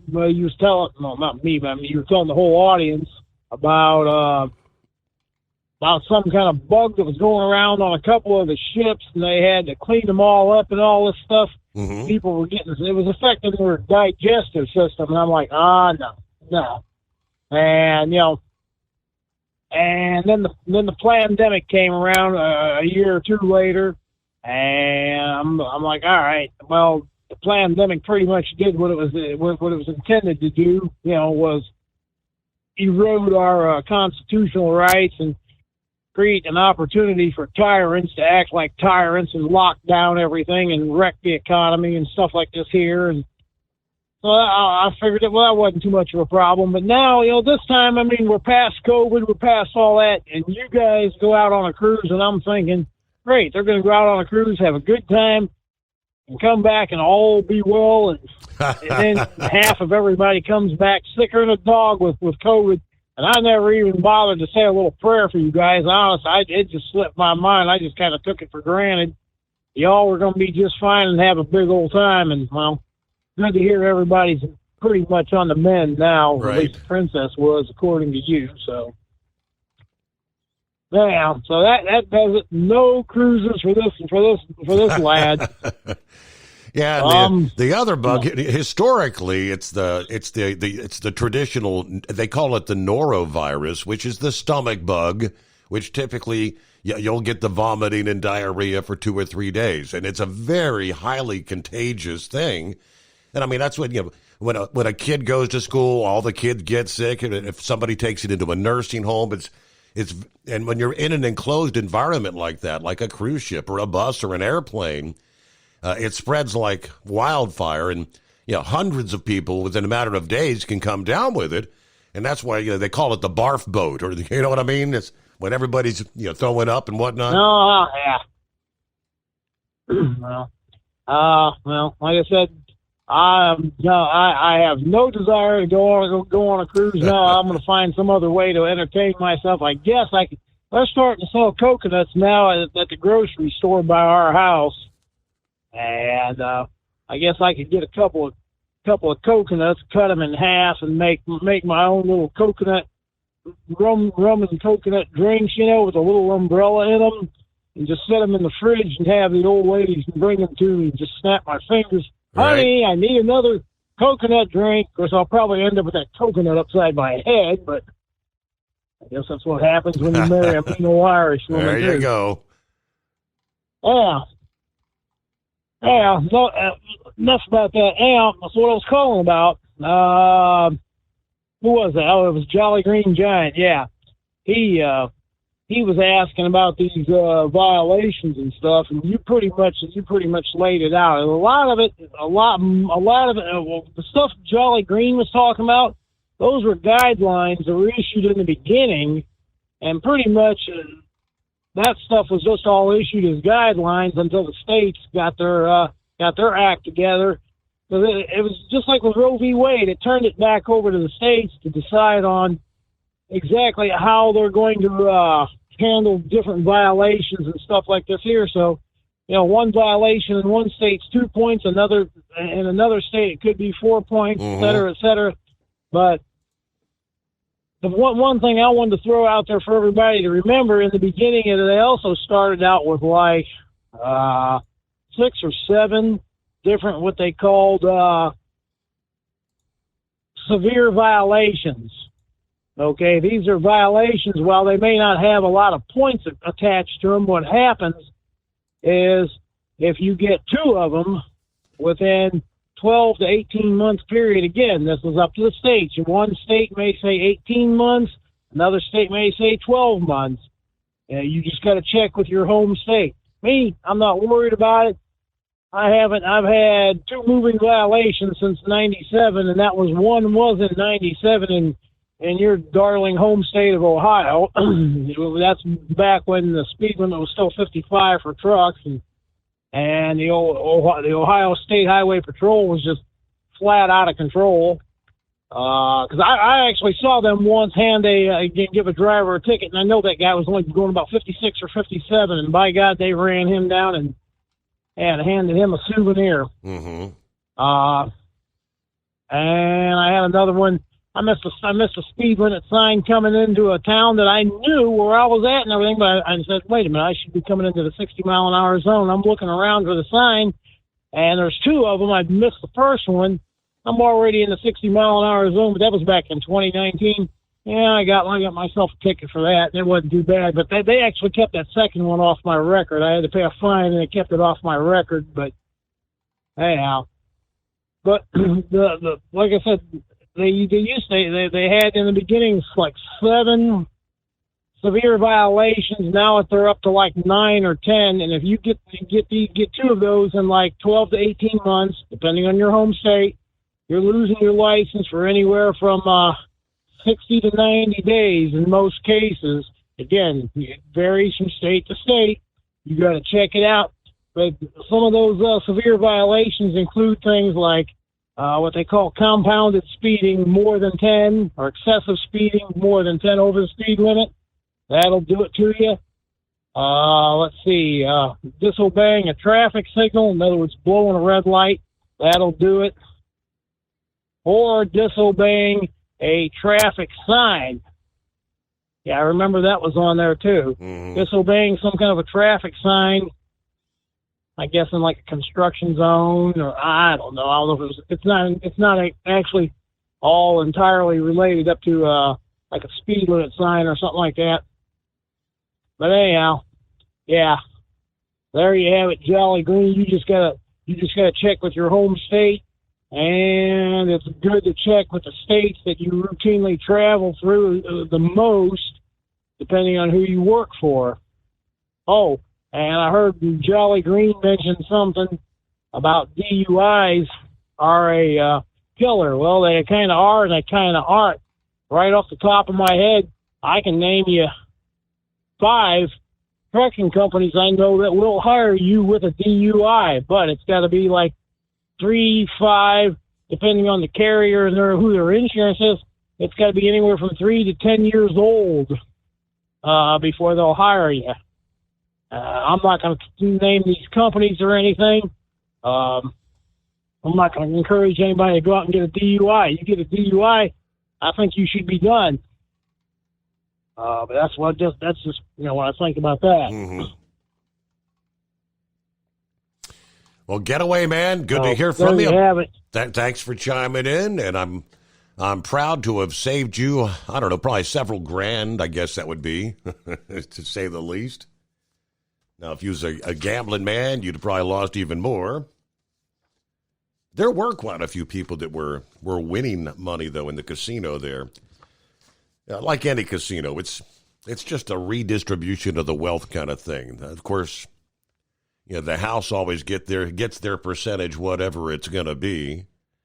There are rules for, typically casinos have to have a 90-something% payout, but whatever it's going, if it's a 92, I mean, that means the house is getting 8% of everything everybody puts in, and everybody else is just kind of, he lost 200. Well, she won 200. Oh, you should have just gave her $200 and called it a day, right?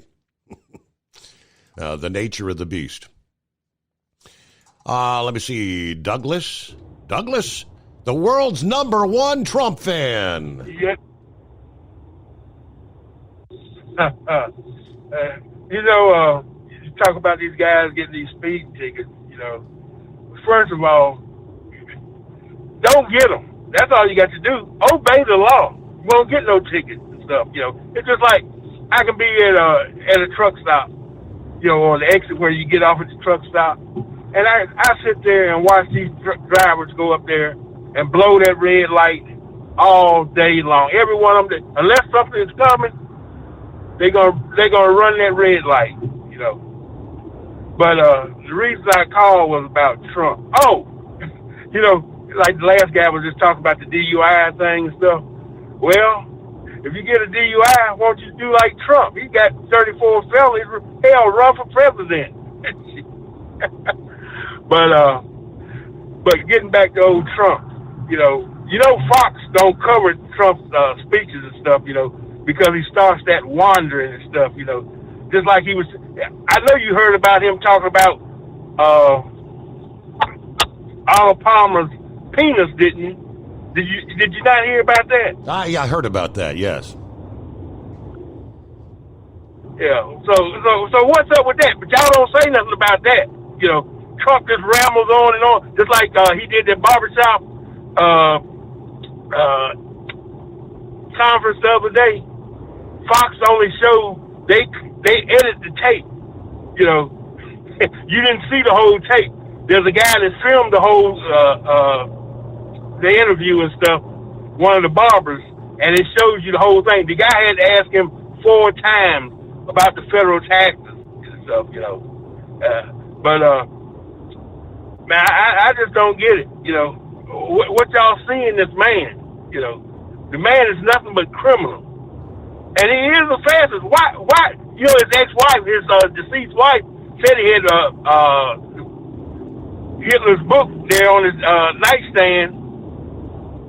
So what part of this that y'all just don't get?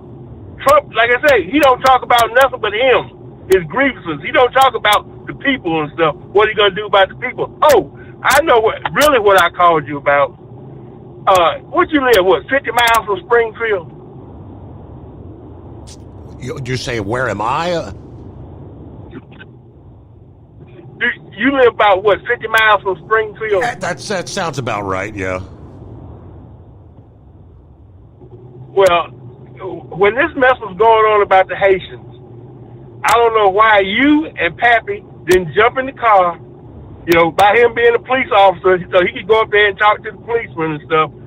I mean, you on a nationwide or worldwide broadcast and stuff, I know you're a radio DJ and stuff, or a radio host, but you can get out and go do some investigation, just like you talk about that place down there in Cincinnati.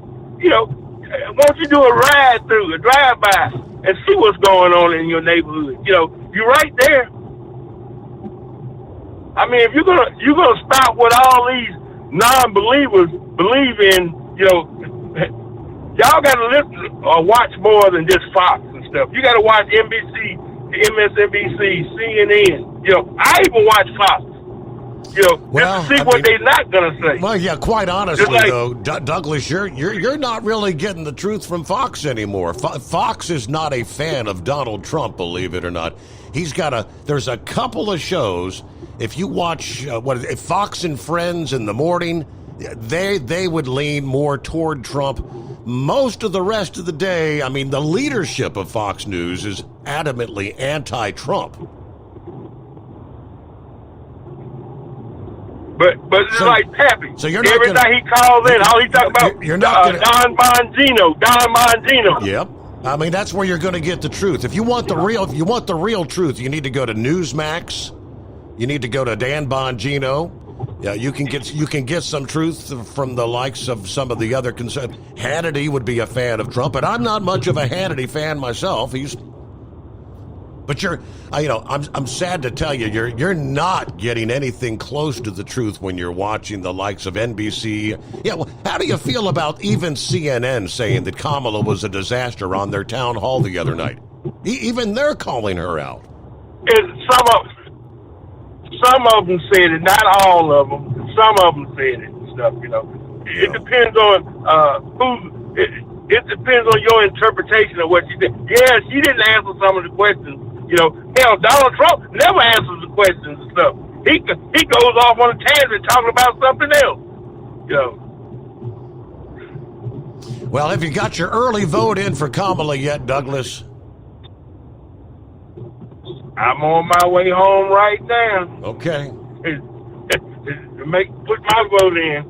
But, you know, you talk about these truck drivers. There was a bad accident up there on north of Beckley, West Virginia and stuff on the turnpike. And there was a tanker driver come out of Charleston in front of me. And I was running 65. Hell, he passed me. Then there was another one came by me.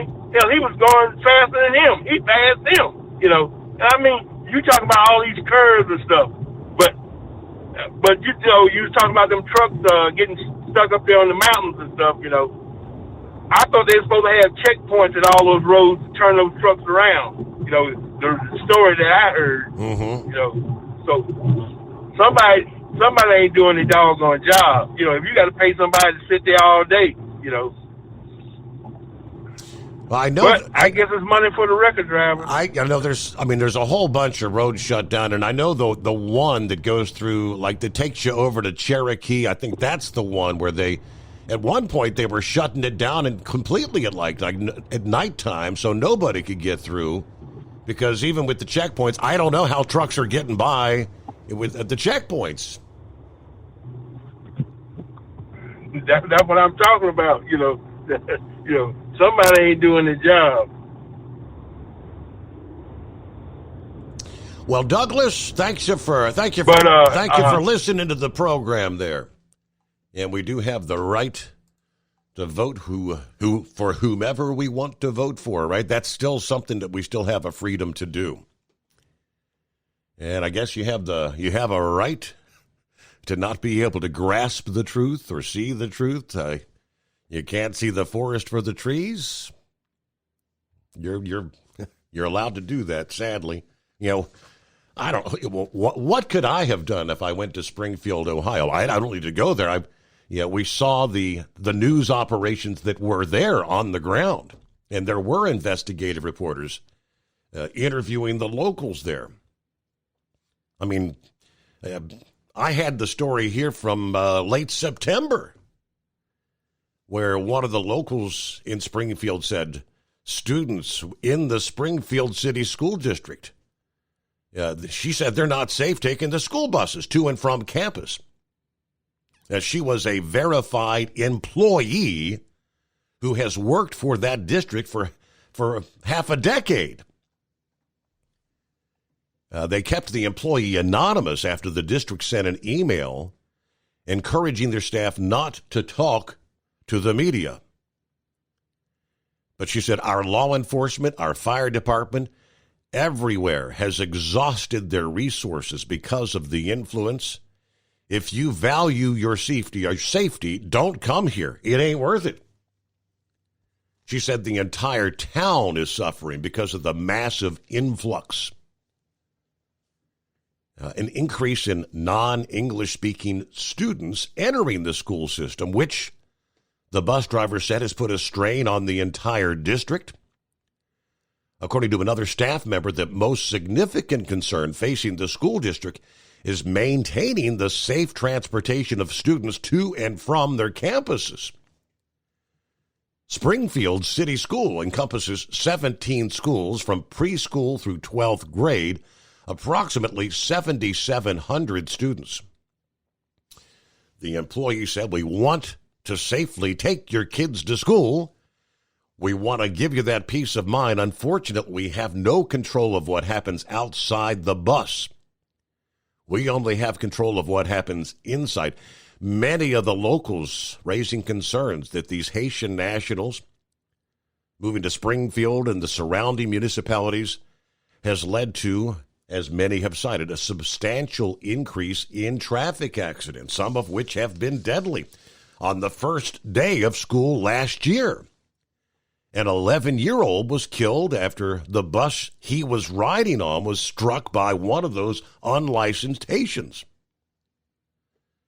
Turned out to be a rollover accident that also sent 20 other students to the hospital. The school district employee explained that many individuals in the community are running the bus stop signs And it's not just Haitians, it's some of the residents too. She said the community's resources have been exhausted. Yeah, the total population of Springfield was nearly 60,000 in the 2020 census. In recent years, roughly 20,000 Haitians have relocated to the city. Law enforcement, fire department, everybody's exhausted their resources, and it's not just in the school district, but it's everywhere. This is straining the resources, resulting in a slower response time for emergency service if another serious bus accident were to happen. Let's see. They interviewed the owner and operator of the plastic lumber store, who told them that many of the district's students are scared to get back on the bus after that fatal crash last year. Children fear riding the bus to and from school. Are the kids safe on those buses, she says? If you put all the factors, the outside factors, I say no. The school district did not respond to a request for comment, but I don't know, what more could Steve Summers get by going to Springfield? Our number, 844-844-3388. I think Knucklebuster also had a few words for the Jolly Green there. Yeah, well, I got rid of whatever that was back there, so I'm glad that's gone. That must have been a quick healing of the COVID there, right? Right. So, anyway, sounds like that driver's got 2 serious violations. Failure to control, and he must have been speeding over 15 mile an hour over the speed limit. You better have a lawyer. I live right next door to mine. I know him, his wife, his kids, his brother, his sister, and I mean, we're just real good friends, you know. That's the best thing to do is when you get a ticket, carry it to your lawyer. You ain't got to pay him every time unless you, keep him on retainer. You know, you ain't. Most people can't afford to keep one on retainer like a rich person. But anyway, when I get a ticket, I carry it over to him, give him $250, tell him I don't want it on my record. He makes a couple of phone calls to the prosecutor of that district, and they work a deal out. If he can't work a deal out, then he finds him a lawyer right there that in that town, and there goes another $250 worth of my money, but it keeps it off my record. I don't have any tickets on my record, and that's the best way to do it there. So, the serious violations is what gets... You said before, though, if you don't want a speeding ticket, don't speed, right? Yeah, kind of what Douglas said. But, hold the thought. From Feature Story News in London, I'm Ollie Barrett. UK Prime Minister Keir Starmer says Britain can't change its history amid calls for reparations over the transatlantic slave trade. His government's ruled out reparations, but a Commonwealth Leaders Summit in Samoa has seen some member states urging a meaningful conversation about the issue. King Charles opened the summit with an acknowledgement of inequalities that endure. I understand from listening to people across the Commonwealth how the most painful aspects of our past continue to resonate. None of us can change the past, but we can commit with all our hearts to learning its lessons. US Secretary of State Antony Blinken is holding talks in London on Friday with Lebanon's Prime Minister. The US is urging Israel to keep its military campaign against Hezbollah in Lebanon time-limited. Blinken's also meeting with counterparts from Jordan and the UAE to discuss a possible ceasefire and post-war plan for Gaza. 1.5 million people have been evacuated from India's eastern coast as Cyclone Dana makes landfall. The storm's causing heavy rains and has disrupted air and road traffic. Cyclones are not uncommon in waters surrounding India, but experts say climate change is making them more severe, as Ishan Garg reports from New Delhi. India is surrounded by 3 seas on 3 sides. You've got the Bay of Bengal, the Arabian Sea and the Indian Ocean. And the scientists have found out that the incidences of these deep depressions being created in the water, they have gone up by 100% in the past 5 or 6 years. Scientists say that these sort of weather events and the extremities that we are seeing right right now was not the case about a decade ago. But because the surface temperature is rising up, the sea temperature is also rising, and scientists say so is the capacity of air molecules to hold water as well. And all of that is resulting in severe weather conditions. A caravan of 2,000 migrants is making its way to the US-Mexico border, hoping to arrive before the US election. Many say they fear what asylum changes could come under a new president. Tony Waterman reports. Many of the migrants have been stuck in the southern Mexican city of Tapachula, waiting for U.S. visa appointments. Some say they want to reach the U.S. before a new president can be sworn in and possibly shut down the asylum process completely. Former President Donald Trump has vowed mass deportations if reelected, while Vice President Kamala Harris has embraced new restrictions. Immigration is a top issue for voters this November, and change could be coming regardless of who is elected president. Tony Waterman, Texas. For more of our reporting ahead of the US election, head to our Facebook page. You can search Feature Story News. From bureaus worldwide, this is FSN. Ultimate comfort on the road. That's the Bostrom difference. And why so many drivers are upgrading their seats to Bostrom seating.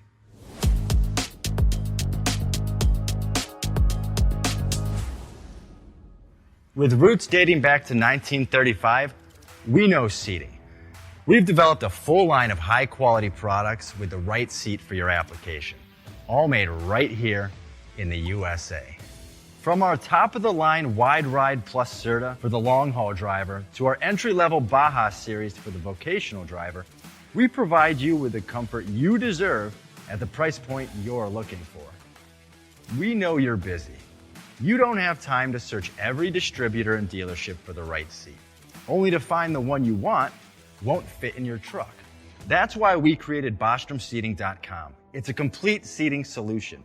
You can build the perfect seat with the features and options you desire, and we'll help you be certain it'll fit in your cab. Once you've built the perfect seat and have the part number in hand, you can shop pricing and availability. Our Where to Buy feature allows you to pick up a seat right where you are or anywhere along the road you'll be traveling. When you install a Bostrom seat, you become part of the Bostrom family.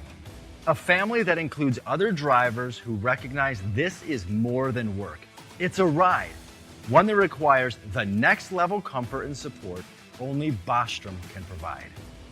Go to BostromSeating.com to design your ride with ultimate comfort for the open road. Hands on the wheel, hands off invoicing. At Transcap, we're built for high speed and service, just like you. Our fast freight factoring helps you make more money, not chase it down, because we handle all the invoicing BS and back office work. Apply for fast funding at transcap.com/getcash.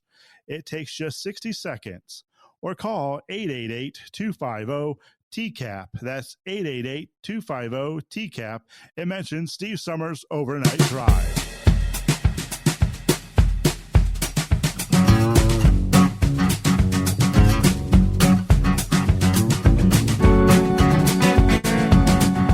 Well, good morning to Steve, Columbus, Ohio. Hello, Steve, and all the listeners out there. It's the best day of the week, and we're looking forward to a nice, restful weekend off. Hopefully no plans. The coffee is hot, the car's warming up. Time to head into town, see what we can find in the trash today. Everybody enjoy the day and enjoy your weekend. There you go. Truck and Phil on board. Happy Friday. Coffee up. Good morning, Mr. Summers, the Hot Shot Secret Nation, and the great product of Stable. Warming to 65 today. They're saying 50-50 chance of rain for Fort Wayne. 58 in Sterling Heights. They're saying sunny as we are ready to depart Fort Wayne for Sterling Heights and back again. Have a great weekend. And Semper Fi from Truck and Phil. All right, we left off with the Knuckle Buster there. Welcome back. Thank you, Mr. Steve Summers, and a Semper Fi to Truck and Phil, too. So, anyway, you need to have a lawyer. Everybody needs to have their own personal lawyer. Keep them fed. Well, don't feed them that much. I agree. You'll just drive a speed limit. Keep them off your backside there. Yeah. And if you're going to speed, do less than 5. Less than 5 don't even go on your record.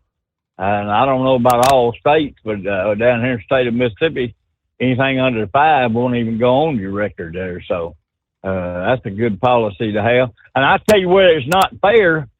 He told me to keep mine under 15 if I'm speeding, but he told Tennessee to keep it under 30.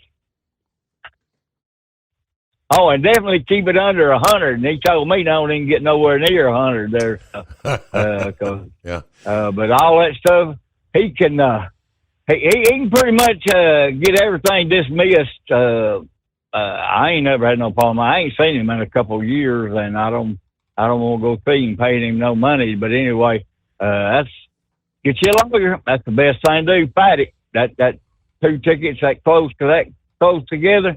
He gonna have a little time off if he don't get him a real good lawyer. Mm-hmm. Well, I'll just get back quiet. Have a good weekend there, buddy, and don't drink too many Skull Busters this weekend there. I'll see what I can do about that there. Knuckle Buster, I drank plenty last week, that's for sure. Let me see. I don't know if Pappy may have had a busy morning. He did say that he sent me an email. Eskimo Mom texted me, said somebody was asking about how many points in Ohio. 12 points and over, it gets you a 12-point suspension. That's for the regular driver. Now, CDLs, it's less than 12. I cannot remember what it is, though. Okay. Yeah, Jolly Green. I don't know if he's Pappy, if you're listening. Jolly Green said he was talking with a former Butler County sheriff. It's was it 4 or 5? Did he say something like? I thought he said 4.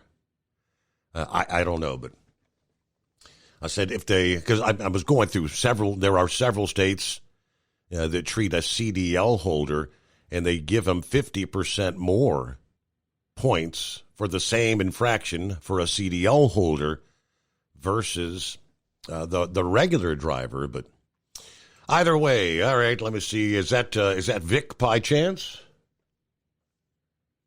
Yeah, that's me. I don't know what's going on, but like whenever I call, the reason I don't call much is somebody tries to text me, call me, or something. So anyway, and the phone kind of messes up, and then I've been tracing all this different diseases that is going on with it's not only COVID, it's all the listeria and everything else. So, but when I was listening to Douglas there, and he was talking about this stuff about what did Trump do for you or something along that line, do you remember Obamacare and how that Trump did away with the tax, and you either pay the tax or you get the insurance?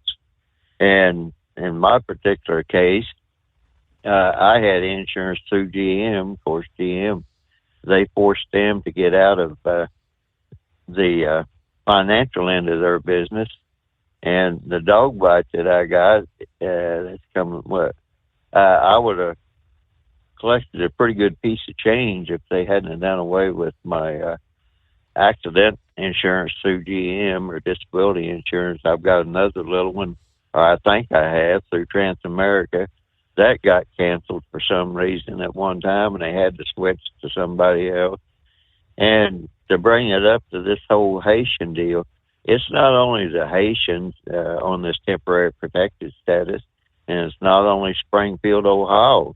It's Charleroi, Pennsylvania, and Logansport, Indiana.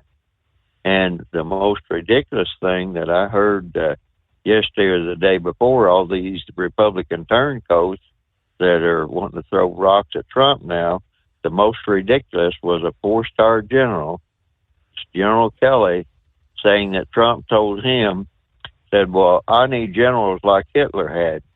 Now, people that don't follow military history and everything else, I can understand that. But a 4-star general, did he forget that Hitler's generals tried to kill him?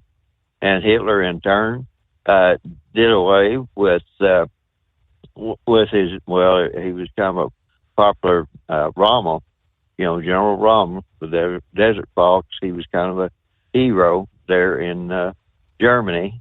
And so Hitler had him killed because Rommel, he thought was in on the plot to kill him the day that they put the bomb there in that one. Somebody put the briefcase next to a big heavy table, and Hitler survived. It killed somebody else.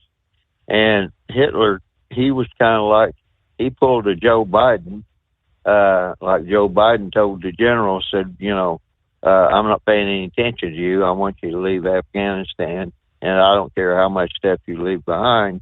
Well, if you study World War II and Hitler, which a 4-star general should have, he would see that Hitler got obsessed with taking Moscow and St. Petersburg, and he kept the German troops too long into Russia, and the Russians lost a lot of people and everything else. So the people on the Republican side, that the Democrats are all excited, saying, well, Trump's this and Trump's that. You might kind of want to look at the people that are saying that, and if you do that, you'll question yourself. And that's like Liz Cheney there. I remember whenever her father, Dick Cheney, let all those no-bid contracts back in Katrina, and the company there that he was with, I wanted to say Hildebrand, but that's not right. But anyway, that's he had the contracts there when they went over to Afghanistan and Iraq, and that those contracts that he had there with the trucking companies. I know some of the people back at the time actually went, I believe it was Iraq, and drove over there. They collected a pretty good, I think it was over $100,000 or so. But the Halliburton was the name I was trying to think of. And so Halliburton was actually an oil exploration company. And I could go on and on. So when I look at Liz Cheney, I'm not exactly what she's trying to prove, but the people in Wyoming didn't think much of her. So by and large, the things that Trump did, it had a lot to do with the border wall. He didn't bring violent people in. And today, Senator Johnson of Wisconsin, I think he was at some sort of a hearing or something. I just caught a little bit of it. But they had a whistleblower, Border Patrol agent on there, and he was saying that these people that are actually sending unaccompanied children and paying these cartels and coyotes to send them up there, they had one young girl, 12, 13, 14, I forget the exact age, and she wasn't acting quite right. So when they sent her to do a test, they found the sperm from 17 different people in her. So now if you want to go along with that, I'd have to wonder why in the world you'd want to do that. And I'm pretty sure Trump will put a stop to that. I don't agree with everything Trump did, but the major things that will affect me, I would have to say I would agree totally with, because he did do away with that Obama tax on the Obamacare thing, and I believe if the second time around, I think he'll get a chance to straighten that up. So as I was listening to Douglas there and some of the locker talk that he was talking about, I mean, I don't know what world he came from, but I've heard that locker talk about, and I'm sure you have too. I won't ask you to commit, but by and large, it's just locker talk, I mean, I'm not going to make my decision for a leader, because I've heard corporate presidents and everything else say the same thing. So that is such an infinitesimal thing. I don't even know why it would make the news media, but anyway, I guess somebody did. So, but by and large, that's why I'm supporting Trump and J.D. Vance. And if you've read J.D. Vance's story, I think he would be. Hopefully, it wouldn't come to that, but if he would have to step up, I think he would be totally capable of stepping up and being a quick learner. And by and large, whenever you look at Kamala Harris, every place she's been, I was watching a thing about the South Los Angeles Slayer that they had back whenever she was involved in law enforcement in the state of California. And there are so many companies being forced out of business right now due to these George Soros prosecutors because they can't stand the shoplifting. And you've seen all the different drugstores that are closing and retail stores. So I prefer people being able to have gainful employment to have giveaways, because when Kamala talks about, oh, we're going to give you this and give you that, no, you're not going to give anybody anything. You're going to take money from somebody and transfer it to somebody else. And whether that's good transfer or not, I seriously doubt it. And the capitalist system pretty well does a lot better job at distributing wealth to worthy people than some government bureaucrats. So I just like I said, that's why I hadn't called in for a while. And you were talking about the virus there, the COVID virus. How many years has it been, and we still don't know where it came from? Right. So that's about all I had, Steve. Thanks for checking in there, Vic. I had kind of wondered. It's been I know he had sent me an email here a time or two, but I hadn't heard from Vic in a while. Good to hear from you. Taking a look out west. All right, Friday. Here come the weekend. Some folks are going to have a kind of a washout weekend. A storm advancing across the open Pacific moves into the northwestern U.S. and British Columbia as we start the weekend. It's going to bring rounds of rain, showers, gusty winds, especially to the coastal areas, and some travel disruptions to western Washington and Oregon starting later on Friday night. Winds along the shore and even the open ocean projected to peak today as that initial front arrives. Gust along the beaches, 35, 45 miles for a time. Offshore winds, 50 to 60 miles per hour. As the waves of moisture shift into the Pacific Northwest, rainfall totals could range 1 to 3 inches across western Washington and Oregon, some locally higher amounts across the upslope regions of the Coastal Range and the Cascade Mountains. The heaviest rain likely to occur on Sunday across coastal Oregon. Rainfall rates at times could be 1/2 to 3/4 of an inch per hour. So it's going to be a wet weekend, could be some localized flooding in some areas. So far, locations in northwest Washington, like Olympia and Seattle, have only had about 35% of their typical monthly rain in October. So this is going to bring a boost to the moisture before the month of October ends. There will be a few flakes of snow as cooler air spills southward out of Canada. Sunday into Monday, snow levels will drop across Washington, Oregon, and surrounding states. Could see a few slippery roads, especially those secondary roads. Along I-90, it's probably just going to be a chilly rain around Snoqualmie Sunday night into Monday. Now, by Monday night into Tuesday, snow levels could be even lower. May bring some wet snow or a mix of rain and wet snow to even lower passes like Snoqualmie by that point in time. Hey, Kenworth owners, is your AC and heating performing poorly with little airflow in the cab? Soaring Eagle HD Truck Parts is here to solve your worries. Offering aftermarket replacement HVAC boxes and stainless steel with high output blowers receiving 50 to 100% better airflow guaranteed. Not only that, but they also manufacture many other aluminum and stainless steel storage accessories. Check out their website at www.soaringeaglehd.com or call toll-free 1-833-455-2473. Serving you yesterday, today, and for the future. Keep your gas-powered engines running like new? Stable's proprietary formulas are proven by third-party testing to outperform the competition in keeping fuel fresh, preventing corrosion, and cleaning the entire fuel system. With Stable, you can have confidence you are doing the right thing for your engine's long-term health. Just pour into your gas can or fuel tank, then top off with fresh fuel. At every fill-up or when you store, start with Stable. Available where fuel additives are sold.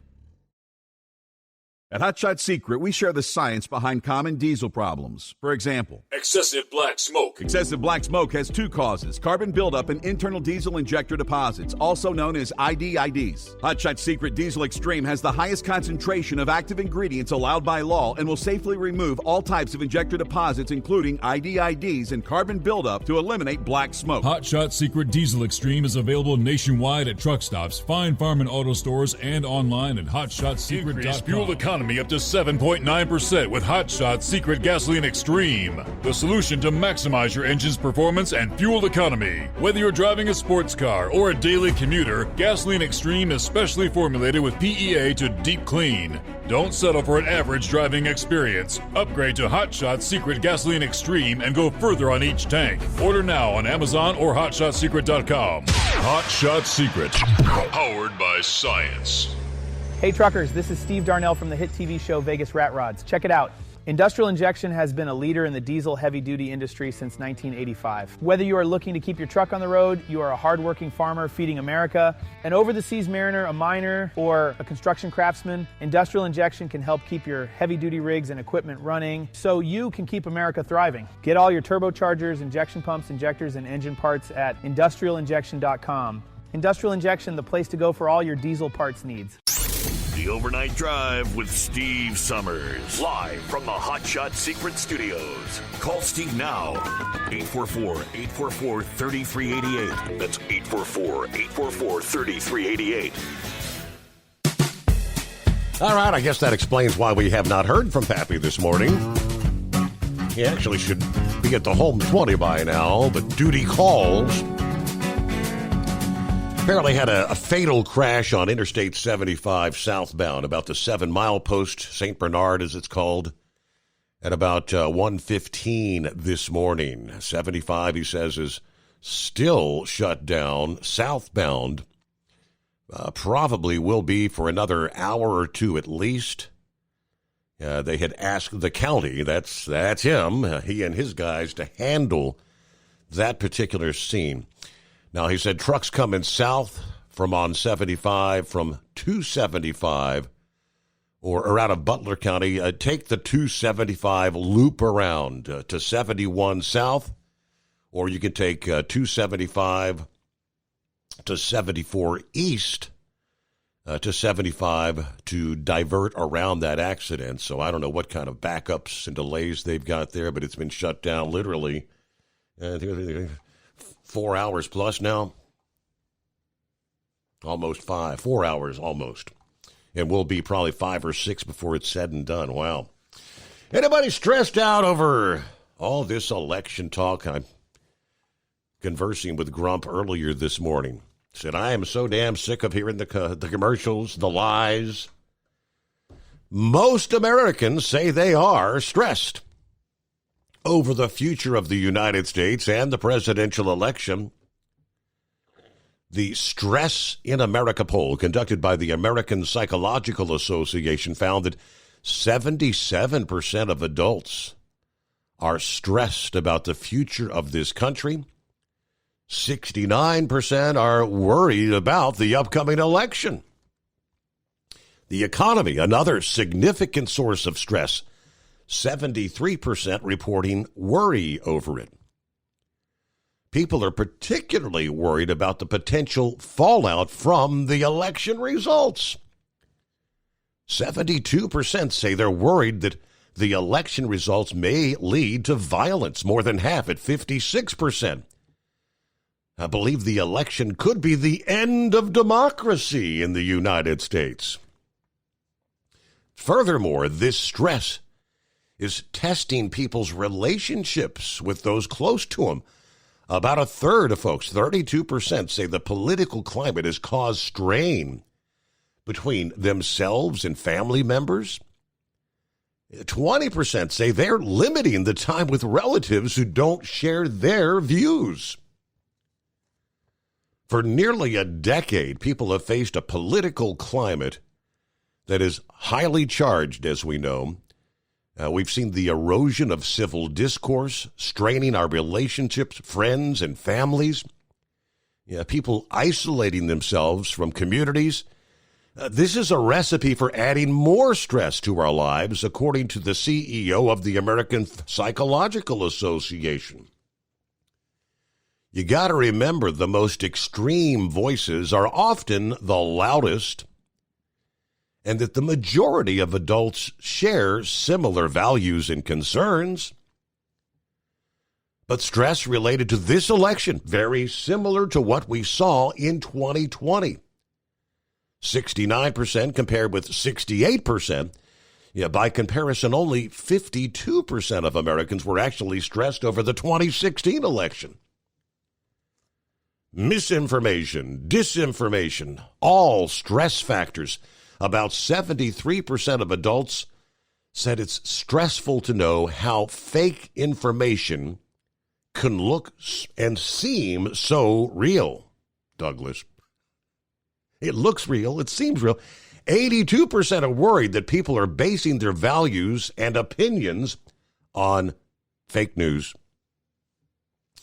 The poll also found across the country, Americans' trust has been shaken in both the government and each other. Most adults say they have very little to no trust in the U.S. government. 41% say they're considering moving to a different country. Split down the middle, half of adults said tension over politics and social issues makes them less interested in connecting with others. About 3 in 10 say they have nothing in common with people whose political opinions differ from theirs. About 46% say they would not date someone who did not share their same political opinions. 47% of women, 45% of men. Interestingly, national anxiety is cut evenly across political stripes. In other words, doesn't matter which side of the aisle you're on. 80% of Republicans, 79% of Democrats, 73% of independents. Everybody feels like their way is the right way, and those who don't believe their way is the wrong way. It's trying times, as they say. Hey, thanks for being with us. Enjoy your Friday. Enjoy your weekend. I hope you'll join us at the midnight hour Sunday night.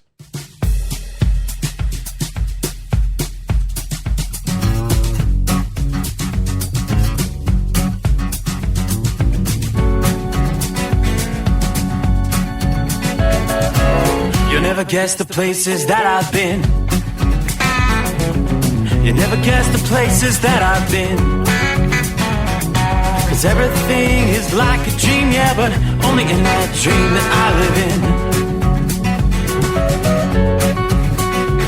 I'm never gonna let the day begin. Never gonna let the day begin. 'Cause everything is like a dream, yeah, but only in that dream that I live in. Oh, don't wake me up before you go, and I'll just make this bed my home.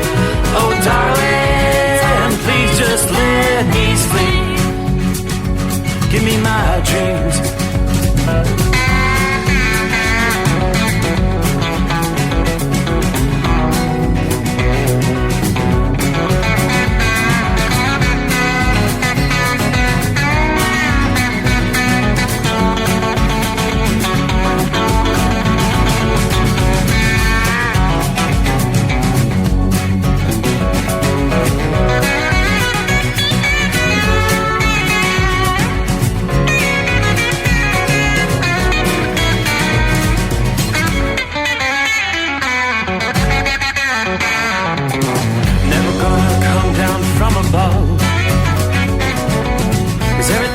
Better from above. Nothing's ever as it seems, yeah, except in that world that I dream of. Never gonna lose the ones I love. Never gonna lose the ones I love. 'Cause everything is like a dream, yeah, but only in that world that I dream of. Oh, don't wake me up before you go, 'cause I